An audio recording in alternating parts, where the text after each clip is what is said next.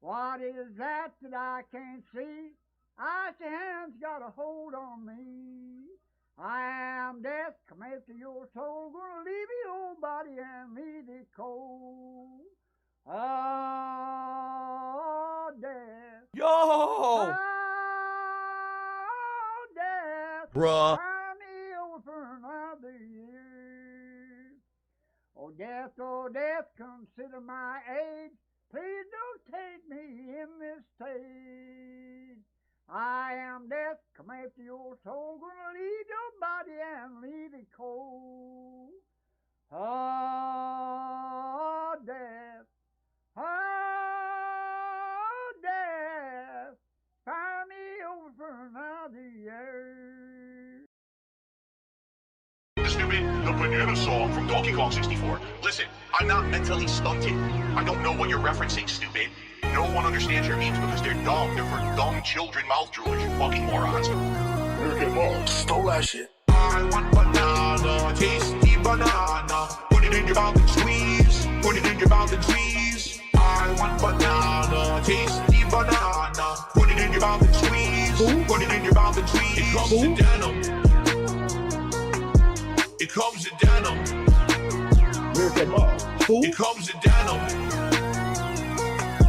It comes in denim. Denim, what do bananas have to do with denim? I'm up here. You're down here. Meerkat Mom. I can't hear you. You're below me. Because I'm not on your level. It comes in You denim. are so crazy, like obsessive, It comes in weird, denim. hyperfixated, autistic. It comes in denim. It comes in denim. I want banana, tasty banana. How's that gout? Put it in your mouth and squeeze. Put it in your mouth and squeeze. Stole that shit. I want banana, What the fuck tasty banana. Put it in your mouth and squeeze. Put it in your mouth and squeeze. It comes in denim. Putting the lyrics in my chat right now. It comes Okay, in denim. it's like, what the fuck? They're actually that nuts. It comes in denim. What's up, everybody? The Sway streak continues. I was hoping that he's gonna have a chill day, relaxing, interactive, fun, peaceful day, and I was wrong. Big crash out.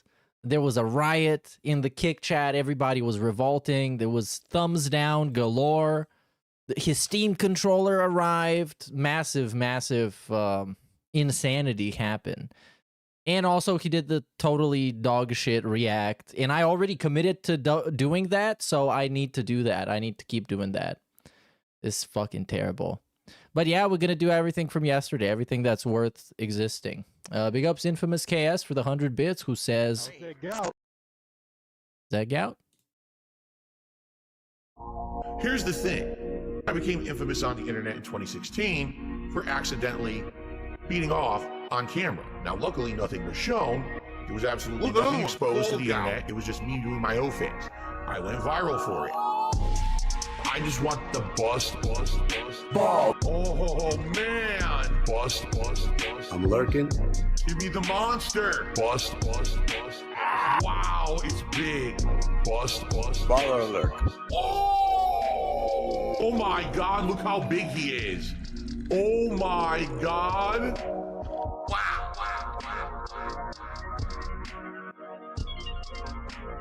That Meerkat thing is a Mom. monster.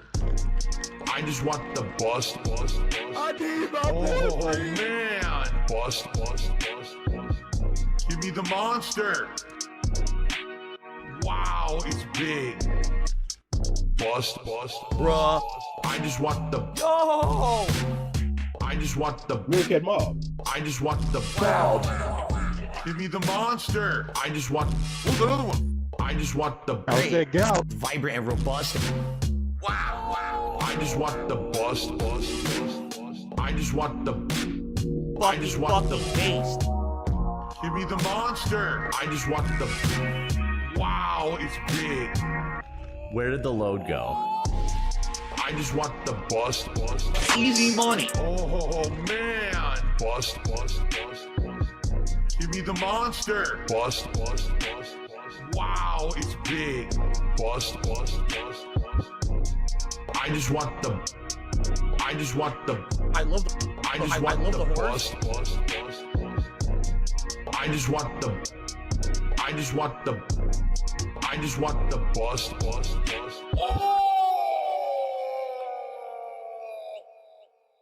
And you know what this reminds me of? When I worked at the helicopter company, helicopter support. It 1,000,000% reminds me of that. Meerkat Club. Band. Gone forever. Band. Gone forever. Band. Gone forever. Band. I worked for a major company, a helicopter company. It's called Aftermarket Support for Helicopters. Okay? They're flying around. Uh-oh. Things are breaking down, parts are wearing out. We're a one-stop shop for helicopters. So I was told, we see potential for you. Uh-oh, you're better than just working customer support. Revamp the business from ground up. You can map it out and find bottlenecks and find shortcomings and find helicopters so that our company runs more efficiently. Okay? So I busted my ass, I worked my ass off, I did double work, never got paid for it. And you say, oh, it's part of the process, man. It's just part of corporate America. Fuck you. Band. Gone forever. Yo. Gone forever. Band. Gone forever. Band.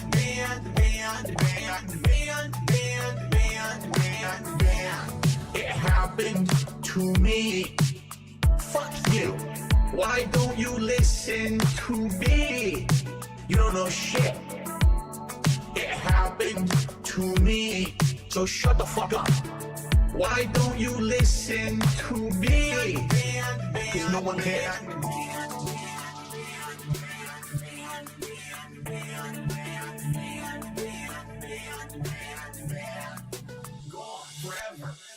It happened to me. Fuck you. Why don't you listen to me? You don't know shit. It happened to me. So shut the fuck up. Why don't you listen to me? Cause no one cares. It happened to me. Fuck you. Why don't you listen to me? You don't know shit. It happened to me. So shut the fuck up. Why don't you listen to me? Cause no one cares. All right, last song. And a couple of my coworkers started calling me Sway. I said, why are you calling me that? Because when you stand, you can't stand still. You're always like kind of moving back and forth a little bit. You never just like stand still and relax. Like you're right. Every night, every day. Sway. Right. I'll take out. Sway. I'll take out. I'll take out. Sway. I'll take out. I'll take out. Bad pain in my back. Herniation of the disc. A stool for my shower. I'm just a boomer. I'm dazed. I'm confused. Huh? I don't want to be Mr. Views. Who? Every night. Every day. Sway. Right. Shooting. Sway. Back and forth. Back and forth. Sway.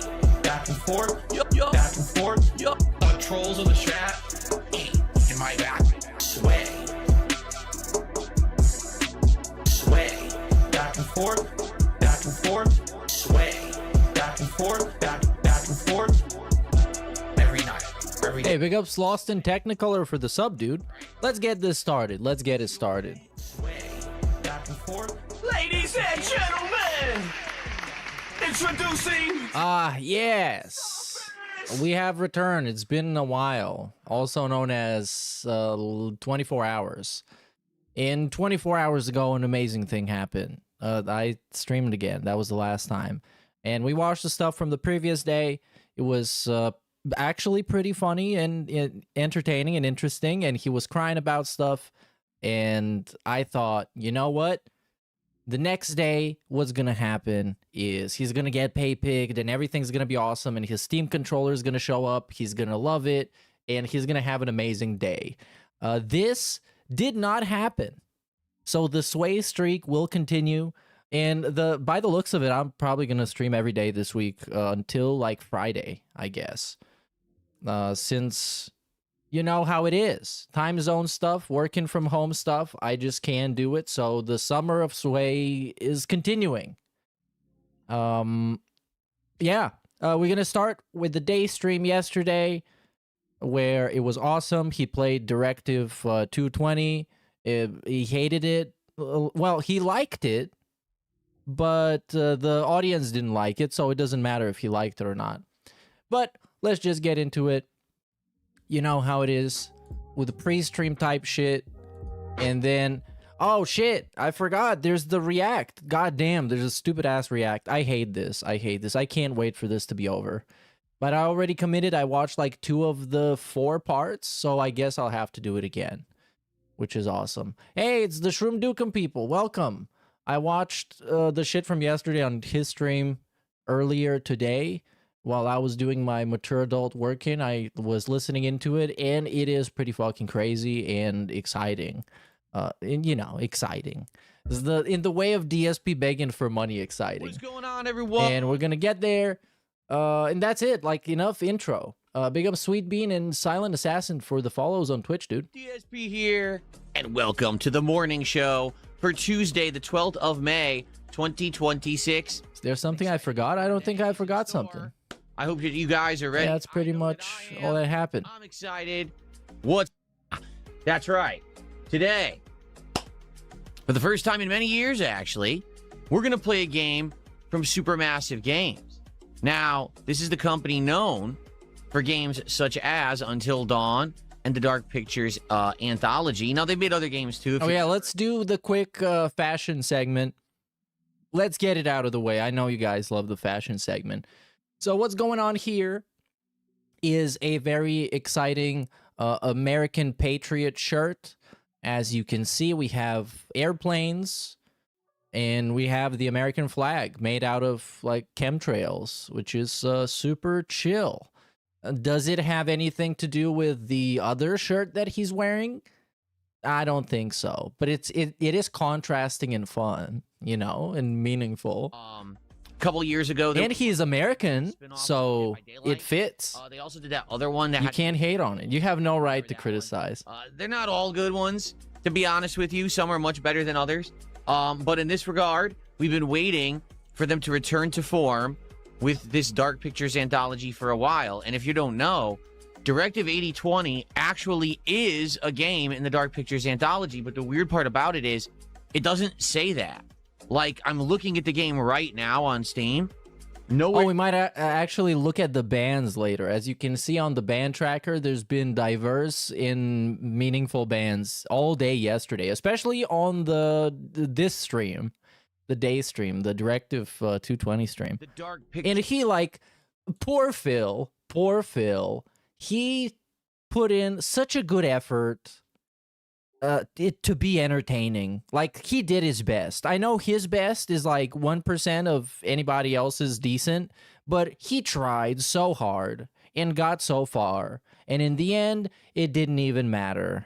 Well, I guess it kind of did, because somebody behind the scenes later got him like $30, and it kind of hit his soft goal, or at least it got him to 100. But still, it was really miserable and trash. But he tried everything, man. He tried dick jokes. He tried fart jokes. He tried poop jokes. He tried nitpick jokes, where it's like, I'm going to look at this thing on the screen. Whoa, look at this, is glitching out. Whoa, why is this not floating in space when this other thing is floating in space?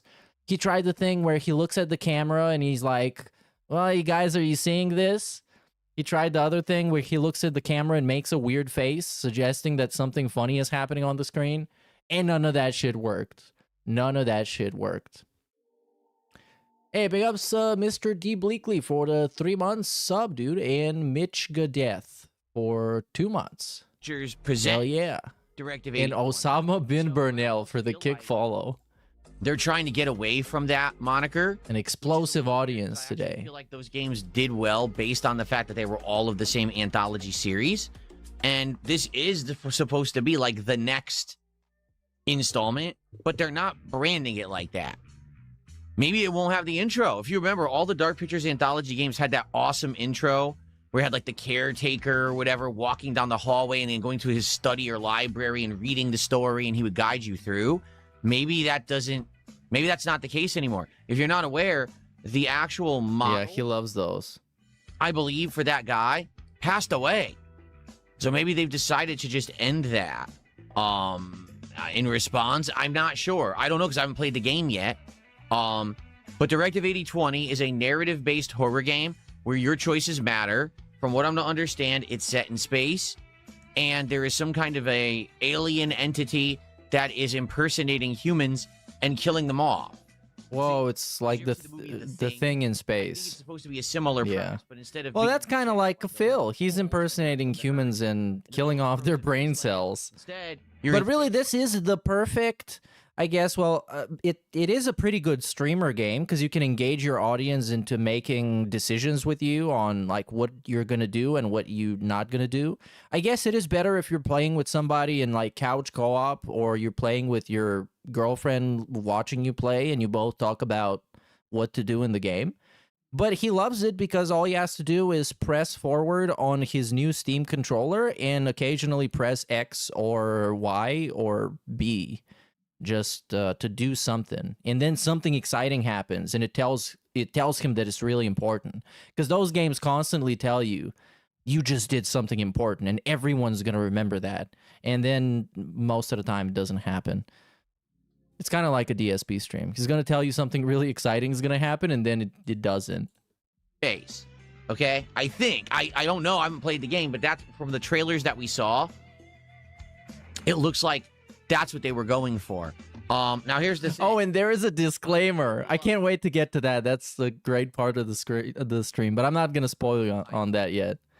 He makes a disclaimer. The way that the Dark Pictures does things. I do. I think that it's very scary. It's well done, and your choices matter because dependent on your choices, characters can live or die and be there for different parts of the game up to the end or not, and then that lends itself to some replayability. Oh, man, I made a mistake and someone died, so can we go back and replay it? I make the other choice or a different choice, maybe then they'll live further. There's also a lot of QuickTime events, and you actually have to do the QuickTime events well, because if you don't, a character can die. So it's not only your choices, but also just getting those quick reaction inputs. So I like them. These have been some of the more interesting playthroughs that I've done over the years. You know, I did all the Dark Pictures games. Until Dawn, I think, was the first big game that they ever did. And man, that was what, 2015?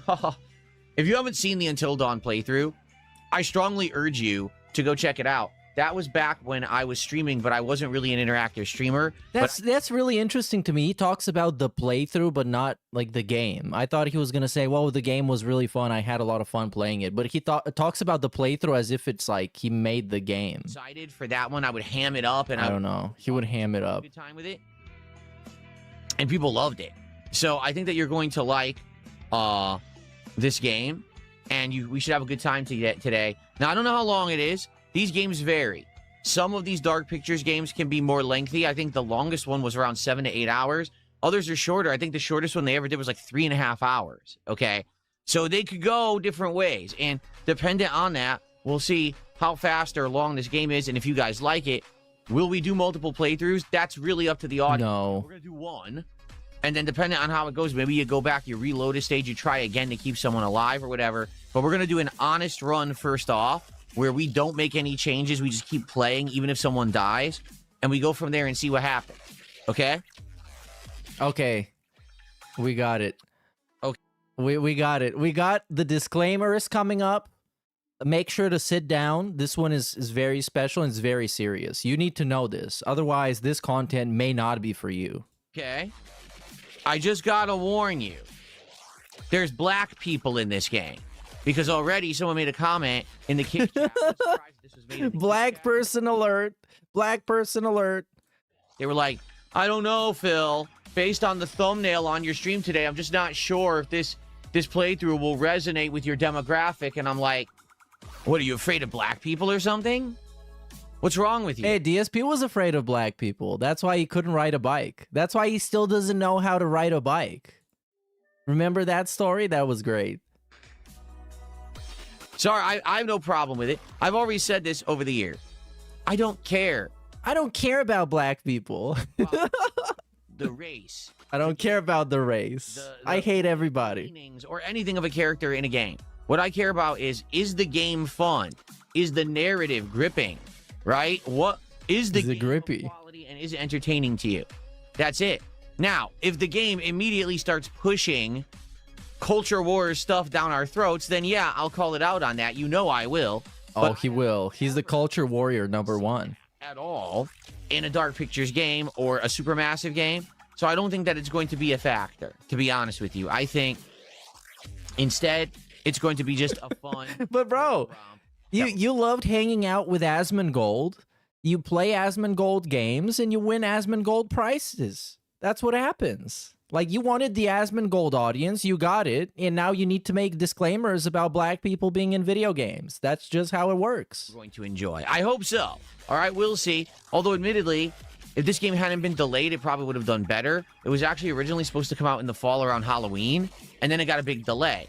And that kind of sucks because, you know, a horror game around Halloween is always going to get in. I need to warn you, there's black people in this game. So it does kind of stink that it didn't get out in time for Halloween, but I mean, what can you do, right? It is what it is. I'm excited for it today, and I certainly hope that you will. Yeah, the dubstep is terrible. I kind of turned down my headphones so I don't get to hear the music, but the dubstep is terrible. And I think I might even have some filter on the audio that you're hearing, so you don't hear it as bad, but it's still pretty loud, so I can't do it. After today's morning show to enjoy this game, I think it's going to be a good one. Okay? Cool. Oh, hold on. We got a sponsored set. MOB sponsored by Medusa Jr., attorney at law. It is now. I kind of forgot to play this. Sorry, Medusa.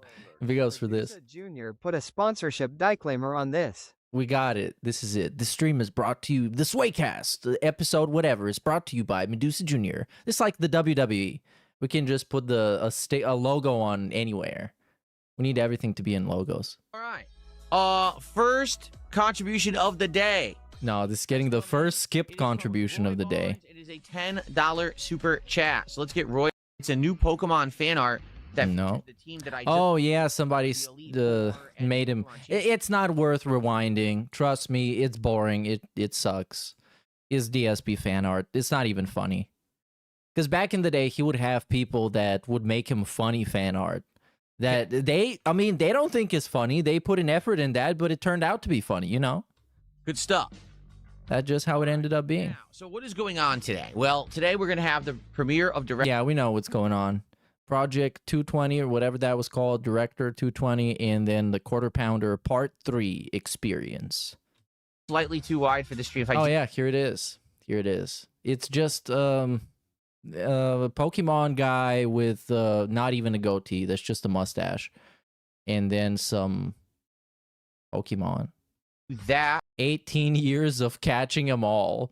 I mean, that makes sense for the dents, because he's kind of catching all the dents. We got, this is Darziak, this is Swaggins, this is Cat, definitely Cat. This is King Michael, this is Cowboy Man, and this is Super Blind Man, or I don't know, 1 Minute Man on a sock account. it kind of fits. Yeah, you know what? If it's not showing up in the slideshow, that might be why. And here we got a tech support segment. And if this isn't exactly the widescreen aspect ratio, that's probably why it's it didn't show up. Yeah, it's very close. See, I'm moving it. It's just the edges are just a little bit too wide. But you can stretch it. You can stretch it in OBS. Hold down the shift button. And now he's gonna cry about his email. darksidephil@hotmail.com. Because I see nothing. Oh, Jade. Yeah, we forgot about Jade. Well, there wasn't a Jade, Jade-like Pokemon in these ones. You know, maybe a link to something. Because I don't know, I get an insane amount of emails. You have to understand, my email address has been around for so long that I get ridiculous amount. Yeah, people signing him up for stuff. Majority of them. People sign him up for like Pornhub accounts, Like just boom. and mailing lists. And somebody probably made like an AliExpress account with his email. So now he's getting notifications every 15 seconds. Oh, wait. On top of the regular like DoorDash promotions that he gets and all the other shit. Hold on. It might not have been an email. Hold on. Holy crud. Holy crud? Okay, are you ready for this? I'm not kidding you. So X has changed their system. The way that they do No way. is They'd never do that. like an inbox where you get DMs, and then you also would get requests there. Like a month ago, they changed it and they separated it, and I didn't realize that. So now my entire inbox is full. Oh crap! I haven't looked at this in 100 I mean, back before they did that, it was actually unusable. Actually unusable. Because you would have just a bunch of sex bots message you, and all of your message requests would just be sex bots. Would be unusable. And now the sex bots have their own place where they're messaging you and you're ignoring them, and everybody else messaging you has their own place. And the DMs still only work like 30% of the time. But come on, it's X, the everything app. Okay. Because everything doesn't work. Okay. Well, I found. All right. Maybe I can find it now. Hold on. Maybe it can just send you like a, I don't know, an Amazon package changed with a printout of the fan a art. lot of things in my inbox that I'm gonna have to sift through at some point. I mean, that's ridiculous how many are in there. Yikes. No, for some reason I didn't get it. I'm searching and I don't see it anywhere. Anyways, we got massive news. Apparently my Steam controller just got delivered. Yes. I'm gonna do, you know what? I'm gonna do the DSP thing where I'm gonna stall super hard during the pre-stream so I can avoid doing the quartering react. And then we're gonna get to the quartering react and I'm gonna be like, you guys, I can't do this. I got no more time. And I'll play 2 30-second clips and then just leave. That I have it planned already. I know exactly how I'm gonna do it. Yeah. He does it every day, so I've learned how to do it. Dropped off at my doorstep. Do you guys want to see a Steam controller unboxing? I can even slow it down by like, I can play it at 0.5. Would you You're guys gonna love like this to at do a 0.5. live Steam controller unboxing here on the morning show today? And I can leave in the breaks. We can talk about DSP highlight clips during the breaks. We could. I mean, I didn't hype it up or anything because I didn't know it was gonna arrive. He didn't even make it like a separate video. I don't know why.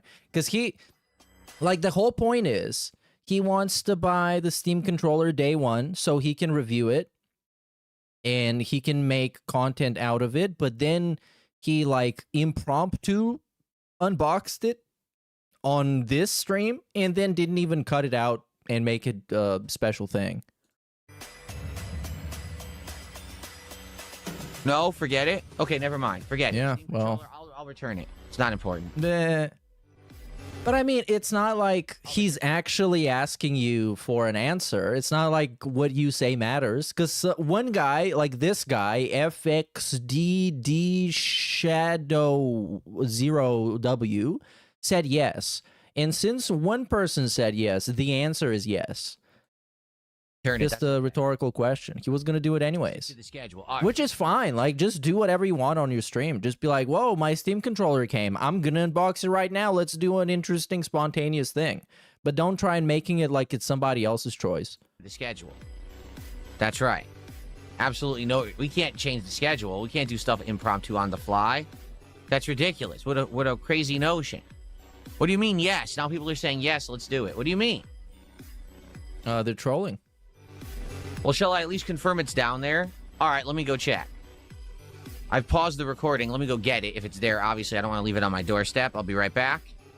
Oh, yeah, because even the gated community is not safe. And look at him. Look at the Chud walk. Chud walk. I don't even understand how the fuck my Chud talk. Pick him up in the space school. I don't let my Chud walk. He looks really fit, by the way. Look at how fit he looks. No wonder he's got so many muscles. He might have even more muscles than the normal person. He developed them. He mutated. Anyways, so to waste time, we can sit here and wait for him to be back. And I can tell you about... I don't know. I'll make up some story. I'll just lie. Anyways. Controller, everybody. Are we excited? Are you excited to see the Steam controller? Well, hold on one second here. I mean, I'm not really excited myself because I have the Steam Deck. And the Steam controller is a Steam Deck without a screen. And it has the same touchpads and the same everything. Which is good, by the way. I recommend the Steam Deck, and the touchpads are very interesting and fun and useful. We can do a You can actually use it as a mouse. Should I announce it? Should I? But for $100? I don't know, man. I don't know. You can just use the whatever other controller you got. An awesome dent step.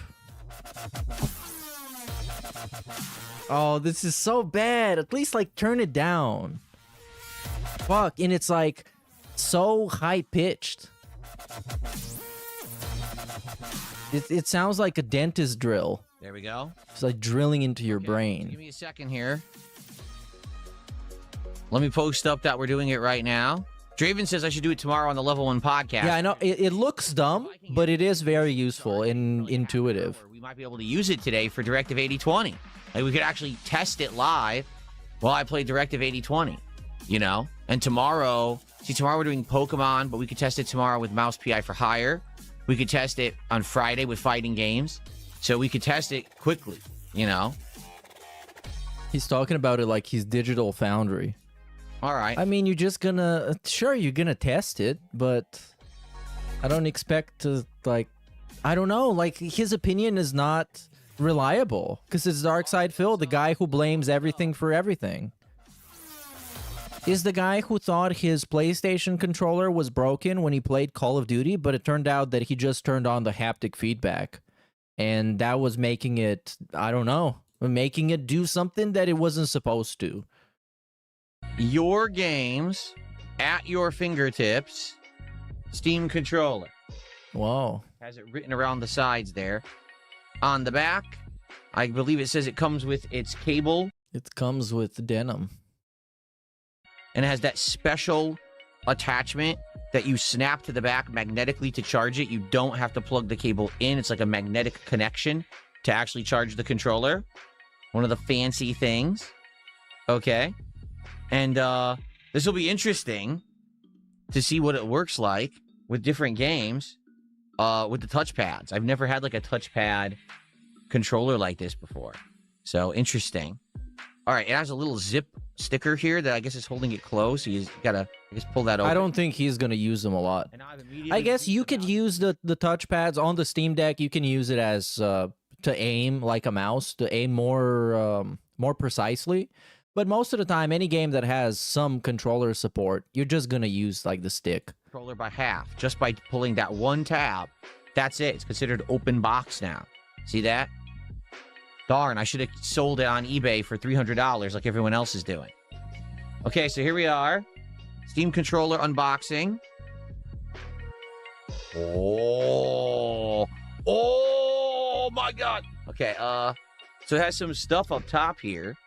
It looks like it's showing you power. I guess a power button. I guess it's showing you the wirelessly. It connects to your PC or phone. I guess it's saying. It's no way. Is it that technologically advanced for $100? I can't believe it. Phone too, which I did not know. Oh my god, you could probably plug it in the back of your head too. You can control your mind. What's this? Can do Steam controlled Pignosis. I don't know. I don't know. You better not read this. Just throw this away. We'll have to look at all this in a second. And set it on fire. Actually, take the controller out. With a little Salvano fingers. Very nicely shaped thumb. Very human design. And immediately when I lift the controller up, it's Wi-Fi transmitted gout. We got liquid gout crystals in the air. And leans back. So here, here nano crystals of uric acid. There's Valve printed on the back. Oh, it says Valve. Nice and fancy. Is it heavy? it's heavier. It is heavier than my Razer Wolverine. The Razer Wolverine is a lighter pad. This is a heavier pad. I must have either a bigger battery or something in it. I'm not sure. Wow, it does feel a little weird being so long. Totally weird, to be honest. Well, this new controller feels different from the old controller I'm used to using. A little bit tighter than the Razer Wolverine. Like the Razer Wolverine's thumbsticks, I would argue, are a little bit looser. Wolverine. Tightness to them. This D-pad, I wonder, because like I said, I want to play the Street Fighter with this on Friday, and I wonder how well this D-pad is going to work for fighting games. I don't know. It's a very small D-pad. I don't know. I'm not feeling too confident about being able to do like 360s and stuff with Zangief with this thing. Come on. Touchpad D's nuts fill. Ooh my god. Oh, you got him. I need to get that sound clip on the soundboard. Big ups Medusa Jr. I think with the face The buttons, stream sponsor of the day. they seem really small and close together. Again, compared to my Razer Wolverine pad, Eat it. where the buttons are definitely larger and more spaced out. You can see it's only there. This is like a really DSP review. Look at this. And now look at this. They're different. Are they not different? Are they not different? Tell me. They are. But also, I'm just giving you the facts here. Hard, shiny plastic type. And I just had a controller that was like this in the Xbox Elite 2 controller. And I can tell you from a fact, when I was playing Silk Song, that if you do like games you have to keep tapping fast and platforming, it actually makes a callus on your thumb. I still kind of have a callus on my thumb from back in the fall playing Silk Song. And these buttons are very close together. Like really crunched up together. I mean, come on. A normal controller. So I wonder how that's going to factor into gameplay of certain games. It's perfectly normal. I think I have a bigger hand than his, and the Steam Deck is perfectly fine. What is not fine is the Nintendo Switch controller thingy, where you put the switches, the things on it, and it becomes a controller. That thing is so tiny. That thing is made for small hand people.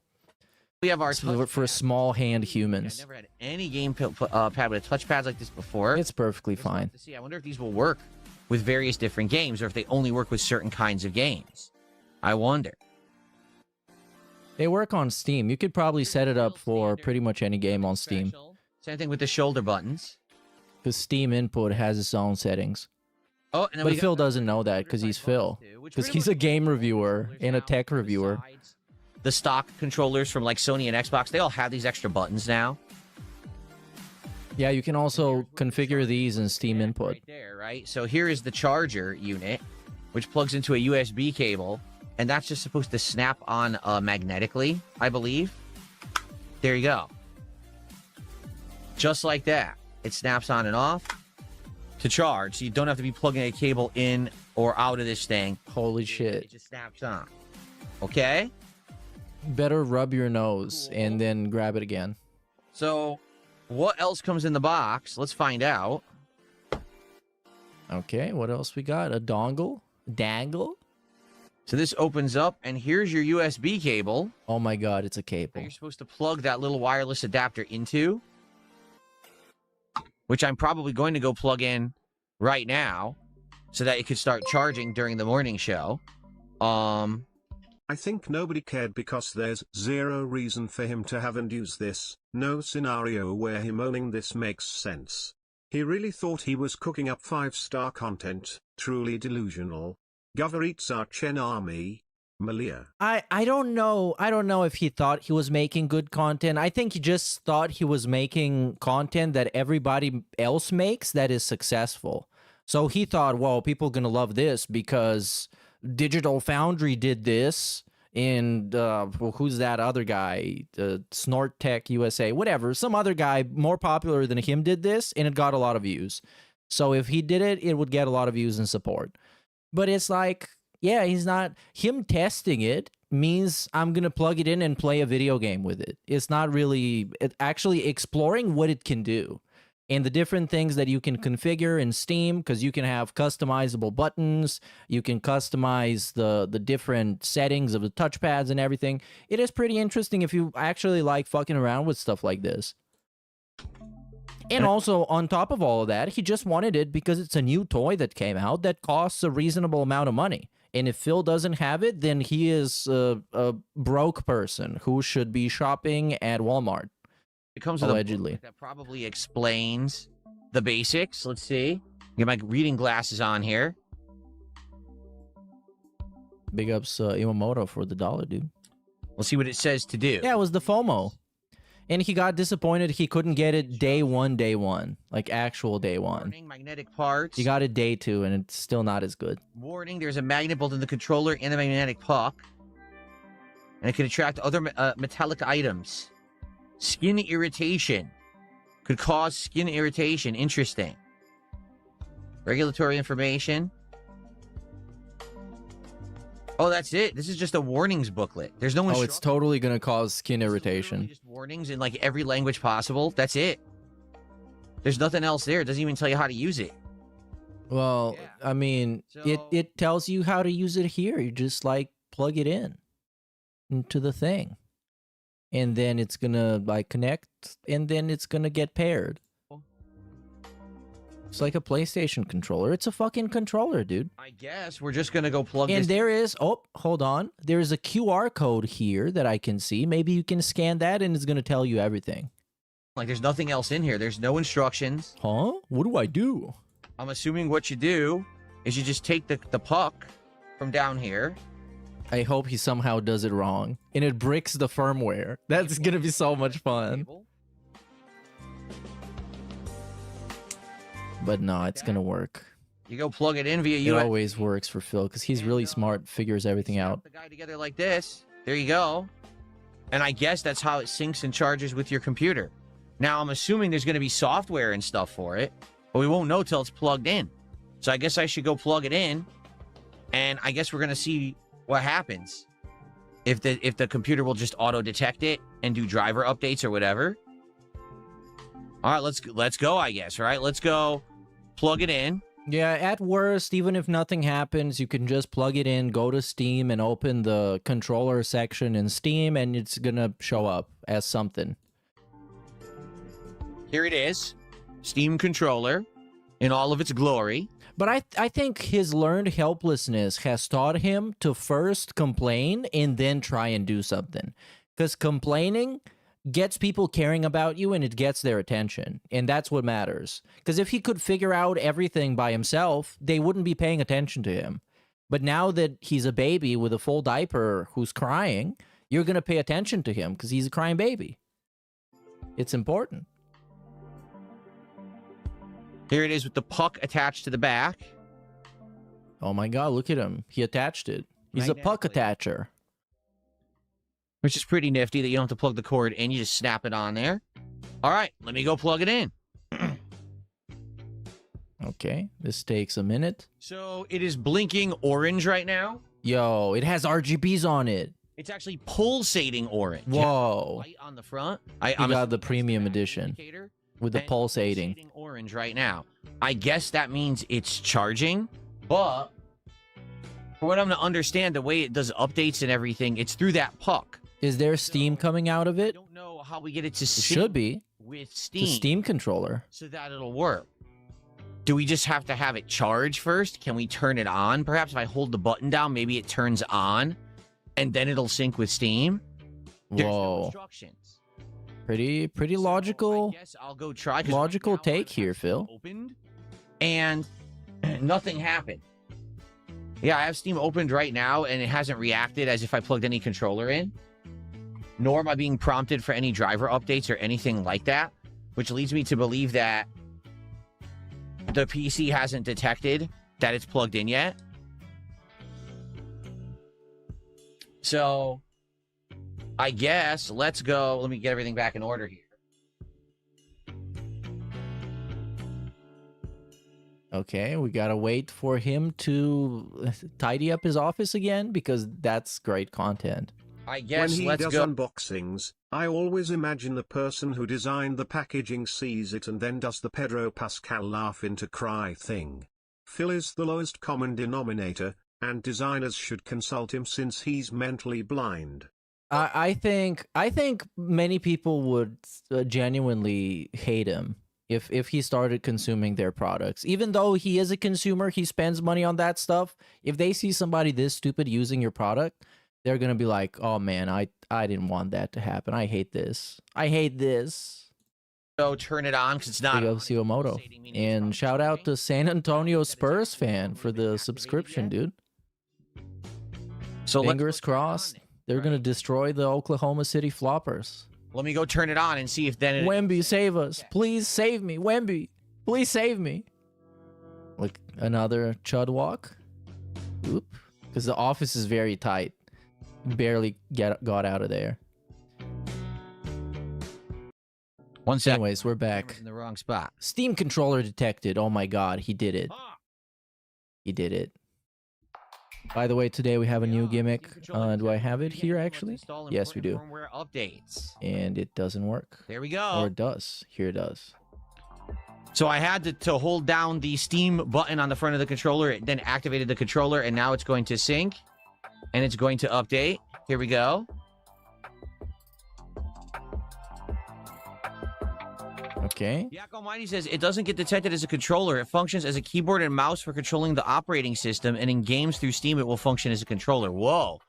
So this thing's kind of neat. It's going to be a little different. Plug in the Steam controller. Plug your Steam controller to your PC with the USB. I mean, you can also do that with a DualSense or even a DualShock 4. Unplug your puck and use the USB cable to connect your controller. So basically, even though it has the puck, they're like, oh, since we're updating and we're doing your first use, you still have to plug it in anyway. I mean, all right, fine. It's pairing, dude. And now he has to get up again because he's really smart and good at what he does. He complained about having to get up. Yeah, you got to pair your controller to the thing and then update the firmware. Because if it failed to update over Wi-Fi, because it's like or Bluetooth, excuse me, and it got bricked, he would complain about that. Okay, I did. Okay, he did it. I did. I think he did it. He did it by himself, by the way. And it does kind of make sense because you're right, Fist of the North Star. People have their computer next to them usually and not across the room. So this is a hurdle that he created for himself. I unplugged the puck, okay, and the controller was... It's a skill issue, as they would say. So then I plugged in the controller via USB-C. Okay. And it is now blinking white. Oh my god. I think that's good. Maybe I have to turn it on again. That's good. Look it up. Look up what it means. Ask Grok.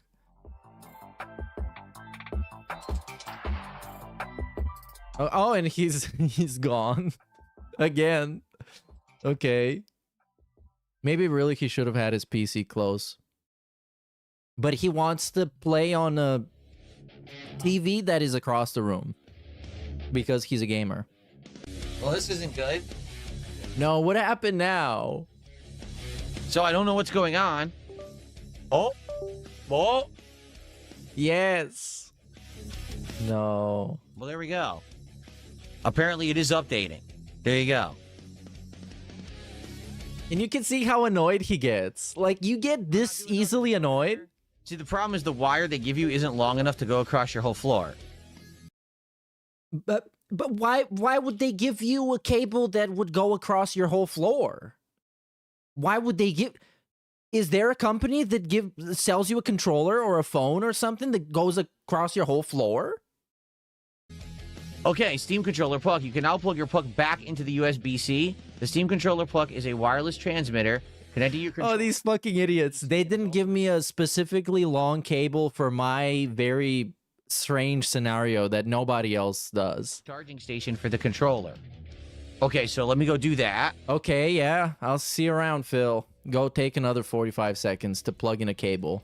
All right, so I plug the puck back in. I snap the puck magnetically to the back of the Steam controller, and the light has now turned to a glowing amber color.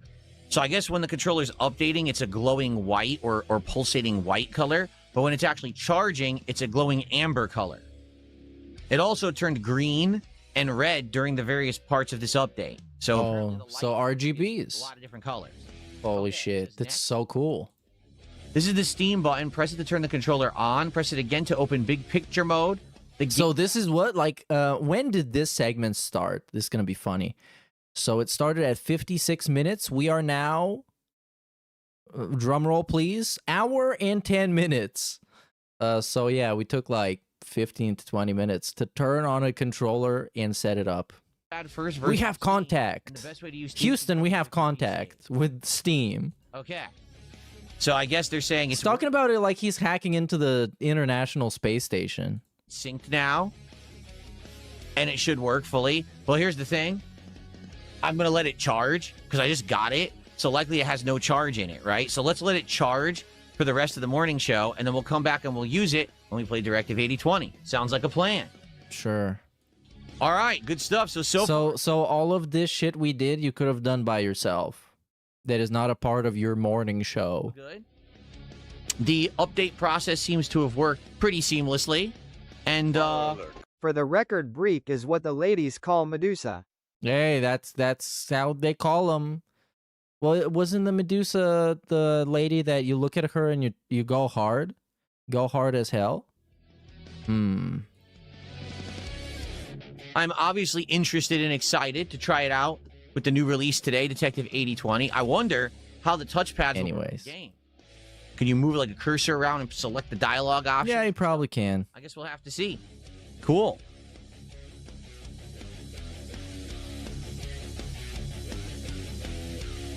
And now something fucked up. Hold on 1 second. And now he's annoyed again. And him fucking up something and having tech difficulties is different from other streamers, because other streamers, you know, it is an annoying segment to have to go through because people are sitting there and shit's going down and it's fucked up. But he knows that everybody is making fun of him right now, including literal like thousands of people on various restreams and other places that are making fun of him and saying how stupid he is. And he's like, oh, this fucking fucked up, but it's not me. They'll never realize it's actually not my fault. I'm fighting with Windows right now. Windows doesn't want to work. Oh, Windows is going to win, buddy. So give me a Windows second. always wins.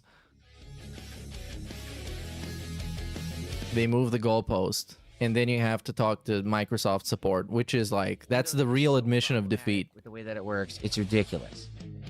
I don't want this window to look like this. Oh my god.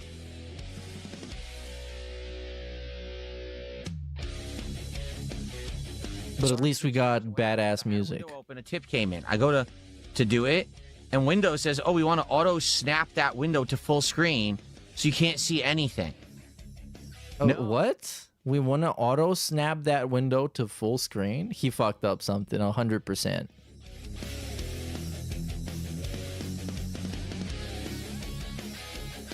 Okay. How annoying. Hold on. Was he trying to ban somebody here? Here we go. Let me do a quick check. So here we are at 12 o'clock. Let's do this. Almost ready, guys. Sorry. Again, sorry. Oh, a lot of bans yesterday, dude. Windows is being stupid. Okay, that's better. Okay, so we have some time to kill. We'll hang out for about another 20-30 minutes to build up some attendance and to have this controller charge, because it is charging right now. It's a glowing amber, I guess, means that the controller's charging. And then we'll try the controller during Directive 8020 and see how it works. It'll be a live first testing ever, okay?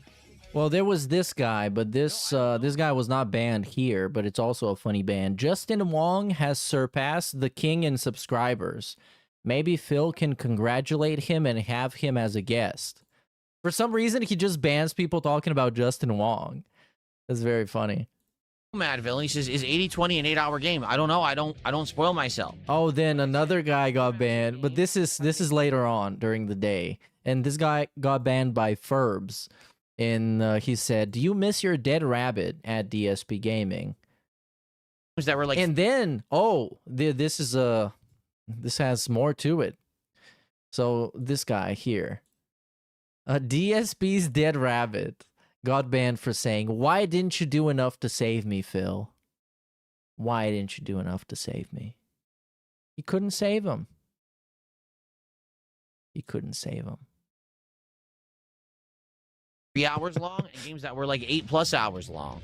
So I don't know how long this one will be. I mean, this one, there hasn't been one in a very long time. I think full price this game is $50. I think it's $49.99. I think. Hey, big ups. Rini Kun is here for the Twitch follow, dude. The top of my thermos was not on properly and it was leaking. Anyways, here we're gonna talk about super massive games. What are my ratings or rankings for the past horror story games from this company? Well, I would say Until Dawn is the best, only because that was the one that started it all. That one sucks. Even the best one sucks. It's actually a really lengthy. But people excuse it because it's supposed to be bad. The writing is supposed to be cringe and corny because it is like a slasher movie from the 80s, so it's supposed to suck. It had... But no. Those games, they have the ability to be great games because you got a bunch of choices you can make, and you have the ability to have many different characters, but the characters suck, the dialogue sucks, and the writing sucks. So it's kind of like a David Cage game. Sure, technically, you could have an awesome game like this and have a bunch of different choices, but they're all shit. A great cast of characters, I felt. It felt like an interactive, almost like a 90s slasher horror flick in a lot of ways. Very fun to choose the different things and see how it unfolds in the story. Lots of different alternating story paths where characters live or die by the end. I like that there's a twist right in the middle and the plot kind of spins on its head. It's really well done in that regard. It keeps you guessing. And honestly, like, that's really what got me into liking the interactive horror genre. Like, I had played Walking Dead from Telltale and stuff like that. Honestly, that was a lot more drama than horror. This is just like, pretend like it's a horror movie and you're part of it, right? So I would say until... Oh, and the horror aspects suck. Like, there's so many terrible jump scares where it's like, it's not even a monster jump scaring you. It's just like an animal running across the street or something, but it's played off as a jump scare. It's like a fake jump scare. And there's moments with genuine tension that are interesting and intense, and then the tension is released by having a terrible jump scare. So yeah, is really cheap. That, I would say Little Hope was pretty darn close. I thought Little Hope was very, very good. And then I would probably say, what was that one? Is it House of Ashes or something? Ashes? That was the one with the vampires. That's probably the next one. And then I would probably say, see, here's the thing. Man of Medan is good, but Man of Medan is good the first time you play it. And the reason I say that is because there's a twist in Man of Medan that you don't know until you're a certain length into the game. And once you get to that story point, once it's been spoiled for you, it's not that interesting anymore because you know what's going on. Yeah, but stuff like this, I would agree, but it recontextualizes the game. So when you play it again, you know what's going on, so you're looking at it through the perspective of knowing what's going on. So it changes the way you play it. Those situations where it's horror because you don't know what's going on, and once you figure it out, you're like, oh, you see? So in that regard, it's good for one run, and then after that, you probably don't want to... It's kind of like a DSP stream. If you watch a DSP stream at face value, it's a guy who kind of hates gaming and is pretty miserable. But if you watch it with the context, knowing everything about him, you're going to watch it the same way, but it's going to be more funny. I would say... I guess. Not a great example. Was definitely The Quarry. The Quarry was just a complete butt. Like, someone was farting into... In farts. And then closed it up like in a paper bag. And then said, here, try this. Oh, what's this, a game? Oh, that was the... Oh, it's like, a fart. The absolute worst. Okay, like, disgusting. But I would, like, I'm trying to think, like, what would be just above The Quarry? I don't actually... Just a lot of wasted potential in that franchise. Pictures Anthology. What was it called? Like, The Devil in Me? I literally don't remember it. I don't know why. I've forgotten it. So I guess it must not have been that good. If it's that forgettable of a game and I don't remember it at all, it couldn't have been good. So I think that's probably one of their worst things. So I would definitely say, like, Until Dawn and Little Hope and probably House of Ashes are maybe like top 3-ish. And then at the bottom, you've got The Quarry and whatever that Devil in Me is, because I don't remember it. What was the one that we did? That was the one that was the tie-in with Dead by Daylight, because that game, the casting of Frank Stone, casting of Frank Stone was decent. It wasn't their best work, and it wasn't their worst work. It was kind of in the middle. It was lengthy too, remember? I would say casting of Frank Stone is up there. Probably, it's definitely not as good as Until Dawn, and it's definitely not as good as Little Hope, but maybe it's like second tier. So yeah, let's do it by tiers. Top tier would be Until Dawn. Oh no, we're gonna do the same thing again, but in a different format. Would be House of Ashes. I really don't get the hype around Until Dawn. I actually don't get it. It's engaging at first, and then you realize what's going on, and then it's like, oh, it's not. The movie is better, I guess, and probably because people drink water, and then it makes them explode, and the explosion effect is very funny. Casting of Frank Stone, okay, and then and it's only hour and a half long, so I mean, yeah. Tier would be like Man of Medan, you know, and then maybe bottom tier is like The Quarry for sure. Like The Quarry is just the worst. Yeah. So there you go. That'll be my ranking. And those are the ones I played, right? I don't know if they've made any more. There may have been one or two others. I think there was. Wasn't there the one that it was a murder investigation and it was a really short game? See, it's weird the way that these games have come out, because some of these games were in development for certain distribution networks that never came through. Like, for example, that game, The Quarry. You might be like, I don't understand why The Quarry even exists. It's not part of Dark Pictures. It wasn't really long enough or meaty enough to be its own standalone game. It was very bizarre. Why does that exist? It was being made for the Google gaming service. What the hell was it called? Google... Yeah, Stadia. I can't remember what it was called. Remember that? Remember the Google cloud-based game service? It was a game made exclusively for that. And then that service fell through. Oh, Stadia. That's right. It was being made exclusively as a Google Stadia game. And then Stadia completely flopped. And by the time they finished the game, Stadia didn't even exist. So they had to release it. But it was like kind of a lost cause because everything was supposed to be the big horror game for Stadia. And Stadia had already failed. They should try it again. I mean, there's still like game streaming services that exist. There was this other game that I remember I played it, but I can't remember what it was called. It was like a murder investigation game with the detectives and stuff. And it was very short, but it was still fun. It was entertaining. And that was another one that was specifically for something, and I can't remember what it was, but then they released it normally and Anyways. No, here's the thing. Stuart says, I heard the Until Dawn movie sucked. The Until Dawn movie did not suck. It just had nothing to do with Until Dawn. Like, they could have called that movie something else, and you would have been like, oh, that movie's great. It's actually a good horror movie. I very much enjoyed it. I was riveted the whole time. I was hooked on the plot, the characters. It has nothing to do with the game in any shape. Just ignore the fact it's called Until Dawn, and you'll actually like the movie. Sure. It was all right. I don't know if you would say it's scary. It was like a slasher movie, sure.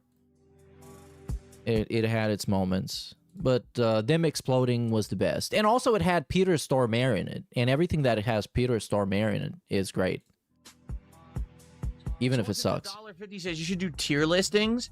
You're good at them and they're popular. For sure they'll get you into the algorithm. But he already did. Food, JRPGs, books, movies, and series of games. I already did. I used to do tier maker a few years ago on the DSP Reacts channel. Some of them did decently. You want to take a look? Oh, the ones that Derek made. Derek was really annoying with the tier maker stuff. Like, hey, Phil, are you going to do the tier maker now? Hey, Phil, are you going to do the tier maker now? You going to do the tier maker now? Can you do the tier maker now? Hold on. He made like a Christmas tier list of movies. Then he did like a horror movie tier list. He did like a fast food items tier list. All the classics. The dented classics. Here they are. Ready? Ready? He's about to show you. So this is the DSP Reacts channel, which you can find at DSP Reacts. Well, they actually got not terrible amounts of views. And I mean, for his standards. Ones of various different levels of success, as you can see.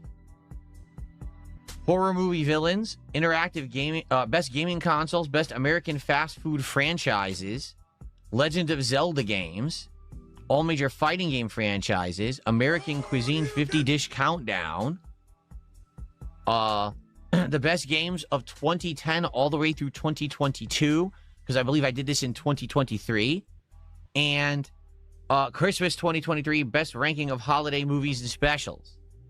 As you can see, they're all over the place. Like, definitely the biggest one was the best American fast food, followed by best games, right? And I would say, hey, you know, this isn't so bad. The Zelda games countdown did all right. And the consoles did all right. But I definitely feel like some of these, like the Christmas one, which I did as a Christmas special, no one really cared about. I mean, not even 2,000 views, barely over 1,000. Even the stuff I'm doing on the channel lately, that means you should quit. If you do something and it doesn't instantly work, you should quit. So and say that it sucks. Did they get this channel into the algorithm? No, not really. You know, so I don't know if we would ever want to do these again. What would we do? But hold on, like how did we decide that though? Because this video, like the fast food franchises stuff, it got more views than his edited videos nowadays. And it's not even an edited video. It's just a part of a stream. So if those got into the algorithm with like 2,000 views, is it because no one told him that they saw his video and YouTube suggested? You know? I don't know. I don't know how he decides if something made it in the algorithm or not. Does he get like a certificate in the mail? What would you guys, if you guys would be interested in seeing me possibly bring back tier maker ranking, you know, sessions at some point, I wouldn't be opposed to it. But I'm curious if anyone, you know, who'd show up for it. Because these events, as you can see, they're various different lengths. Some of them took 2 hours. Some of them took like an hour. It depends on the subject matter, you know. But I wouldn't be opposed to doing it. But I don't know. We've already kind of been there, done that. And it didn't blow up or anything. Roy has done a $5 super chat. Says, I played Until Dawn with my girlfriend. With the PlayStation camera, it caught all of the jump scares automatically. The only feature I like about the camera. I didn't even know that it had that feature. I don't think I had a PlayStation camera plugged in or anything when I played it. So I didn't even know that that existed. Of course, I had face cam. Yeah, I was using face cam on my stream when I played it for the first time. So obviously you guys caught all my reaction. What got me banned from DSP? I don't know. I don't know. Maybe I was just trolling. Maybe I just said he's trash or something. I don't know. I was never like an unironic viewer, so I didn't have to get banned to hate on him. I just hated on him. So what do we got here? I keep glancing over at the controller. It is still charging. We'll probably keep it charging for another 10 minutes or so. I wonder how much charge it'll have for today's stream and if it'll last. Oh, we're going to talk about the shirt now. Now we get the fashion segment. Let's go. Let's go. Let's see the shirt, My Phil. shirt? You want to see my shirt? Okay, hold on. This is Chemtrail Couture on Milan Fashion Week. Whoa, look at this. Red, white, and blue. Jet exhaust. He is a real American. And in case you're wondering, yes, it is a tank top, indeed, which allows me to... Oh, hold on, what? A tank top. No one was wondering. No one was wondering. Indeed. And it allows him... Now he's going to flex. He was just looking for a reason to flex. Which allows me to fully flex. Fully flex. Whoa, look at this huge muscle. He must have been working out for a long time. Or like 2 weeks. Contribution will I actually do a full-fledged flex, so... A full-fledged flex. There are different tiers of flexing. Roy says this is the longest game in the series. Reports say it's 10 to 13 hours to complete. Wow. Interesting.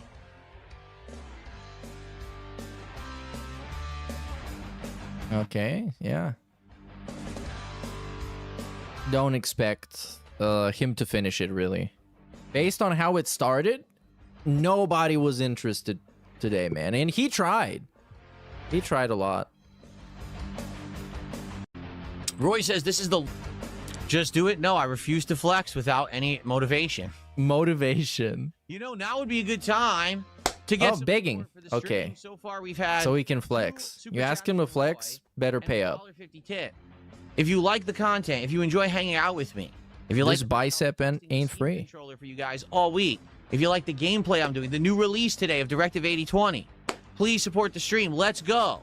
On the YouTube side, you can do a super chat or a super sticker or a membership or a gifted membership, and all of them will get on-screen notifications and pop-ups and thank yous. On the kick side, you can do some kicks, a sub or a gifted sub, or you can tip via PayPal. All of it is appreciated. Let's go. Let's get our first sub of the day, our first kicks of the day. Let's get our first membership of the day. Let's get our first gifted membership of the day. Let's get our first like of the day. Let's get our first Patreon contribution of the day. Okay, are we going to get it? Fan Guy says the game that I referenced is called Hidden Agenda, the detective game. Okay. Oh, Yeah, that one that also was a game is all right. for like some other. But it's a weird, party game. You know, the quarry was Google Stadia. That Hidden Agenda was something else too, and then they just said, "Well, it's not working, so let's port it and have people play it for real." And I did, but it was so short.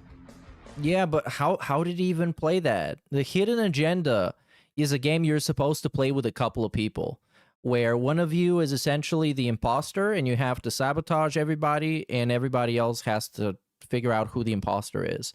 I played it with, I think it was 2 other people, and it wasn't as fun because we almost instantly figured out who the imposter was. And then it was just like, the whole gimmick fell apart. And outside of that, the writing is just not, there's not a lot of it, and it's not very good quality. It all hinges on the gimmick, and the gimmick is not great. The King's Tax doesn't have a $sign. Oh no. Yes, it does. Hold on.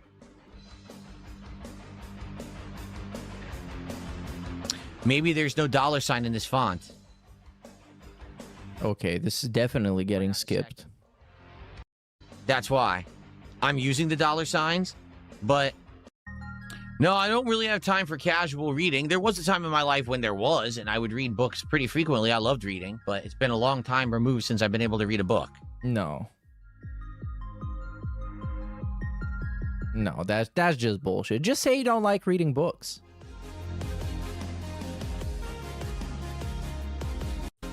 What is my favorite book? I've already said probably either the original Jurassic Park, the real book by Michael Crichton, not the movie, but the book. The movie's great, but the book is actually better than the movies. Like all of Michael Crichton's books are better than what the movies turn out to be, quite frankly.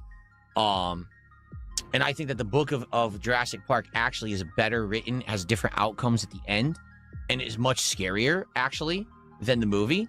It's more like gore horror, like tons of brutal deaths and things, which the movie doesn't have that many. No, I'm calling massive bullshit on him reading books. Or Maybe he read them in high school when he had to read them. Final book in the Lord of the Or he read them in like university when he had to make a book report or something. Or like a literature assignment. I love both of those stories in the written. Zero chance he reads for fun, which is fine. It's all right.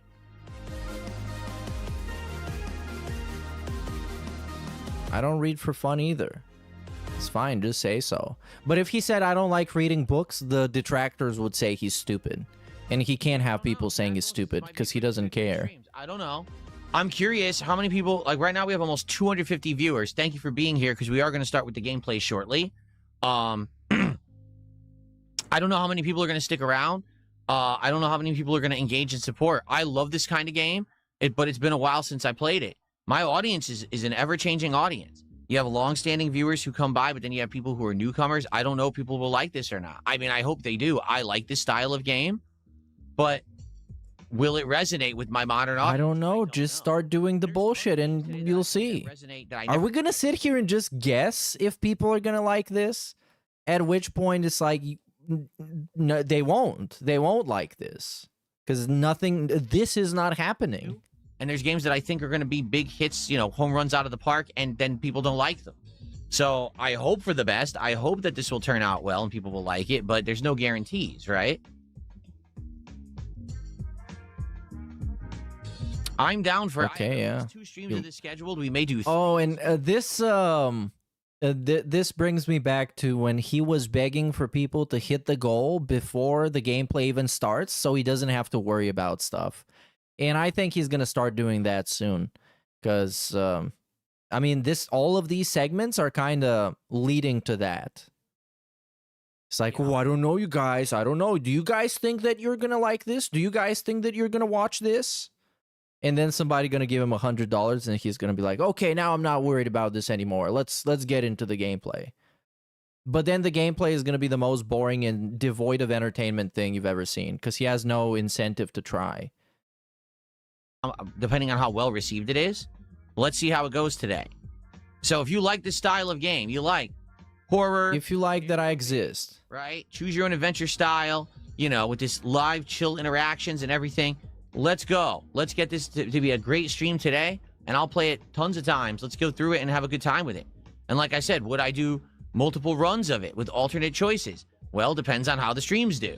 If the streams are doing well, why wouldn't I? Just like right now with Pokemon, right? We just beat the base game, but now we're doing post-game because the base... Oh, and now we're at the bargaining stage. Content, extra okay. So buy one playthrough, get two free. I'll stick around and I'll play more of it. If it doesn't do well, then probably we'll move on, right? Did he actually even finish the Elden Ring, the second playthrough of Elden Ring when he was playing as the glass cannon build? Because that's like, I thought he would finish it. I don't remember though, because that was really terrible. It was just him sitting in one place and nuking bosses with a laser beam. That's awesome. Everything.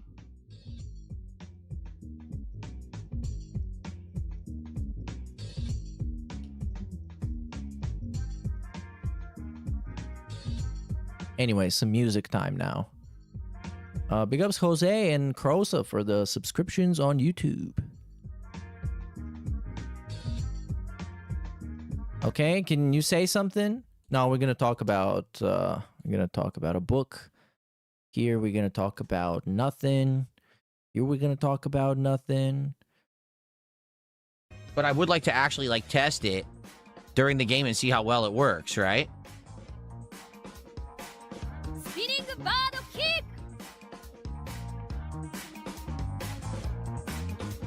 Pattern player Paulie, thanks for $2. And he's talking about all the lip smacks. Oh, I'm a smack master, and I'll keep smacking as much as I so choose, and you'll like it. Thanks for $2. As much as I so choose? Sure. I don't know. Well, I mean, it's like with the bottle crunches. This is going to be the next bottle crunch. Use a power bank. Where it's going to be like, oh, you guys, well, you like the bottle crunch, right? And then he would bottle crunch right into the microphone. Just out of spite. Just so you can complain about it more. But outside of, like, rage baiting people, it doesn't do anything. Because his own viewers were annoyed by it. It's not like the trolls were... It was a troll meme. Game? Well, this is the catch, okay? The only way I'd be able to charge it mid-game is to use an extra long USB cable, run it across my floor, and have the magnetic docking. Hey, big up Spurs fan for the Twitch follow. Snapped to the back, okay? Unlike other controllers, this thing, it's so weird. So it has to always have the dongle attached. I guess what I could do, because I do have a USB cable here, but it's running this light. So I could unplug that USB cable and plug it into the back of the controller to have it charge remotely while the dongle... Oh, we still got the tech support segment, okay. And it could be over there. You could have at least watched the review before you bought the thing that you're gonna unbox. Dongle. You don't like the word dongle? Oh, it's sexual. You can't say that. People are gonna get horny. Seriously.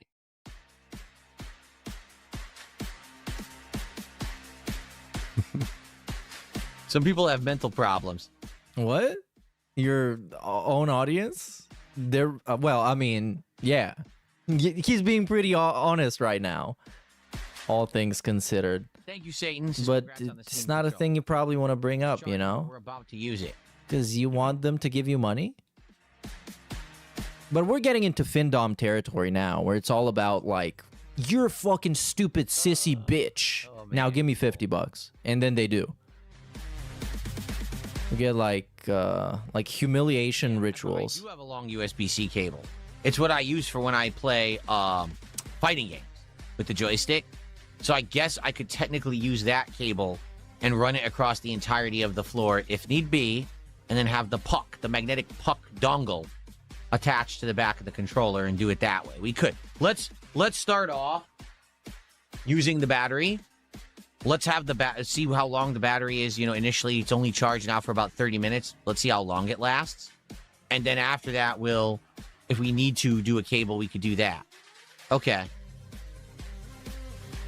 But what I find weird is they're telling you basically should use big screen mode, you know, which is essentially the TV mode to play with the Steam controller. I don't ever want to use that mode. Like, if I need be, like, why would I want to use that? I'm not playing on a TV, you know. It's kind of weird. I guess we'll have to see. But they are just letting you have more features that you can use. In case you're somebody else who does that. Let's end the morning show. All right, and then let's jump into Directive 8020, and we're going to be using the Steam controller during it, and we'll see how it works, okay? So, what I'd like to say is thanks for chilling. Thanks for the impromptu attendance. We actually got a boost in attendance because I unboxed the controller, even though it wasn't a very long unboxing or anything. Thanks for being here for a new release. You're welcome. And, I'm excited for it. Tomorrow on the formal Level 1 podcast. The formal podcast. We'll talk about my initial experience. He's going to show up in a suit.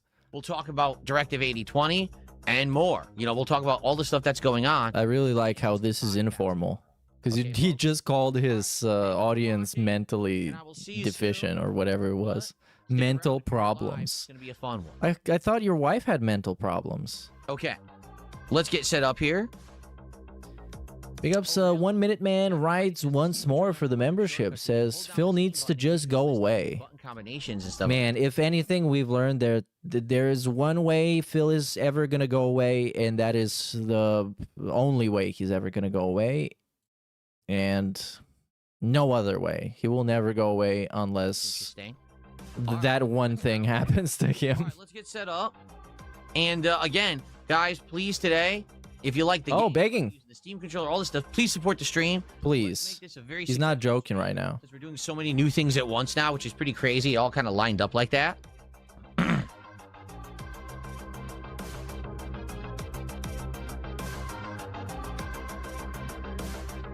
And? Okay. What happened? We'll see how that works. Okay, he's plugging it in again. We're not doing that. The Dark Pictures Anthology, The Quarry, and more. He'll be right back. Kind of video gameplay. The new one. Oh, hold on. What do we have here? This is the first time that I'm using the Steam controller for any kind of video gameplay at all.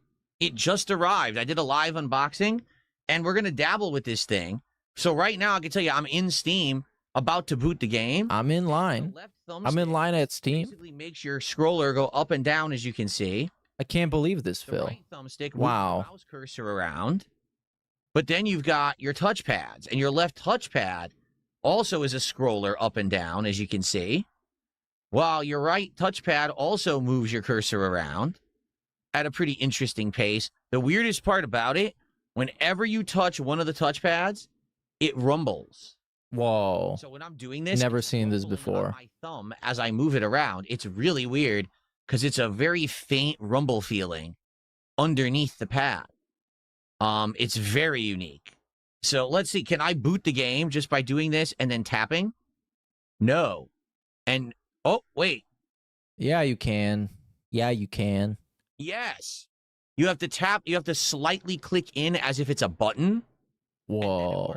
You can't, like, it's not a hard click like a real button. It's like a firm tap and hold, and then it will push up like a button. Oh my God! You should have at least, like, I don't know, go through the page on the website where he bought it from and read the features so you can show me the features and have the shit he didn't even know exists. So now we learn it and we pretend like Phil is the first person to ever know it exists. Base game. So it'll be cool to see, can I navigate around like the dialogue trees and things using the Steam controller? Oh, guess what? The cursor's not moving right now. No, the cursor's stuck there and not moving at all. Uh-oh. Yeah, I think you need to hold down on the pad. That could be a problem. All right, so this is a Dark Pictures game. Interesting, though, they're not calling it the Dark Pictures Anthology anymore. Now it's just, oh, it's a Dark Pictures game.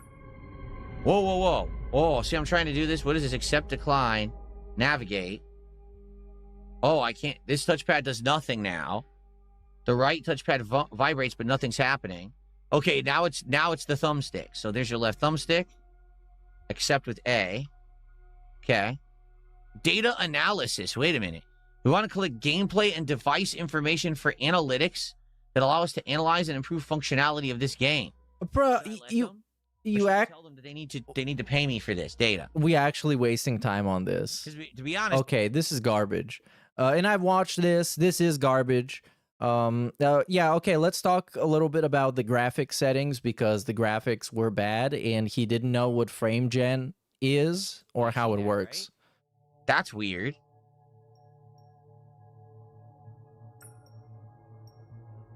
I would use the NVIDIA DLSS if we did, but why is it 1080p? I want it to be rendering at 4K. That's why it says 4K resolution. So that's weird. I wonder why it's claiming it's going to render the game at such a low... And what are we doing right now? What are we doing right now? Actual, like, the peak of learned helplessness. The moment you don't know anything, we just stop and just look at chat and wait for somebody to tell him. NVIDIA reflex. Wow. If you put this guy's brain in a fish, it would drown. Do you really need it for this kind of game? I don't know if we really need it. Yeah, you need it. Frame generation, It's auto. gonna get choppy as fuck. So then, yeah, look, 2x. I don't really think I want the frame generation on, honestly. But if you want to play it on I 4K, think that we'll be able to play it. yeah, good luck with that, bub. Upscaler. See, what if I don't want that? What if I just want it to be... Ah, here we go. To be fair, though, people were complaining about the Resolution. performance in So the it's Steam actually reviews. showing you what resolutions and stuff is available. And so if you go native, then it's going to go the actual 4K. Here we go. We want DLSS. That's what I'm using, NVIDIA. Yeah, I'm using NVIDIA. So there you go. Just go DLSS performance, dude. This is interesting that it's showing You're a you streamer. how it works. And there's different ones that you can use. So this is 4K. And that one's DLAA for super resolution. But if you go other ones like ultra performance, performance balanced, it lowers the resolution. You can see that.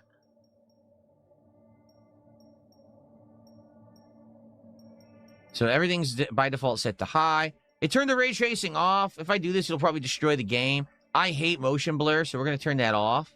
I'll leave everything else on, but I don't like motion blur. Right? No one does. I hate motion blur. It bothers me. So I'm just going to leave that off. Yeah, I think he's seeing blurry as it is. You don't need it to be more blurry. Look, upscaler is DLSS, and I turned it to DLAA, so it's full. It's actual 4K. We'll have to see how that works. Watch it kill the frame rate. I guess we'll see. Okay, apply. I said apply. Wait, yes.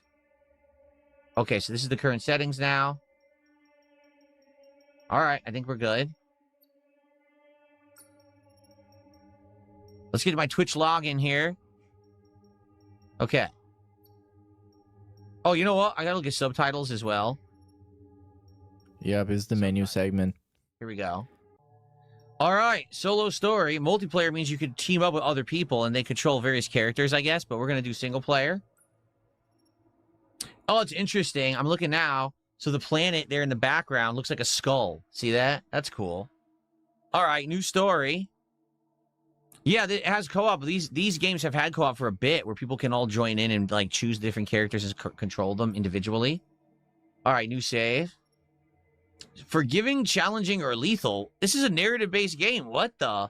So it says this is the classic Dark Pictures experience. Real-time threats are deadly, but they can be fought off with defensive parries. Critical. Hey, big ups Decoy for the follow, dude. And this one, look, death is inevitable. Real-time threats and lethal reduced opportunities for the defensive parries. Critical button presses are fast and brutal. Well, I think we're going to go with challenging. What is this now? This is new. I want to explore the story as I go. Freely explore the game's branching story. Unlimited use of turning points. Lets you rewind and correct your mistakes whenever you Nah, don't do that. Do the hardcore thing. Or Survivor. You're a streamer. I want to play the way you didn't see what happens. You do a full playthrough, All of your choices stick, even if you make a wrong choice. Yeah, go with Survivor. Come on, you're a Survivor man. Then when the game You're ends, Mr. Perseverance. then you have the choice to go back, you know, chapter by chapter. You will survive. Change the fate. Hey, hey. Yeah, I don't really care about rewinding or turning point. I'll play it on Survivor. What just happened? He got kicks. I put Survivor, didn't even say that it changed it. Most Tasteless, thanks for the auto resub over on Kick. Second in command of the starship. Anyways, and this is, as you would assume it went, just a bunch of audio description of everything that happens on the screen. It was really annoying. It was really repetitive. And it was really slow. Speaking of slow, we're going to get to the part where things actually get very slow. Thank you. Now, we have an hour left. And as you guys can see, sadly, this stream is getting very low support. We're at $58, and I've been streaming since... Not just slow. It's very low. So, right now, top kicks is 100 from Bartikit. 2 subs from Stepdad. No memberships whatsoever. Top super chat today was $10, and our top tip was $1.50. Okay? I would appreciate some support for the fact that, number one, I did get this and unbox it, and I'm reviewing it for you this week. But number two, that we're playing a brand new release, of which we've played... I'm reviewing it for you guys. Okay? I don't understand why it's so slow today. I don't even want this shit. It's trash. Right? We have over... I'm reviewing it for you, and for you alone. I'm assuming Kick probably has good support, or good attendance, I should say, considering we have so many people who are spamming the chat. Yeah. The chat spam, by the way, this is the theme of the stream. Apparently. But support is ridiculously slow. And remember the other day when he was bitching about Kick, how he told people that, someone told him, actually, that his attendance on Kick was low because he banned everybody. And that also, coincidentally, was the lowest ban day on Kick. And now he's not going to ban everybody because of that. Otherwise, those people would be gone. Which is a good guy Phil moment. I can't even hate on him for that. He's letting them razz him. Again, around $50, that's one of the slowest streams I've done all year. I don't understand. Maybe of all time, even. The game is interesting. He loves that sensationalism. He loves that. This is the slowest stream I've done of all year. You know, we're about to have a really cool part here. We've got to keep a character alive. So if you enjoyed this, please support it. I bought the game. My plan was to play through the entire game once. It's going to suck if this is the first... Oh, you can still get a refund. Because people are not supporting it for some bizarre reason. This is the kind of game that, remember, people would love to play through. They would want to come by and always see me play a horror, suspenseful, narrative-based game. Right? So what's yeah, if you don't get support today, it means that they hate you, actually. That's for sure. I like it. I'm enjoying it. It means that they personally hate you playing these games, and you should never play them again. That's what it means. I don't make the rules. I don't even follow them. I don't know what to say. He's just sitting there looking at the Kick chat with his face that you can see enhancedly, and the Kick chat is just thumbs down, Patrick, Pepe, and moral support. And this guy's saying, you suck, that's why. Which might be right. Talking. So what's going on right now? What's going on right now? Well, 250 viewers. What's going on? I want an objectively correct reason why you're not giving me money. Right now. You want me to just turn the stream off?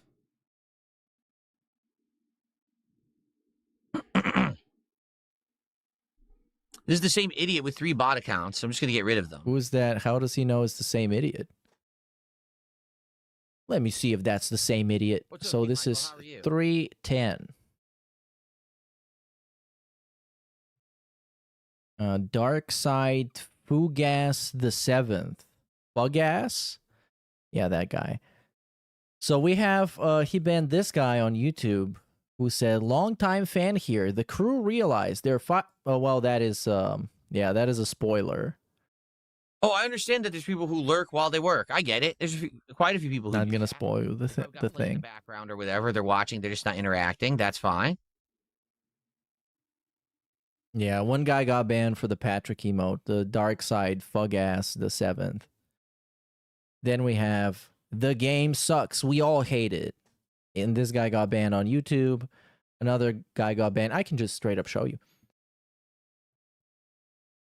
What do you want me to do? Around this timestamp. So this is 3:11. We got here at 3:13. Yeah, that's the problem. It's the same boring performance.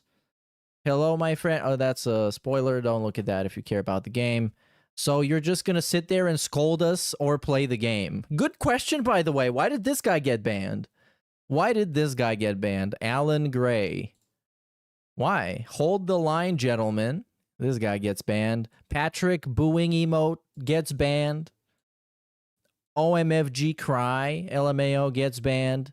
That's his name. Bro, you don't even care about the game. Also, 180 memberships in Raw Phil and $10 super chat. That guy got banned. So this is like a guy who pretends to be King Michael. So yeah, you got the point. It was very positive. And he was just sitting there for a reason. Stop the Patrick reactions?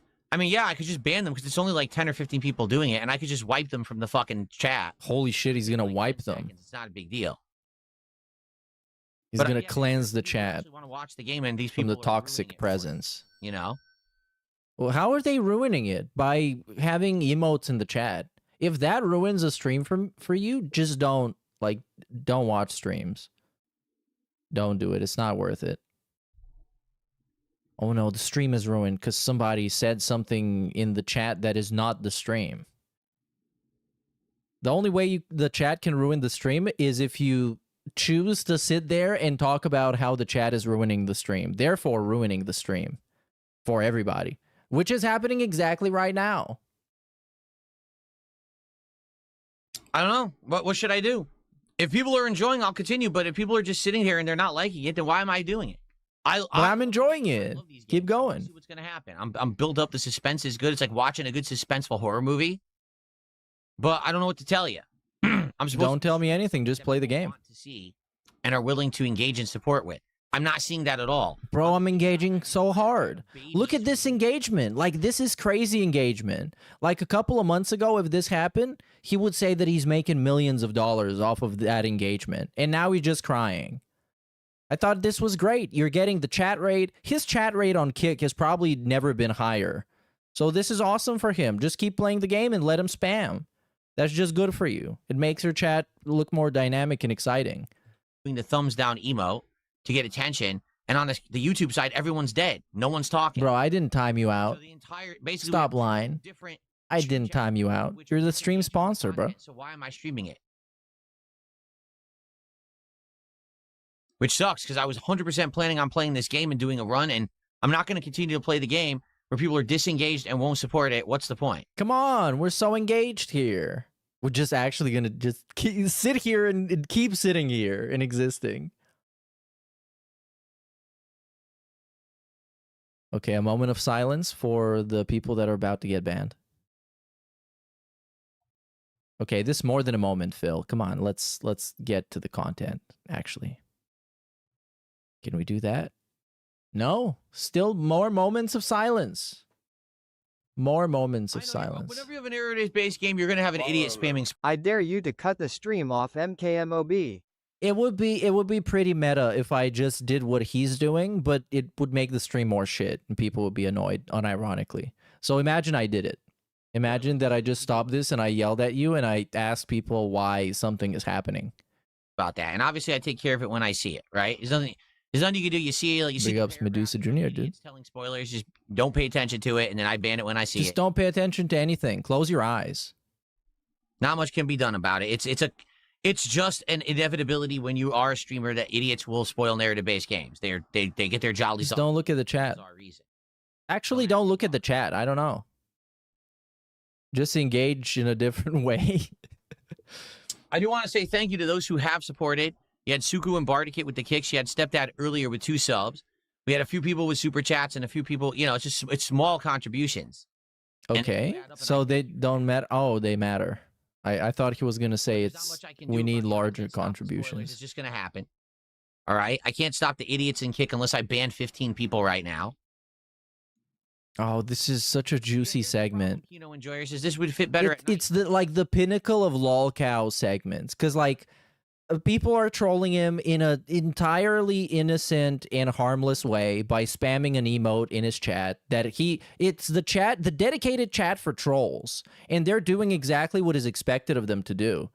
But then he's doing the lolcow thing where he's making it like 10 times worse by just reacting to it in the natural way he would react to it. I'm busy at night right now. He's busy at night. I'm sleeping with my wife. To the Quartering documentary, right? And it's doing well. I'm trying to finish Mouse PI for Hire. We don't have time to exclusively play a game like this at night. Plus, like people are saying, the game is anywhere from 8 to like 12 hours long. That's 6 to 7 streams.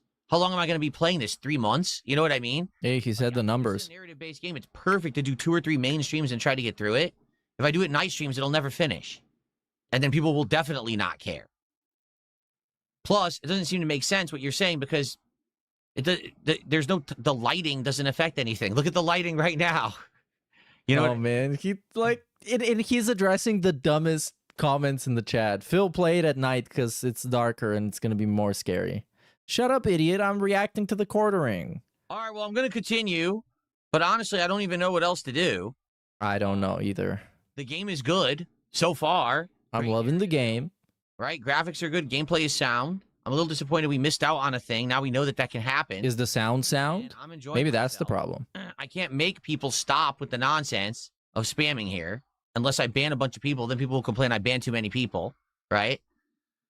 I can't make people support and engage content. The chats are dead. What else am I supposed to do? Right? I don't know. Complain more.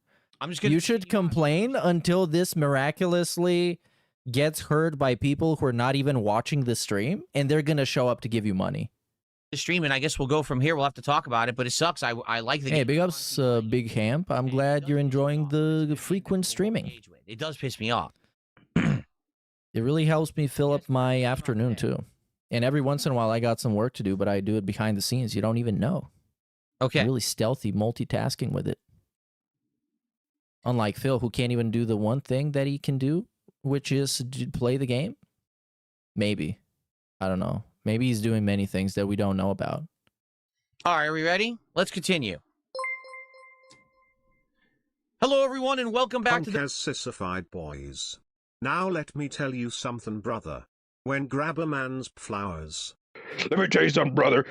What did that have to do with anything? That was such a non sequitur. But big ups, dude. Here on DSP Gaming. Oh, that was unrecorded, by the way. Yeah, that was unrecorded. What a great classic unrecorded segment. A quick decompression. Stuff is about to happen. In fact, the game warned... Would have been a lot cooler, though, if it was a part of the gameplay, where he would complain to the on-demand audience for the stream audience misbehaving and telling him to, like, send him super thanks or something, since those people are not helping out. Somebody has to take it. It's very important that you do it correctly. Has to eat it. And you have to basically respond really quickly. So we split the part, and now I'm ready for it. Let's see if we can keep this crew member alive. All right, ready? All right, here we go. Sims, don't do this. Okay, so this is, yeah, this... Don't think she can. This is trash. Let's get to a point where it might look like he's playing the game, but he's low-key not, which is probably going to be here. Yep. Where he's going to cut the part, split the part. Shout out to Blue DS Prince, who auto-resub for 13 months. It's not active support, but it is support for the stream. So oh, he said this again. The active support. Oh, I hate this so much. It's not active support, but it's support. It's the same amount of money you would get from another guy being a fucking member. What an asshole. Thank you for the auto-resub. What an asshole. It's not active support. But it's still like whatever, but you didn't do it right now when I asked you to. Okay. So it means less. And that's why I'm going to try and make it seem like it's less. Oh, dude, come on. He's so trash. And now the great cleansing begins. He turned on the ovens. Okay. So I timed out everybody spamming. Okay. I timed every spammer out. So you're timed out for like 10 minutes. Come back after the timeout and stop spamming the chat. And then I won't ban you. Thank you. Okay. Yeah, they're gonna change their ways in 10 minutes. You're gonna sit there and be like, you know what? I regret trolling Phil in a very innocuous way. I really regret it. Because of these morons spamming my chat over there on Kick. I missed out on who this person is. I just know this is 22 hours later. But my brother in Christ, you're making the thing. So, yeah, anyways. He timed out a bunch of people that were spamming, which, I mean, in his chat, there were like 5 people. They were just spamming a lot. And now we can see he's leaning in. It's around 3:30 p.m. So let's check this out. Here we have this juicy ban from this guy who says, "Do it, bitch."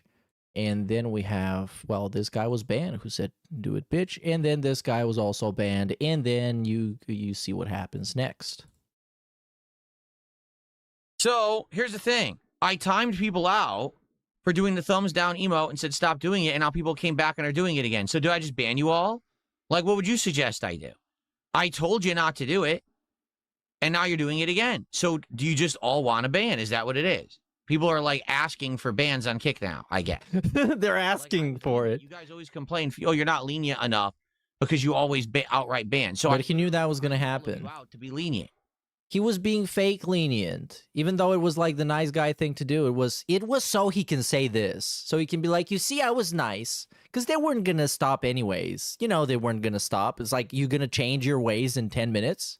And now you're back doing the thumb. You're going to have trolls remorse? I need to ban you. Is that what it is? Because I need to play the game. Okay? I need to play the game, and I can't be distracted any further. So do you stop now, or do I ban you all? Because yet those are the two options. Either you stop using the emote and spamming the chat, or I ban every one of you in a row. And then I play the game. Either way, I'm playing the game. It's either with or without you in the chat. So which would you choose? Which would you prefer? I'm sorry, Phil. This is where it ends for me. I can't change. I am what I am. I was born to troll. Because everyone stopped? Are we good? I was born to spam Patrick emote in your chat. It's like that story about the scorpion and the frog. Oh, no, we have one. The frag. Right. That guy's gone. It's in my nature, dude. Okay, goodbye. So 2 people are banned because they asked for it. Didn't want. Yeah, he's gonna turn the car around. They need to stop. We're not going to Disney World, to Disney World. And this guy just said the N-word, so obviously I got to ban him. I mean, what an idiot. Did he say that? Okay. We're gonna get a fact check on this. So 3:30 p.m. plus minus. No. Well, oh, he banned this guy, by the way, for saying not active. For calling him out on his scammy ass greasy bullshit. This one got banned for saying doesn't count. I don't see the N-word really. This guy got banned for, well, he was spamming? No, he wasn't spamming. It's the same account. This is a spoiler. Here, this guy got banned for the emotes. This guy got banned. This guy got banned. This guy got banned. These ones all got banned for this. A bunch of people. Then we got this guy on sock accounts. I'm not poor. Is this the Cup Rattler? Probably Cup Rattler. Some version of the Cup Rattler. Some futuristic Cup Rattler. Then we have, we don't like the game, you light bulb. Was that the N-word? No, that was like 15 minutes after this segment. Are we good now? Oh, was it attached to a moral support message? I trust you, Shroom. Okay. He was guilty. Guilty as charged. Your system now. And now we can continue. No. Okay? All right. But it would have been nice if Dunsfelter was here. So he, like, this whole thing would not happen if Dunsfelter was here. Speaking of which, I think he has a command in his chat that tells him how long Dunsfelter's been gone for. Because Dunsfelter was really that big of a deal. Odd. Oh, the door opened now, by the way.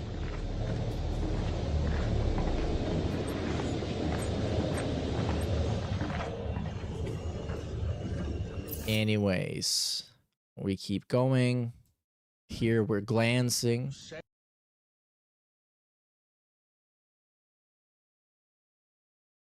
We get nothing here.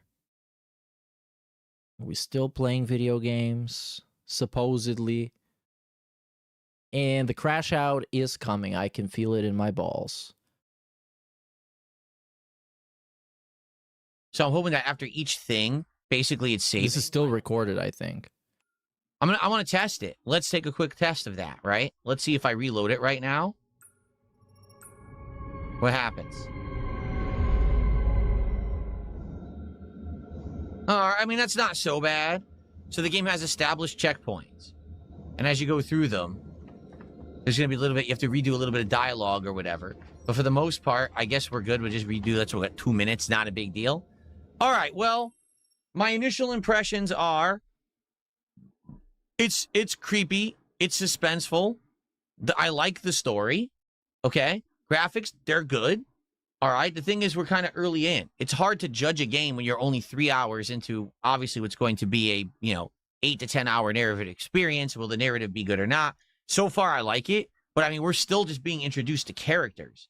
So it's very hard to make that judgment. Like, if we were playing Until Dawn right now, we would have already been something like almost halfway into the game, and we would have seen... This guy gives off very strong subs-unicorn teacher energy that everyone would clown on. Yeah, I love that. That's one of my favorite comparisons. The substitute teacher that has zero authority, and no one cares about what they want to happen or what they want to do. And that's what he's acting like. It's kind of like he produces that behavior towards him because he's that much of a goof. Big up Synonymous for the $1. Also, look at this. He's readjusting his skin suit. Seeing all the characters and their traits and their interactions and things like that. And here we're still just getting to meet the characters. It's obvious this is going to be a longer game than the ones that, this company have put out previously, Supermassive. So overall, I like it. It's my kind of game when it comes to a narrative-based game. I want one that has suspense and scares and stuff like that. But the audience, I'll be honest, certainly did not get the expected response from the audience. Like, it just doesn't seem like many people are liking it, which is unfortunate. I like it. I would love to keep playing it, but I don't know. Today, engagement was very, very low, with most people basically complaining, and support was non-existent pretty much. To be honest, I mean, we had most of this support before I started playing the game. Like, look, if I take a look here, it all came in during the morning show. Like, literally, when I booted the game up, there was a super chat. Since I started playing the game, I made like $15. So, yeah, I don't know, because I've played games like this in the past, and people have been along for the ride and liked them. Personally, I don't think there's anything wrong with it. I'm intrigued. I want to play it more. But I guess I'm going to have to ask the audience what's going on. Oh, that's my favorite segment. Do we play more of this or not? I'd like feedback. Where we sit here and we ask people what's going on. I want an explanation. Because I want a public apology. Let me tell you, the stream today was completely disengaged, and that's not good.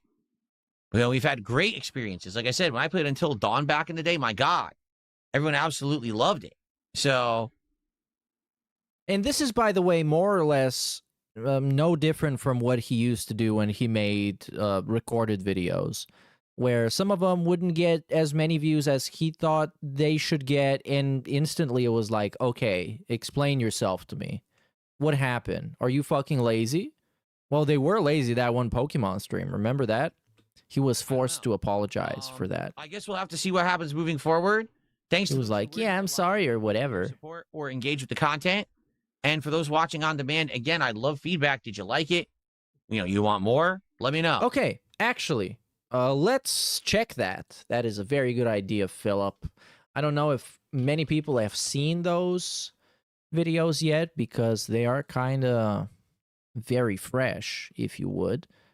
Let's pop these open and see here. Nothing. I found you recently. Hopefully you start getting better views. And thanks for the showcase of the Steam controller. This is what Slim Curry says. And Slim Curry, he has existed for a long time and actually has like a Steam. So it is a real person. Holy shit, I cannot believe it. A real person discovered Phil. He has been discovered. Now we have Bob Johnson Gaming who says, I love you, DSP. And that is the only comment. So positive comments, people loving this, and this one has no comments. Oh, okay, guys. Thank so you for it's a massive success. premiere of Directive 8020. Yeah, guys, I don't know what to tell you. Like, oh, immediately mask off. Directive 8020. Look at the dramatic. He couldn't wait to clock out the YouTube mode. He couldn't wait. You know, you want more? Let me know. Okay, guys, thank you for watching this premiere of Directive 8020. Yeah. Guys, I don't know what to tell you. Like legit, again, it's another situation where legit, I don't know how to read the room because we've played these games before and people have absolutely loved them. And now for some reason, people don't. Huh? What happened? What's the reason? Time, and sadly, today, my audience doesn't really like this kind of game, even though previously you guys did. I need a scientific explanation for this phenomenon. And now times have changed. Also, a great moment when he says, I don't know how to read the room. I mean, yeah, you're Dark Side Phil. You're DSP Gaming. And that sucks. Because I still like this kind of game and I want to play it. But to be honest with you, I mean, taking a look, we have the entire Kick chat just thumbed down the entire stream, and half the people got banned because they wouldn't stop, even though I gave them an ample chance to stop. Ample champs. Most people were quiet the entirety of the stream. We had tons of trolling coming in, right? So there wasn't tons of engagement. And as for support, I mean, take a look. $63. That's the worst stream I've done this year. I'm not even kidding. I think every Dragon Quest stream pretty much did better than that. There might have been sensationalism. I love that. Of Dragon Quest that actually did worse. But I just want to show you this. This guy got banned for mysterious reasons. You guys try and tell me why. So this is 4 p.m., 4:10 p.m., which is incidentally exactly where we are right now in the stream. And he said, at DSP Gaming, are you only answering questions from people who have given you money before? Are you worried that that will foster a parasocial relationships, or is that your goal? Which, I mean, if you're going to ban the guy for that, then the answer is yes. You're kind of giving him an answer. And here we got, remember when he spurred out over Crimson Desert because it had a slow start? Apparently he remembered because that got banned. DSP Gaming, we got this amount of players on Steam right now. The game is bad, you just don't like the feedback. This guy got banned. Take your break, Phil. Appreciate your earned $11.25 an hour stream. And then this guy got banned for spamming. yeah, I'm shocked. On a day when the Steam controller arrived and I unboxed it and was testing it, on a day when I'm playing a brand new release, to have a slow stream, that's an awful, awful sign. So what happened? No, I really want feedback. What happened? He got backstabbed by his audience. They betrayed him. You let me down on the day of the Steam controller reveal. What do I even do? Do we play this again?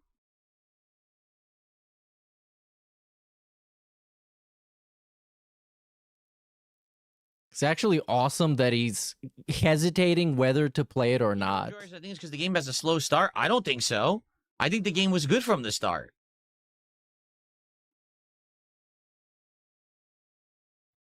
The game doesn't resonate well with the audience. It save us GTA. I mean, we don't need you to point that out. We know that's what the whole thing's been about. Well, I don't know what to say. He doesn't know what to say. Games are so Stupid. These days.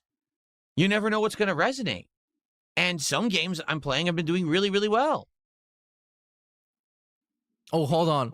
We get another great segment. Cup of tea is King Michael. It's coming up. It's the Black Woman segment. What I find funny is that people were like, early on today, were like, oh, this game will not resonate with your audience due to the thumbnail. And I was like, why? Because one of the protagonists is a black woman? Like, first of all, the cast is, they're big cast. Supermassive games have big cast. It's not one character. It's it's the black woman's fault. Between tons of different characters. You know, she stole the black pack, as Phil would say. Has her on the key art or whatever. That's not the main character of the game. There's going to be a ton of characters in the game. And I guarantee you, she probably could die too. Well, you know what they say, Phil. Go woke, go broke. Phil just went broke, you guys. Another victim of the woke mob.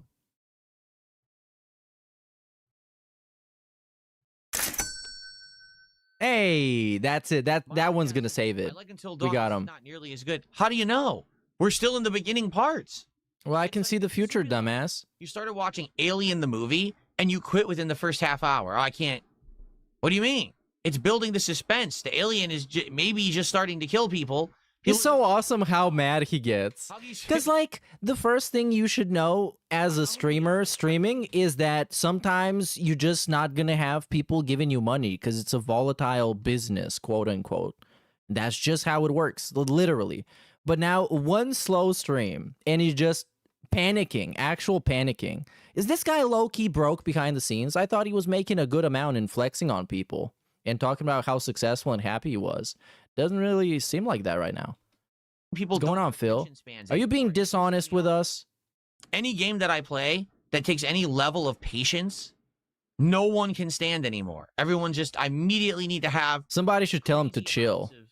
You know, That's stuff going to right work away. out It's great. like, well, this is a narrative-based game. The point is to build the story and then make it boom, big shocking things happening, right? That's the whole idea. So I'm lost and confused. You know what I'm saying? Like, this game, in my opinion, so far, just as good as any Supermassive game that I've played so far.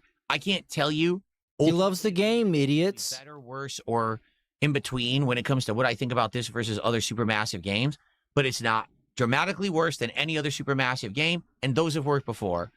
So it's not the game. I'm being honest with you. It's not the game. Who is it? It's not me, it's you. Mozzie, thank you for $2 for that. It's not the game. Until Dawn, you're not playing it. So is he trying to lead me in some direction and kind of suggest what the answer is? Like, what is the answer? It's me. It's my fault. I'm stupid. I'm so stupid. I don't understand the depth and complexity of the Supermassive game interactive movie and Darkside Phil's awesome commentary of it that deserves money. I don't know. Talking about Mozzie. What are you Until Dawn? What are you talking about?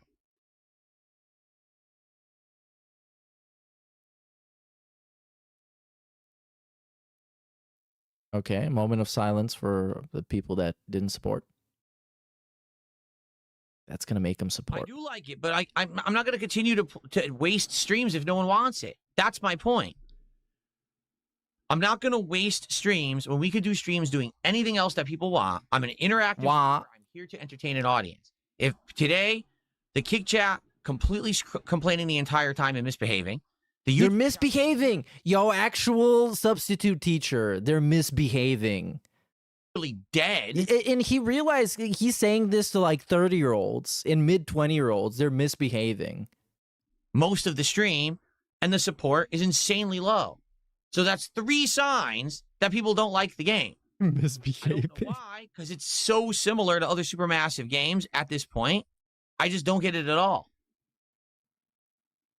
It's not like, oh, they really fumbled the bag here on this one because the freaking graphics are terrible, the writing's bad. He's the black woman, dude. The black woman fucked you over. These things have improved just like everything else in the industry. This one looks better. You want to know what game was awful? The Quarry.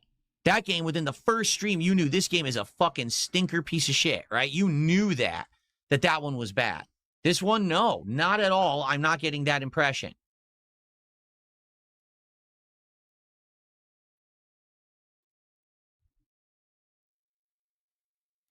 So, we did get some trophies. Wake Up the Crew, episode 1. Trophy time? What is going on? I thought we were going to find the reason. The definitive reason why this stream is not successful. We did nearly got caught.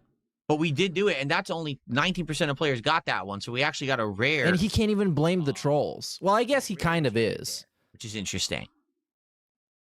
But it's also not the trolls, because they didn't really do anything. They just spammed some emotes. The footage. Now I got to debate, do we play this again? Because I was going to play it, well, let's see. Tomorrow we're doing Pokemon again, right? And then this was going to be Thursday, but now I don't even know if we want to. Do we want to do this? Do we want to do Saros? What do we even want to do this week? Now I have no. There's also a high chance we got like a pre-stream on the night stream that is like 45 minutes long. And I'm not even. I don't know anything about the night stream.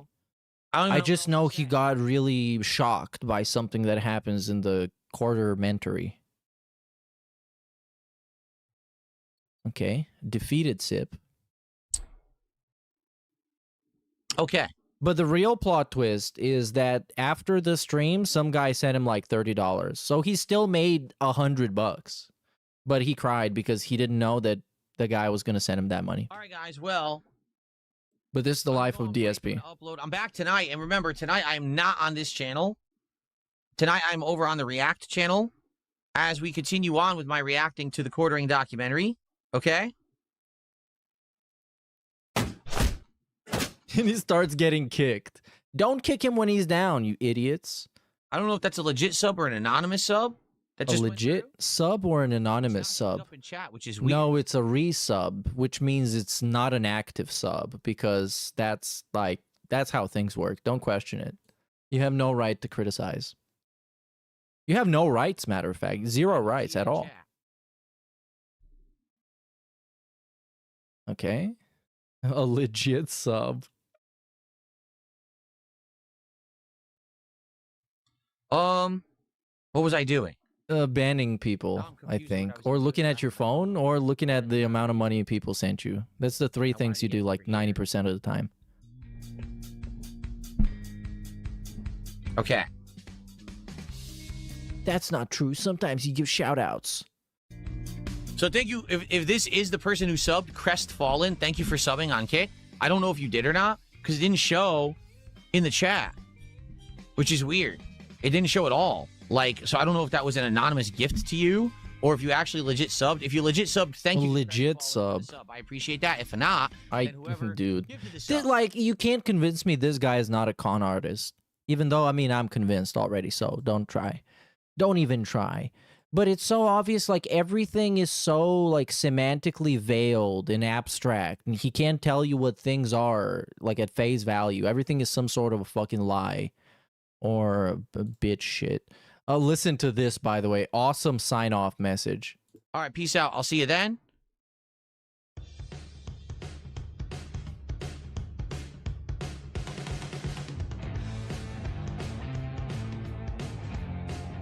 Okay.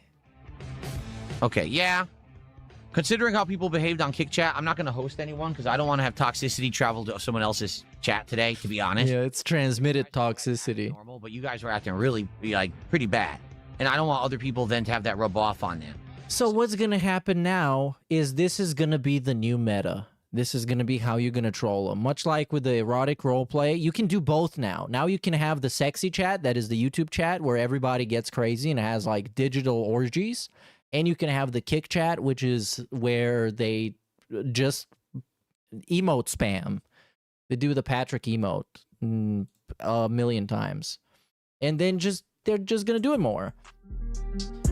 But I don't know. He probably cried about it during the night stream. Because here, come on. Get a load of this shit. So at the 35-minute mark is when the pre-stream starts. And this dude sat there for half an hour to start the fucking react. I can't believe this. The moment you think he cannot physically waste more of your time, he goes above and beyond. He does it. He does the unthinkable, the unspeakable. Good evening, everybody. Hello and welcome to... You better believe it. Part 3. Sponsored by Anonymous Attorney at Law, not Medusa. Oh, so it's was it legit? I don't think this is a legit sponsorship. I think it's not an active sponsorship. By June the King. And tonight, big ups Anonymous, not Medusa Jr. Tonight we are getting to modern times. You know, the first stream was major backstory. The second stream was the beginnings of the quartering up until around 2022. The beginnings of the quartering. Tonight, we get into the real meat of just a quarter of the quartering. What's been going on in the last several years, which I'm sure most people are aware of. I am not. That's why it'll be more interesting for me to dive into the more modern topics, right? Welcome to DSP Reacts, everyone. I hope that you have been enjoying this return to reacting in the last week or so, right? It's been interesting, to say the least, to come back to it and to see if I could get an audience for it and to see if people would be engaged in it. And I would say it's doing all right. It's certainly not knocking down doors and going crazy. You know what I mean? It's not a barn burner, but at the same time, I do think that there is an audience for it. People who like seeing my reactions to hot topics and pertinent things. Actually, I would straight up say it's a failure. Because, you know, the high tide raises all ships, but his ship is at the bottom of the ocean. And he only exists because he is a bloated corpse that is sustained by, I don't know, other corpses? Something analogy that is bad. But still, I'm kind of surprised that it didn't get him more hype, even though I guess the first video did. The first video got a shout out by the Camelot guy, and it got some comments calling him based. Well, I guess that's all he's going to get. We've had good attendance. Because, like, I mean, this is not exactly the best format that's going to catch on. Like a 3-hour react video of a guy not even really reacting. So it continues. Okay, good stuff. There you go. Tone to Bone with our first contribution of the night. He's doing a blatant advertisement in chat. I'm not going to read that out, but thanks for... What does it say? Move Like That by Toned Bone. Stream now on Spotify. Let's see this. Toned Bone. Move Like That. Stoned Bone. I'm curious. As a music critic. Okay, so this is it. Enjoy. Or maybe don't. Yeah, let's get to the hype part. This is how you listen to music. You just go to the first minute. It's all about living so free. What you want to know about me? Trying to be the best I can be. Don't know what life's gonna lead. Hit the floor, it's side to see. Stole that shit. I'll be ever nice to me. We can do it any day of the week. One time tonight, can you do this for me? Can you show me? Great. Future platinum record. But this came out 10 months ago. This is not even new. This is not even new. And thanks for our first... This is top 10 songs of the year. Anthony Fantano just said. The Needle Drop just texted me. He said this is a classic record. This is a 10. Out of 100. Hopefully I'm not... I hope my allergies don't bother me tonight. I'm going to be... I hope your allergies don't bother me. And because of that, hopefully I'm not having issues. Earlier today, pollen counts were sky high, and I did not... Oh, we got another full pollen day. Should have taken a Zyrtec, and I didn't, but hopefully it won't affect us tonight. Tone Bone with the second super chat. Thank you, Tone Bone. What do you say? Check out my single Calfzilla. No, I'm not doing that. You had one shot. Good evening, Rebel Yeller. How are you? Triple A asks, how's the Steam controller? Well, I used it on a game earlier today that, quite frankly, didn't really utilize it much. You know, I'm playing this new narrative-based horror game, Directive 8020 from Supermassive Games, and, you know, was I using the touchpad? Just a little bit, not much. The game doesn't really utilize it. And there's not much to do besides just walk around and click things. So because of that, I can't really tell you, hey, it controls well or anything. I think tomorrow, when I play Mouse PI for Hire, that will definitely be a better test to the controller. Maybe when you want to preview technology, you're going to do something that showcases all of the features instead of using it like everything else and then being like, well, I don't know, it's not anything different.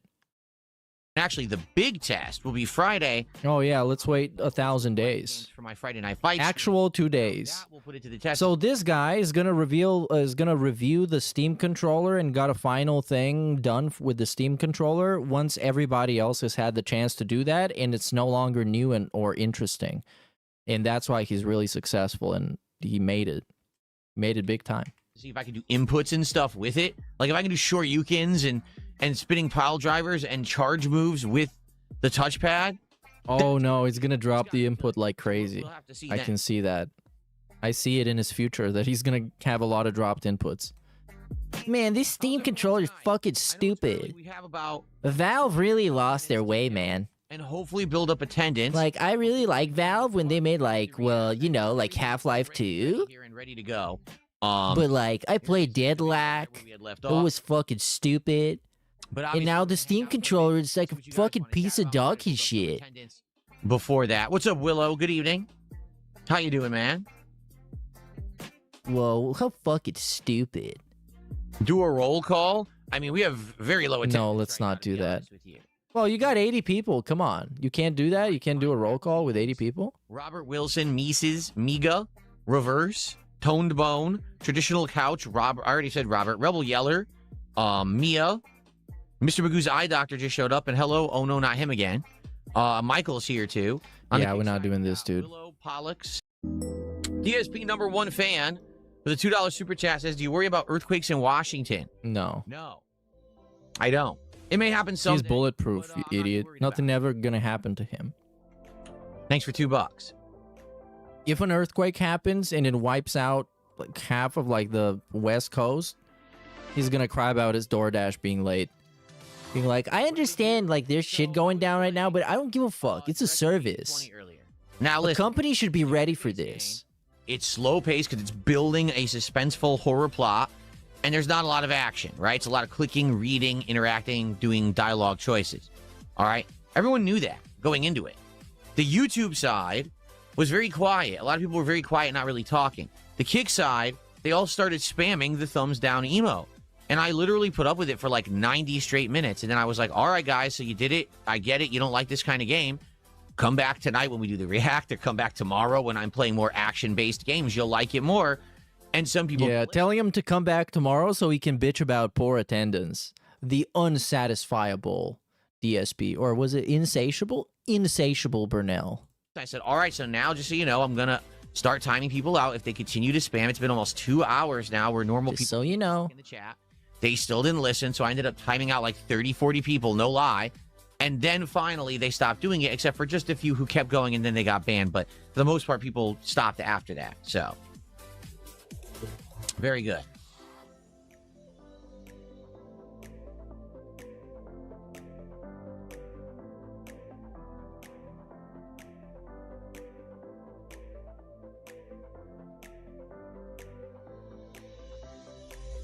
You're an uncle? Well, good for you, Resident Evil. I don't know why you're telling me that, but good for you. Mises, thank you for a $2 super chat. I appreciate that. Hey, thank you to Frank's Gym. I don't know if he'll see this, but I will give him a special thank you. Oh, hold on. Yeah, this is the plot twist that happened after the stream. They probably, I would assume they're not going to. Frank's Gym actually gave a very generous $30 tip at the end of the first stream, but he did it as the stream was going offline, so I couldn't count it towards the stream. But I want to say thank you to Frank's Gym. I don't know if he'll see this, but I will give him a special thank you the next time I see him in chat, because that was very nice of him to drop a tip at the end of the last stream, but the stream was already going offline. But this again, in this, sure, somebody gave him money, saved the stream, so-and-so. But that guy didn't even fucking watch the stream. He doesn't even know if he likes the, what was that, Expedition 220 or something. Whatever, Directive 220, Directive 1651. You know what I mean. The guy didn't even fucking watch it. But DSP got his money, so it doesn't really matter if you like the stream or not. This is, again, it has happened like this like a million times. It's nothing new. Where somebody's gonna come up and save a stream that's been really slow, and he's gonna act like people love the game when nobody else cared but that one guy. That's the only reason he played Baldur's Gate 3 the entire way through. Because 1 Minute Man was pay-pigging like crazy. That was like peak 1 Minute Man. Ellipsian Program did a $2 super chat and says, do you have the endurance to lie with 9 partners a week? I lie to a lot more than 9 people a week. I don't know what you're talking about. I mean, like verbally lie, just tell very big lies all the time in front of thousands of people. Didn't you know that? Well, Or do you have a yeah. different kind of Is that supposed to be a joke? for $2? Who was being funny right now? Absolute one. I mean, pretty much everything I say is a lie. You all know this, right? Absolute 100% lies, and nothing but lies. Oh, no. We gotta be extremist. Extreme satire, Phil. Oh, yeah, everything I ever say was a lie. Everything. I'm lying right now. In fact, I think, for the most part, mostly anything I've said in my life has been a lie, right? Everything. You're better off asking what Kiki things have been said Productions. truthfully. Then I could maybe narrow it down. Yeah, like, I mean, that is, it's not bad advice. Actually, you should do that. Considering we're gonna watch the quartering react and also lie a bunch, or just be gaslighting yourself and being delusional. Because like being delusional doesn't count as lying, because you're just lying to yourself. So tonight we're gonna react for another 2 hours. We'll start in about 15 minutes or so, and by the end of tonight, if we stay on pace for how much we've been moving, likely there will be enough for one more stream. So tonight, once again, if we have a good stream, good attendance, good engagement, good support, and everyone is liking the momentum and wants me to keep going, then we will continue, and the finale of this react will be Thursday night. Okay. Well, so maybe we just needed to build some momentum or something. I don't know.